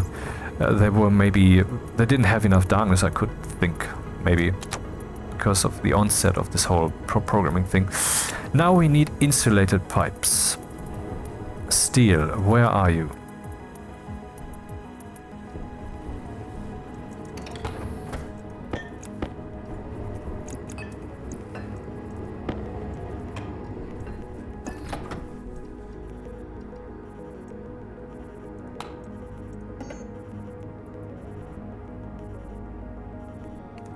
Silicon.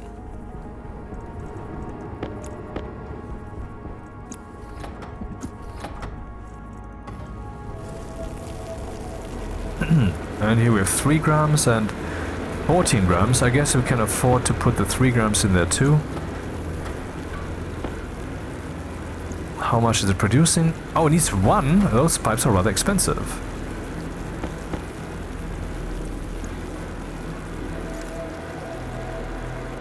Oh, that rain sound is in the music. Interesting. Yeah, they have multiple streams, multiple servers, and that's why we effectively just rewinded. I just rewinded by stopping the stream and starting it again. So that other song with the rain sound will come soon. Man, it's so fucking dark in here. It would be nice to have a station battery actually, so that we can afford some lights, right? Because currently we're wasting tons of electricity. Yeah, so what do we need for that? We have 1 gold, that's not quite much, is it? Here we have 5 gold.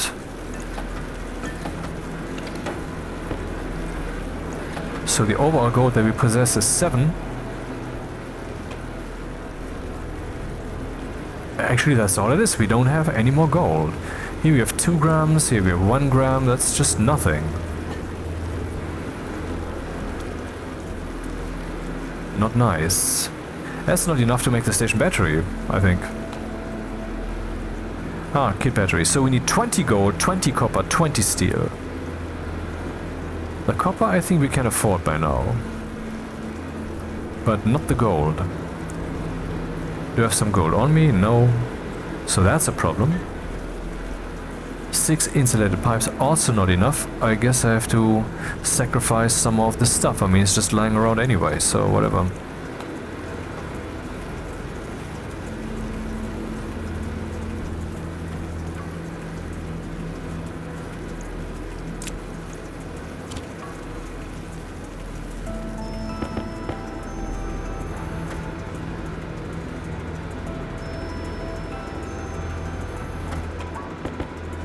So, we need to eat something and drink something again.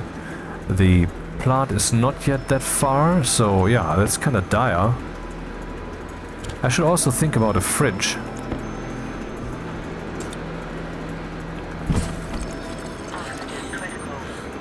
Hunger caution.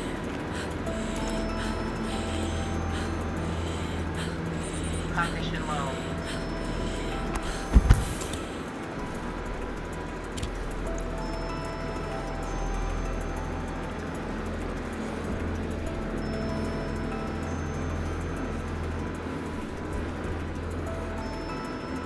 Very soon the light will turn on again, and so the plant can grow again.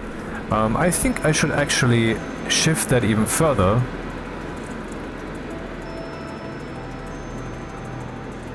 2,400 is the sum. Okay.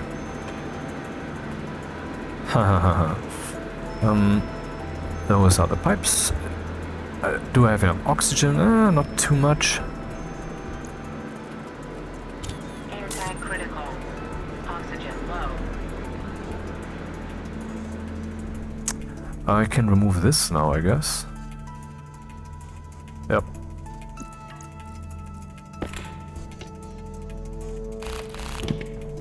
And maybe I should make sure that all my batteries are full enough.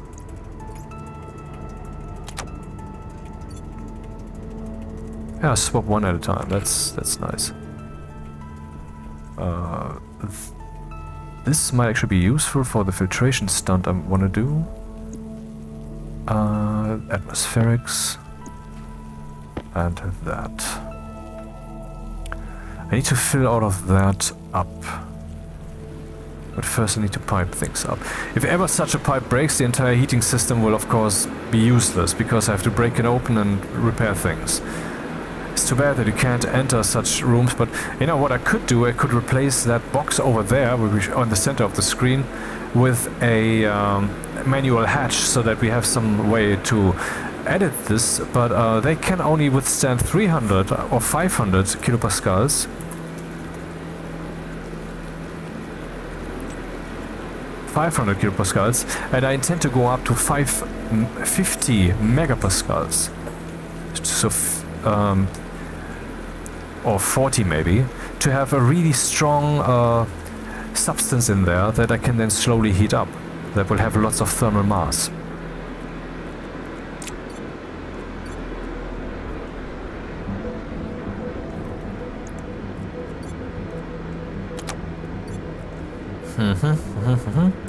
Okay, let's go edit some pipes then.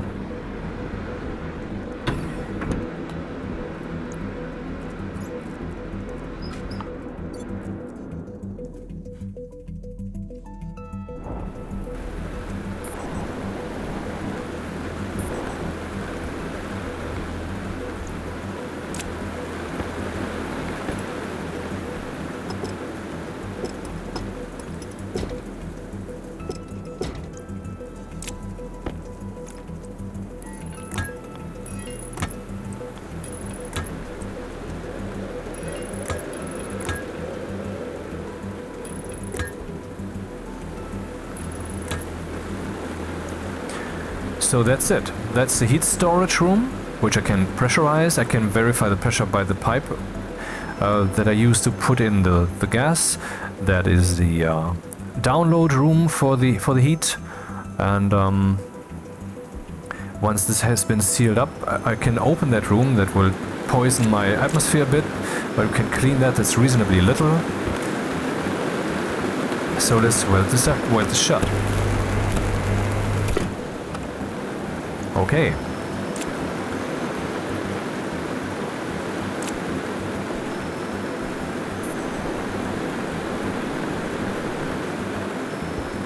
The rest happens indoors.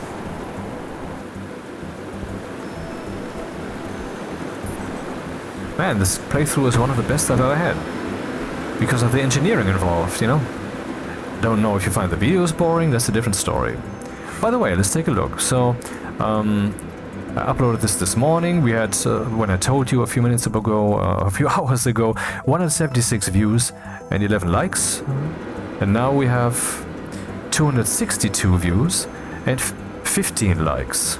Wait, yeah, okay. And some more comments. There was one comment.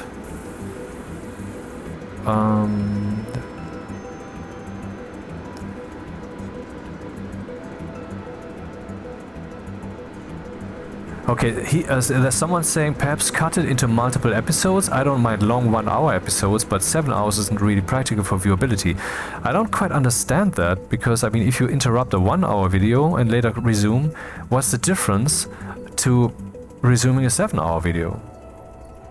Also, I prefer not to cut it up, because not only would that be extra work, I mean, I could do that, of course, live and then resume the recording. It would even be beneficial to me. I would even like that.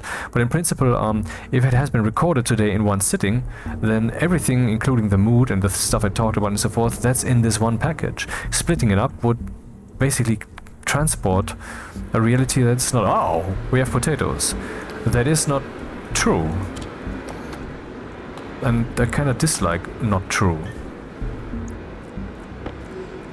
I will ask them later.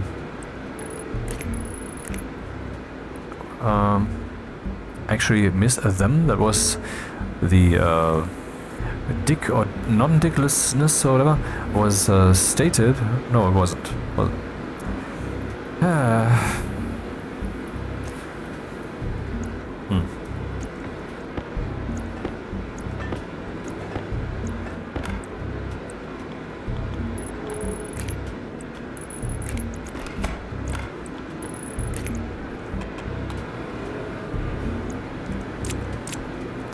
Certainly need to make him a few more cables to be safe.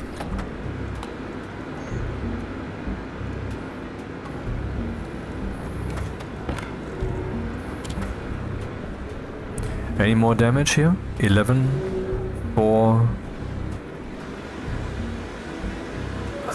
Don't remember the door being damaged actually.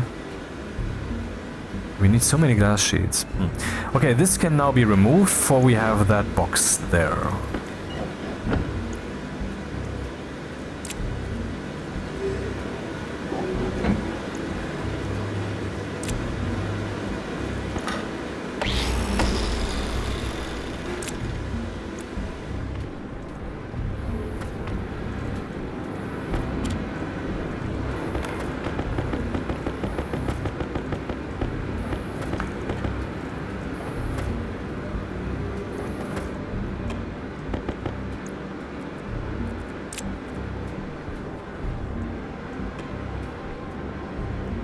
How are we doing, gold-wise? 3, 2, and the things are empty. Oh, that's shameful.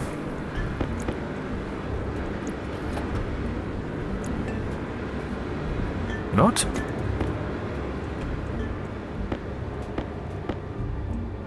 I'm not sure what transpired there.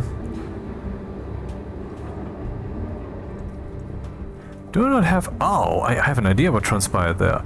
This thing that I'm now looking for and can't find accidentally ended up in there by itself. That's probably what happened there. Okay, so this would now have to go through the room and would have to be connected here.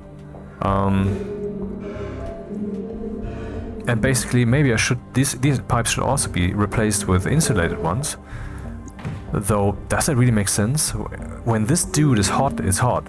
I need another valve here, I guess, when I'm operating here.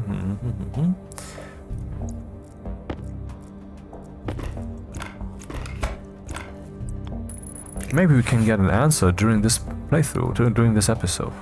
I will ask the question. What's really the difference between interrupting a 1 hour and a 7 hour episode? Okay. I guess I need more insulated pipes, for which I need... What the fuck? What the fuck? Oh! Wait, what happened? Why is this wall destroyed? Ah, yeah, I know. Because when this was welded, the gas in there was displaced, and there's 220 kilopascals or something, which gave this guy a lot of pressure, and yeah, that's what happened. Man, what a simulation. So much immersion gameplay is unfathomable. So that saves me some work. Let's put the door there. Should be a composite door.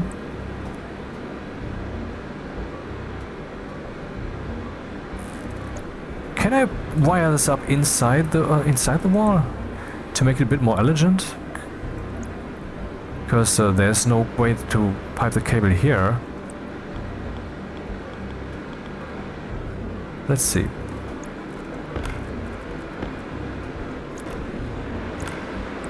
So I would prefer not to cut up into episodes because it would complicate things and would also be kind of, I wouldn't say a lie, but still be somewhat not the way I wanted. Oh, that works. Nice.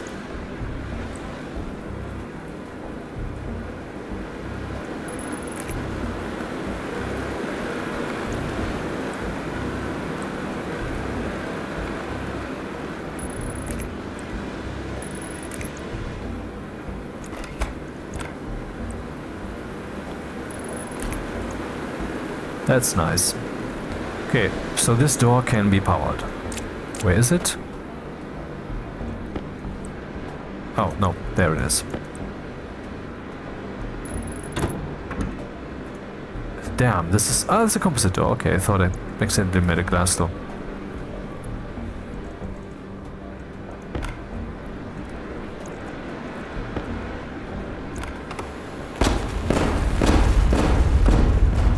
Right. I forgot that we now have some pollutant in here. There's some volatiles. That's bad, of course, for the plants. Let's see, temperature 52 degrees. And the temperature is still 52 degrees, okay. So we have to immediately do something about that. Thankfully, we have this. What the fuck is happening?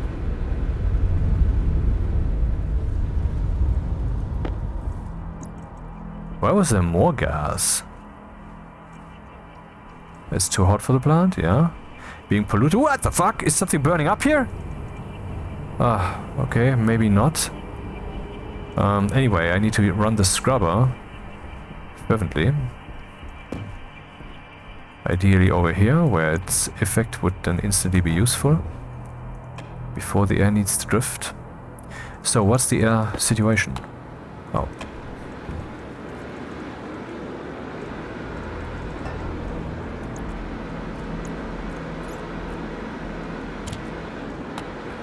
We have too much volatiles in here and too much pollutant, and it's also too hot. The cooling room is now open. I hope that I can clean the air before the temperature drops too much, because I would like to clean up the cooling room too, and for that obviously it needs to be open. Temperature's dropping fast-ish. So that should actually not kill the plant, I think, because they have some... It takes some... Oh! They are already taking damage. Oh, no, no longer. Aha. Nice. Barely growing towards seeding. Yeah. I catch your drift. 47 degrees. Good thing we have a cooling solution. Okay, so why was there so much of these volatiles from this part? Yeah, I get it, but that's not much. Or was it that much, really? Huh.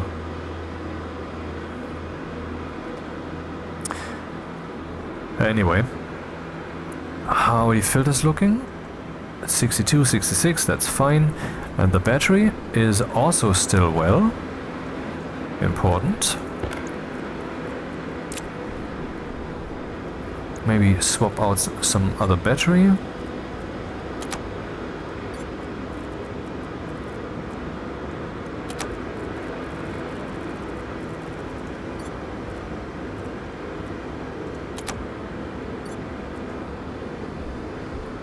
How are we looking? 29. Okay. Any gold?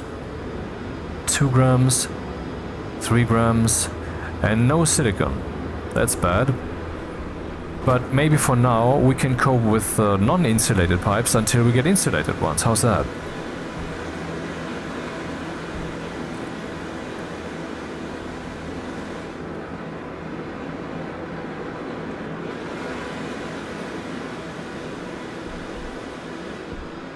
Unfortunately, I cannot put the pipe here, so I have to go up the wall, basically. Could maybe... well, that's an option.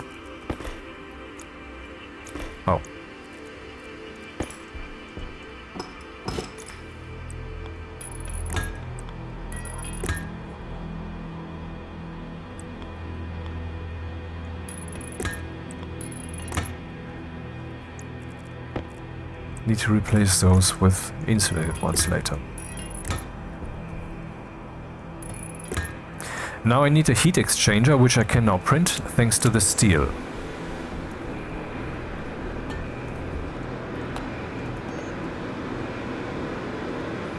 Five grams of copper.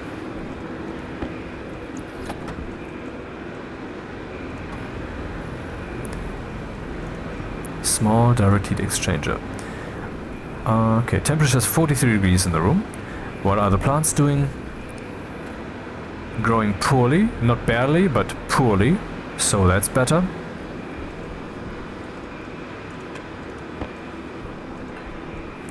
So here we have the small direct heat exchanger gas, liquid gas, and liquid. That's really all it is.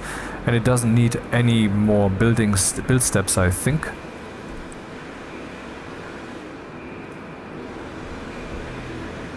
Maybe later I can have a bigger heat exchanger and could place it over there.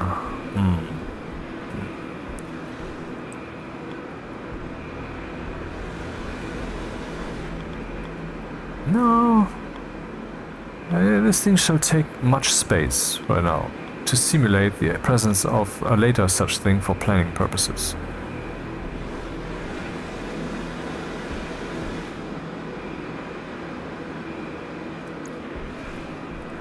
I cannot go into this corner, and that is also not important. So that's not a problem.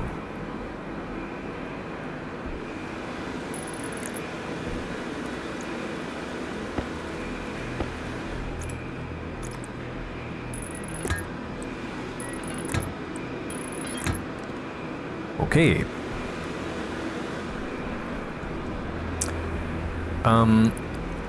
There's nothing in these pipes yet, I guess. Well, yes, of course, there's planetary atmosphere. I first have to suck the pipes system and thus the nitrogen storage box empty. So let's do that. I need to place an active vent, which should be here somewhere. There it is. Air tank low. On the outside. And, well, then I have to have a pipe that goes there.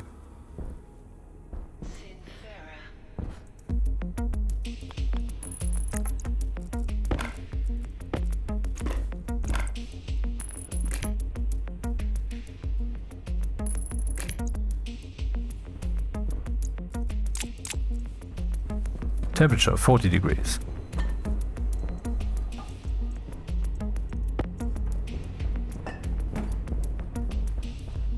Cooling solution. I mean, the station is pretty big by now, and that's just this little box with its passive pipe system. This exact thing is in there.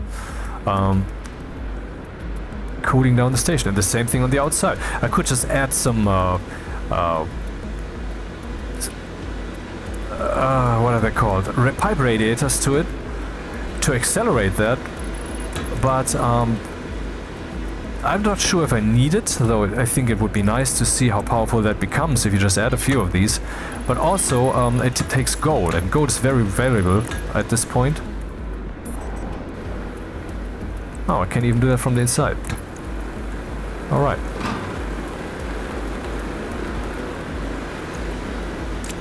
Not sure what that was. What's happening? Oh, okay, minus 80 degrees. It's cooling down. Oh, okay, I made a mistake, a big one.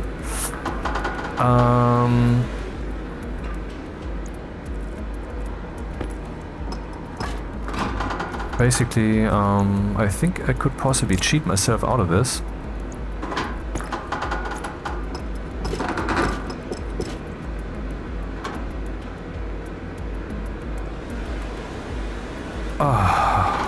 Wait, what's happening? Why is it still creaking and shit? There's frozen shit in there. 11% stress. Ah shit, okay, I have to cheat myself out of this even harder.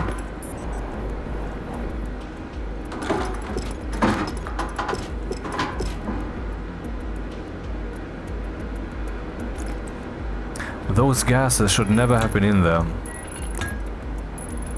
Not at that cold temperature.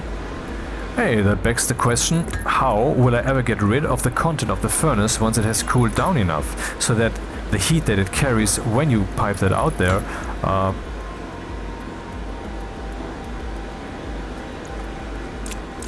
is no longer sufficient to protect the gases while they stream out from freezing.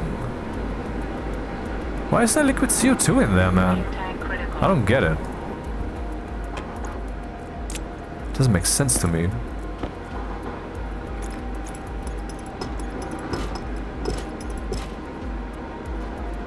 I wonder if the pipe cowl up there is currently basically dying.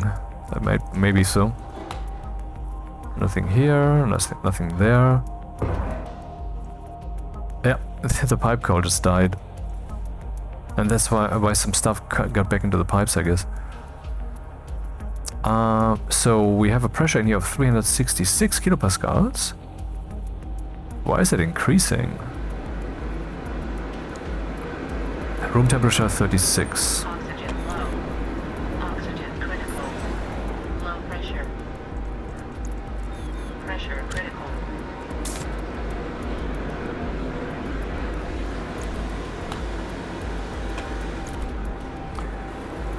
Set inward. In other words, currently it is set outward, out of the pipe network. Oh, of course. The pressure out here is higher than 100 kilopascals. I have to make sure that this device is allowed to pressurize the room, so to speak.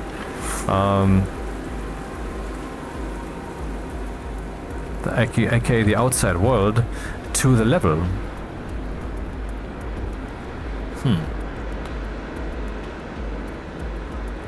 I saw the blinking lid. So, right batch name, hash structure active vent, hash evac pressure external 500 export.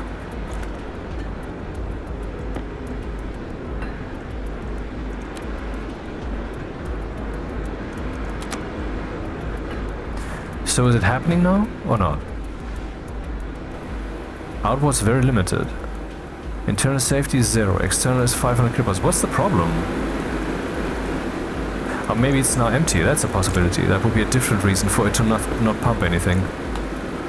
Ah, there's nothing more in there. Okay. I will leave it on for a while longer, just in case there's still something in the room that needs to stream into the pipes and such, but yeah. Okay, room temperature 34.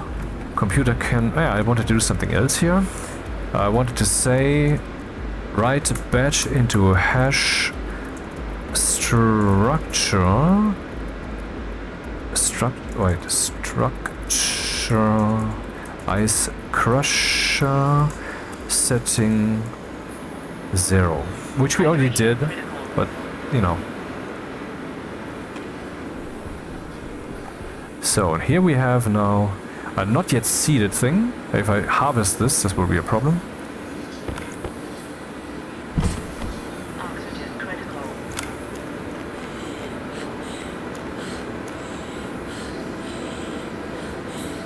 Oxygen low.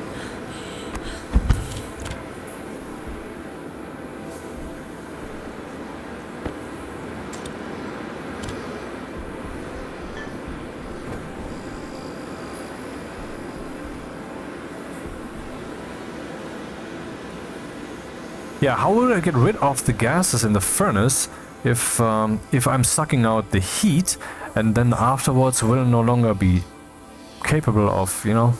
Basically, I would have to pump them into a room that is not cold, into an evacuated room, and then later I open the room to the outside so that it mixes with the planet atmosphere and everything is lost. That's one way to do it. Another engineering solution, huh? Anyway, so if I want to heat up that reservoir, which currently is completely empty by the way, then I need to make sure that the furnace has a lot of heat. So that's an interesting stunt once again.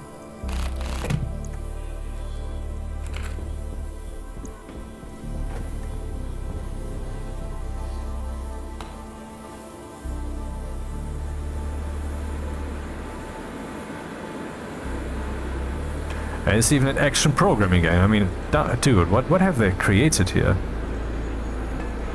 Oh, they are now rotten, okay. Driving towards seeding. Are the batteries looking full?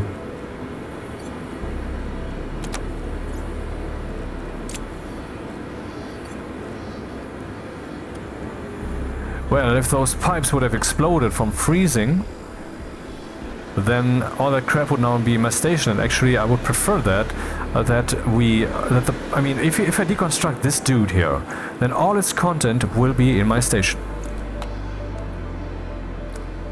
And that's good. And if I deconstruct one of these, all of that will also be released. Why does that not happen to the pipes? If I deconstruct this, everything will be pushed into that pipe.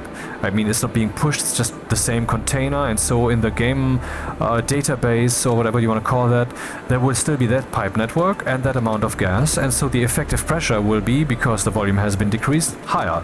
That's all it is. It's not being pushed over there, you know? So basically, if I have a pipe here, and that is 5 kilometers long, and I've put some gas in here, it will be over there instantly. The game is cheating there. But, I mean, that never becomes relevant, really. But so if I deconstruct the last pipe of a network, then I think the gas should be released in the environment. I mean, what I could have done, for example, to solve the problem is I could have closed the door quickly, and then my plants and everything else would have been safe from the from all the crap that would come out here, because there's N2O, there's CO2, volatiles. Actually, the stuff in there is pretty nice. There's, I mean, apart from the N2O, interesting. There's even oxygen in there. Lots of CO2. What's the CO2 here? 5%. That was higher at some point. Wonder if I need to take care of that too. Should I pump some of the CO2 from this device, from this guy here into the station? Wouldn't be the dumbest idea. Pressure is now 93 to 97 because we wasted some into this exploding pipe experiment.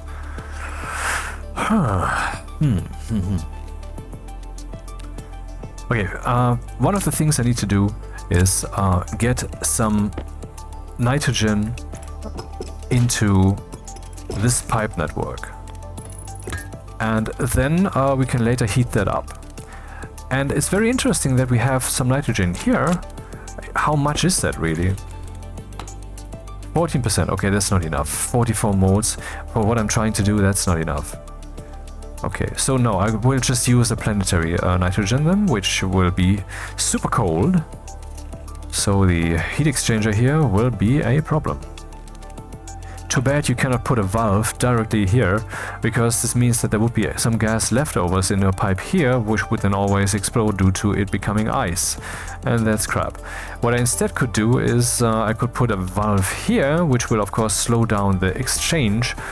I'm not sure if that should be done. I will do it for now. Can remove it later.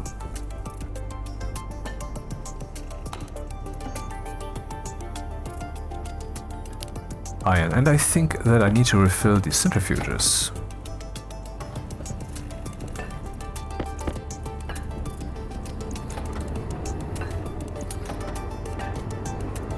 Two gold, 100 iron. 3 gold, 100 iron. Okay.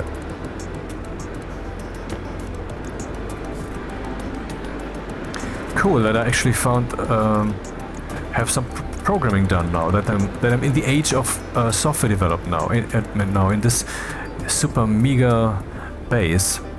30 degrees. So this cooling solution is nice, though in an emergency situation is insufficient. I think we can say that.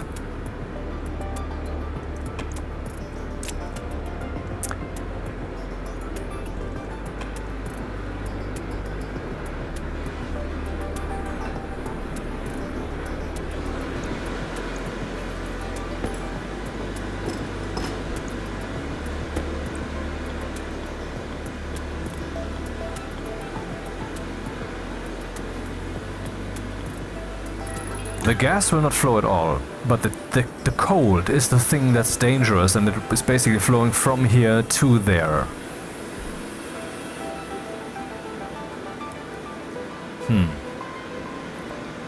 That's why I pointed in the distance direction. For now. Not that it matters.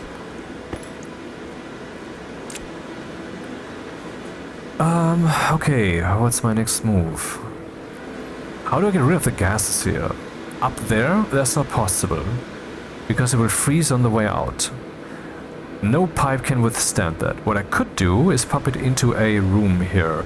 I could make a room up there. An extra box, you know, that whose sole purpose is to do that.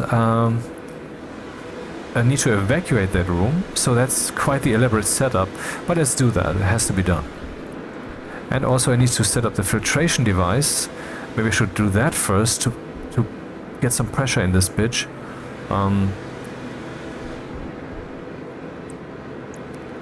That's where we can read the heat exchange rate. That's was something I don't want to block. There I can't put pipe. If this is here, is that in the way somehow? It kinda is.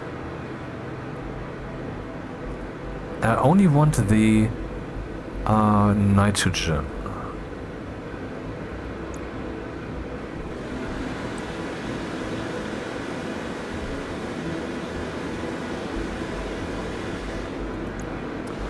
Looks like I'm gonna need a ton of pipes here. And I mean insulated pipes. And silicon is hard to come by. That's really a problem. Huh. Not sure how to deal with this. Can I put this guy in the corner here?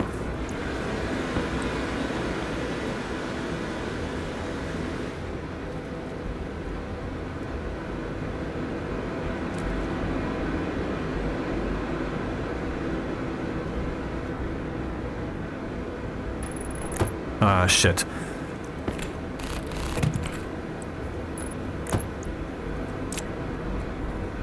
Waste tank caution.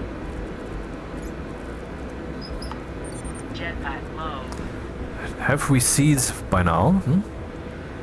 Yeah, this will create seeds. Still have potato, 14%.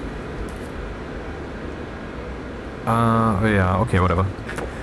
At some point I need to take the leap. Maybe I can even risk planting another seed, because the circumstances have certainly improved. And I can close the fridge. The air has been purified. No more crap in the air, no more volatiles.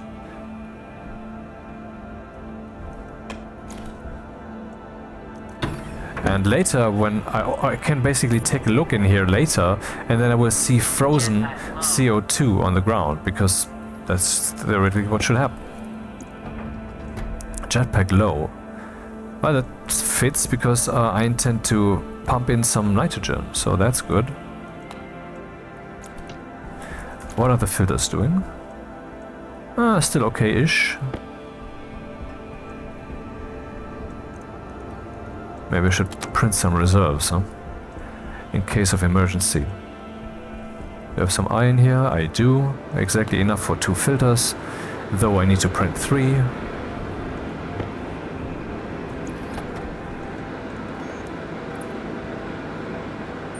Power low.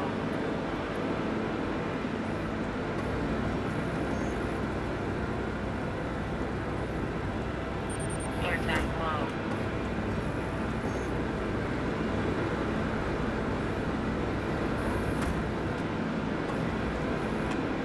What?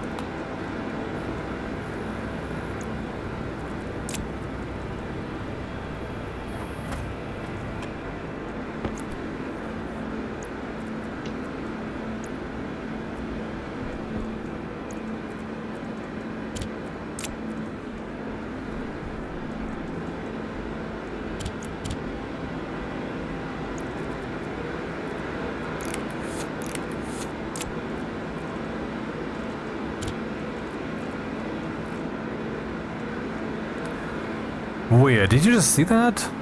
Oh no, okay, never mind. I thought I had swapped this with that thing, and that thing was just made non-existent. No, never mind, that's not what happened. 30. 1 silicon. No silicon. This is just silly. I need to go mining again. I'm not going to do this now because I think I will soon shut down this episode, which is by now 4.5 hours long. It's not growing, will never fruit. The potato needs water. Are you kidding me? Oh. Yeah, that's something I should actually do. Good thing I took a look at this. I forgot the pipes here.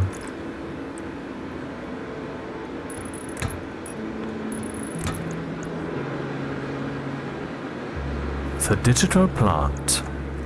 And that was coincidentally the last water pipes I had. No, it wasn't. What the fuck am I saying?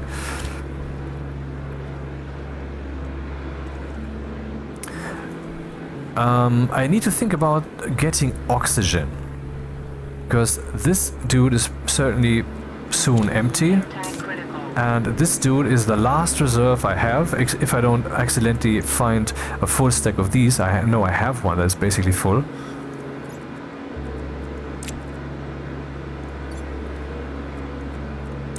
What's that? That's CO2. And the CO2 from the locker also melted away.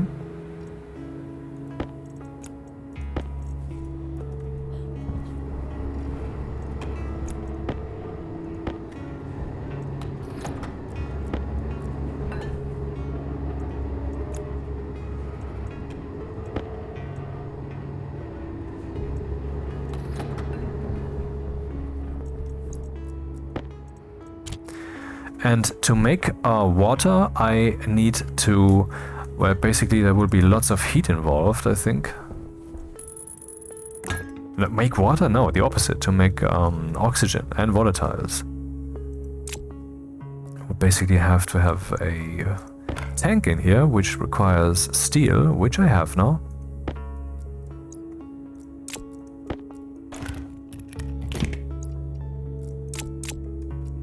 Somehow I need a pipe from here to the planet and from to the moon, and from here also. Both of them insulated, which means that I need like half a stack of silicon to only make these pipes happen, or up there maybe, because the placement is so awkward, you know. And so that I can pump in nitrogen from the planet, and here I mean basically I need a full stack of silicon just to make insulated pipes. Alternatively, there is the insulation material that you can get after the fact. Let's see what that requires. Here, adhesive insulation. It needs 1 silicon and 0.5 steel. That doesn't improve the situation at all. And of course you need the pipe itself Hydration critical. also.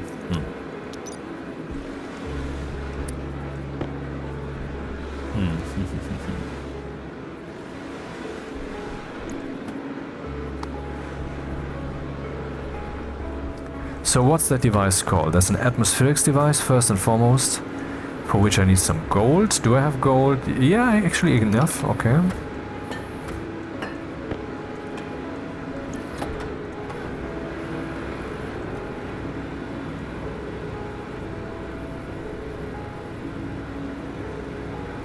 And that will take a ton of electricity, but I think I will have that. Because, I mean, the rate of oxygen production will probably easily keep up with what I need. I might have to filter that though, I'm not entirely sure what's gonna happen now.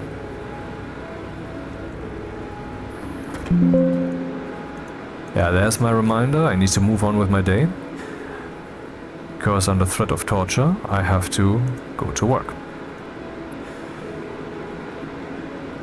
Which is what that is, you know.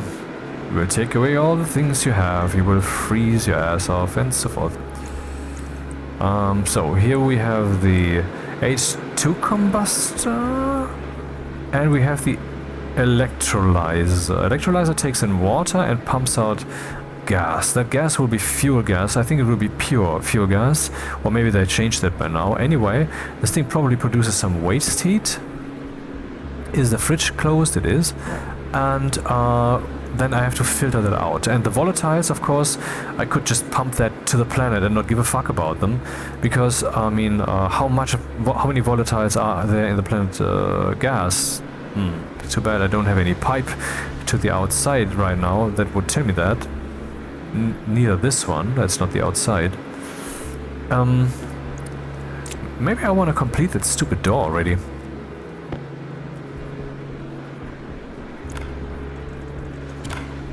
What?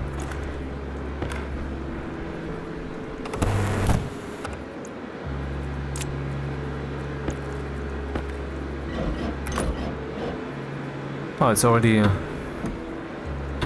interesting.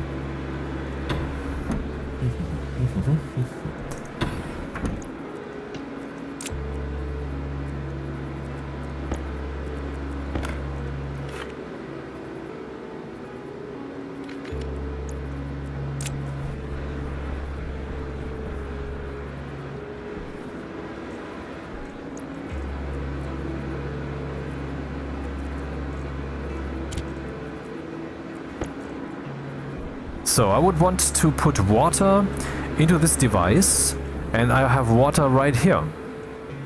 There's no room here though to make that happen. I could maybe expand the station here a bit.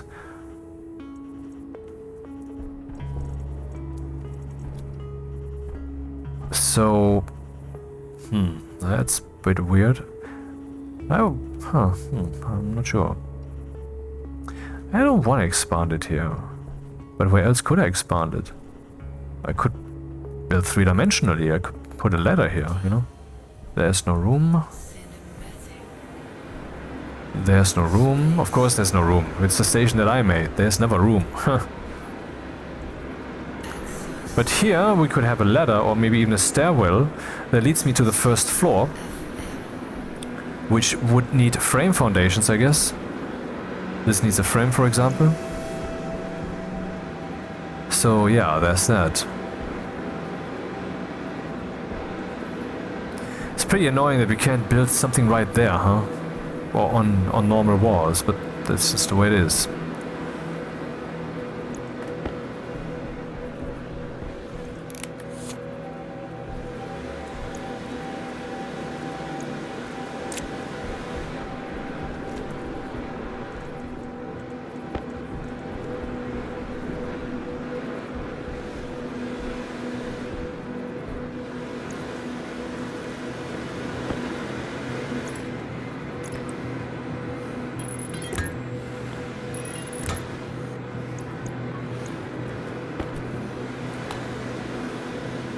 .27 degrees.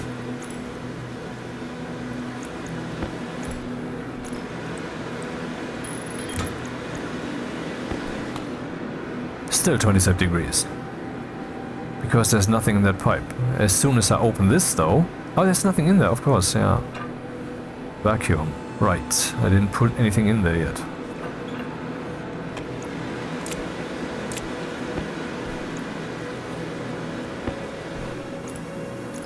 Filter results shall go here. Anything unused goes back out there. Maybe here.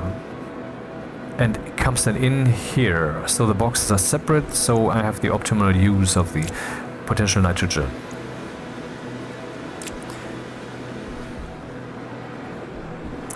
Yeah, okay, let's make a sign.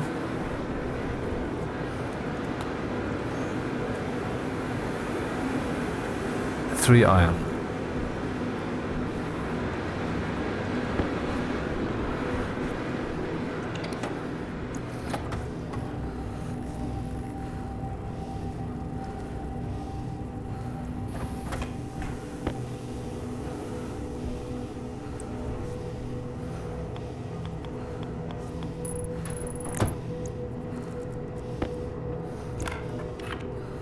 For next time.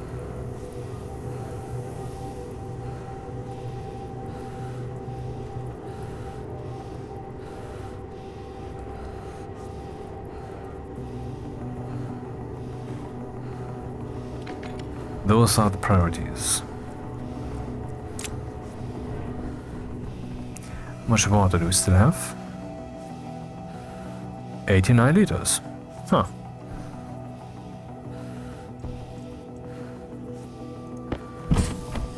Oxygen critical.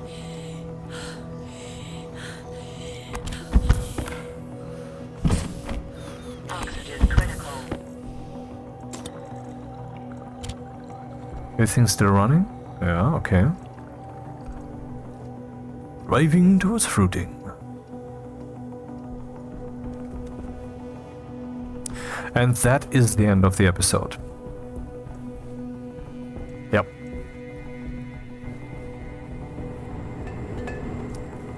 So, save, that is where I will load next time, but I will now go out, so that we can take another look from the outside to say goodbye for today.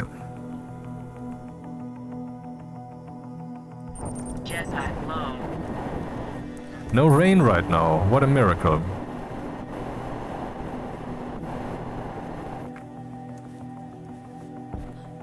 Oh, jetpack low, I forgot that.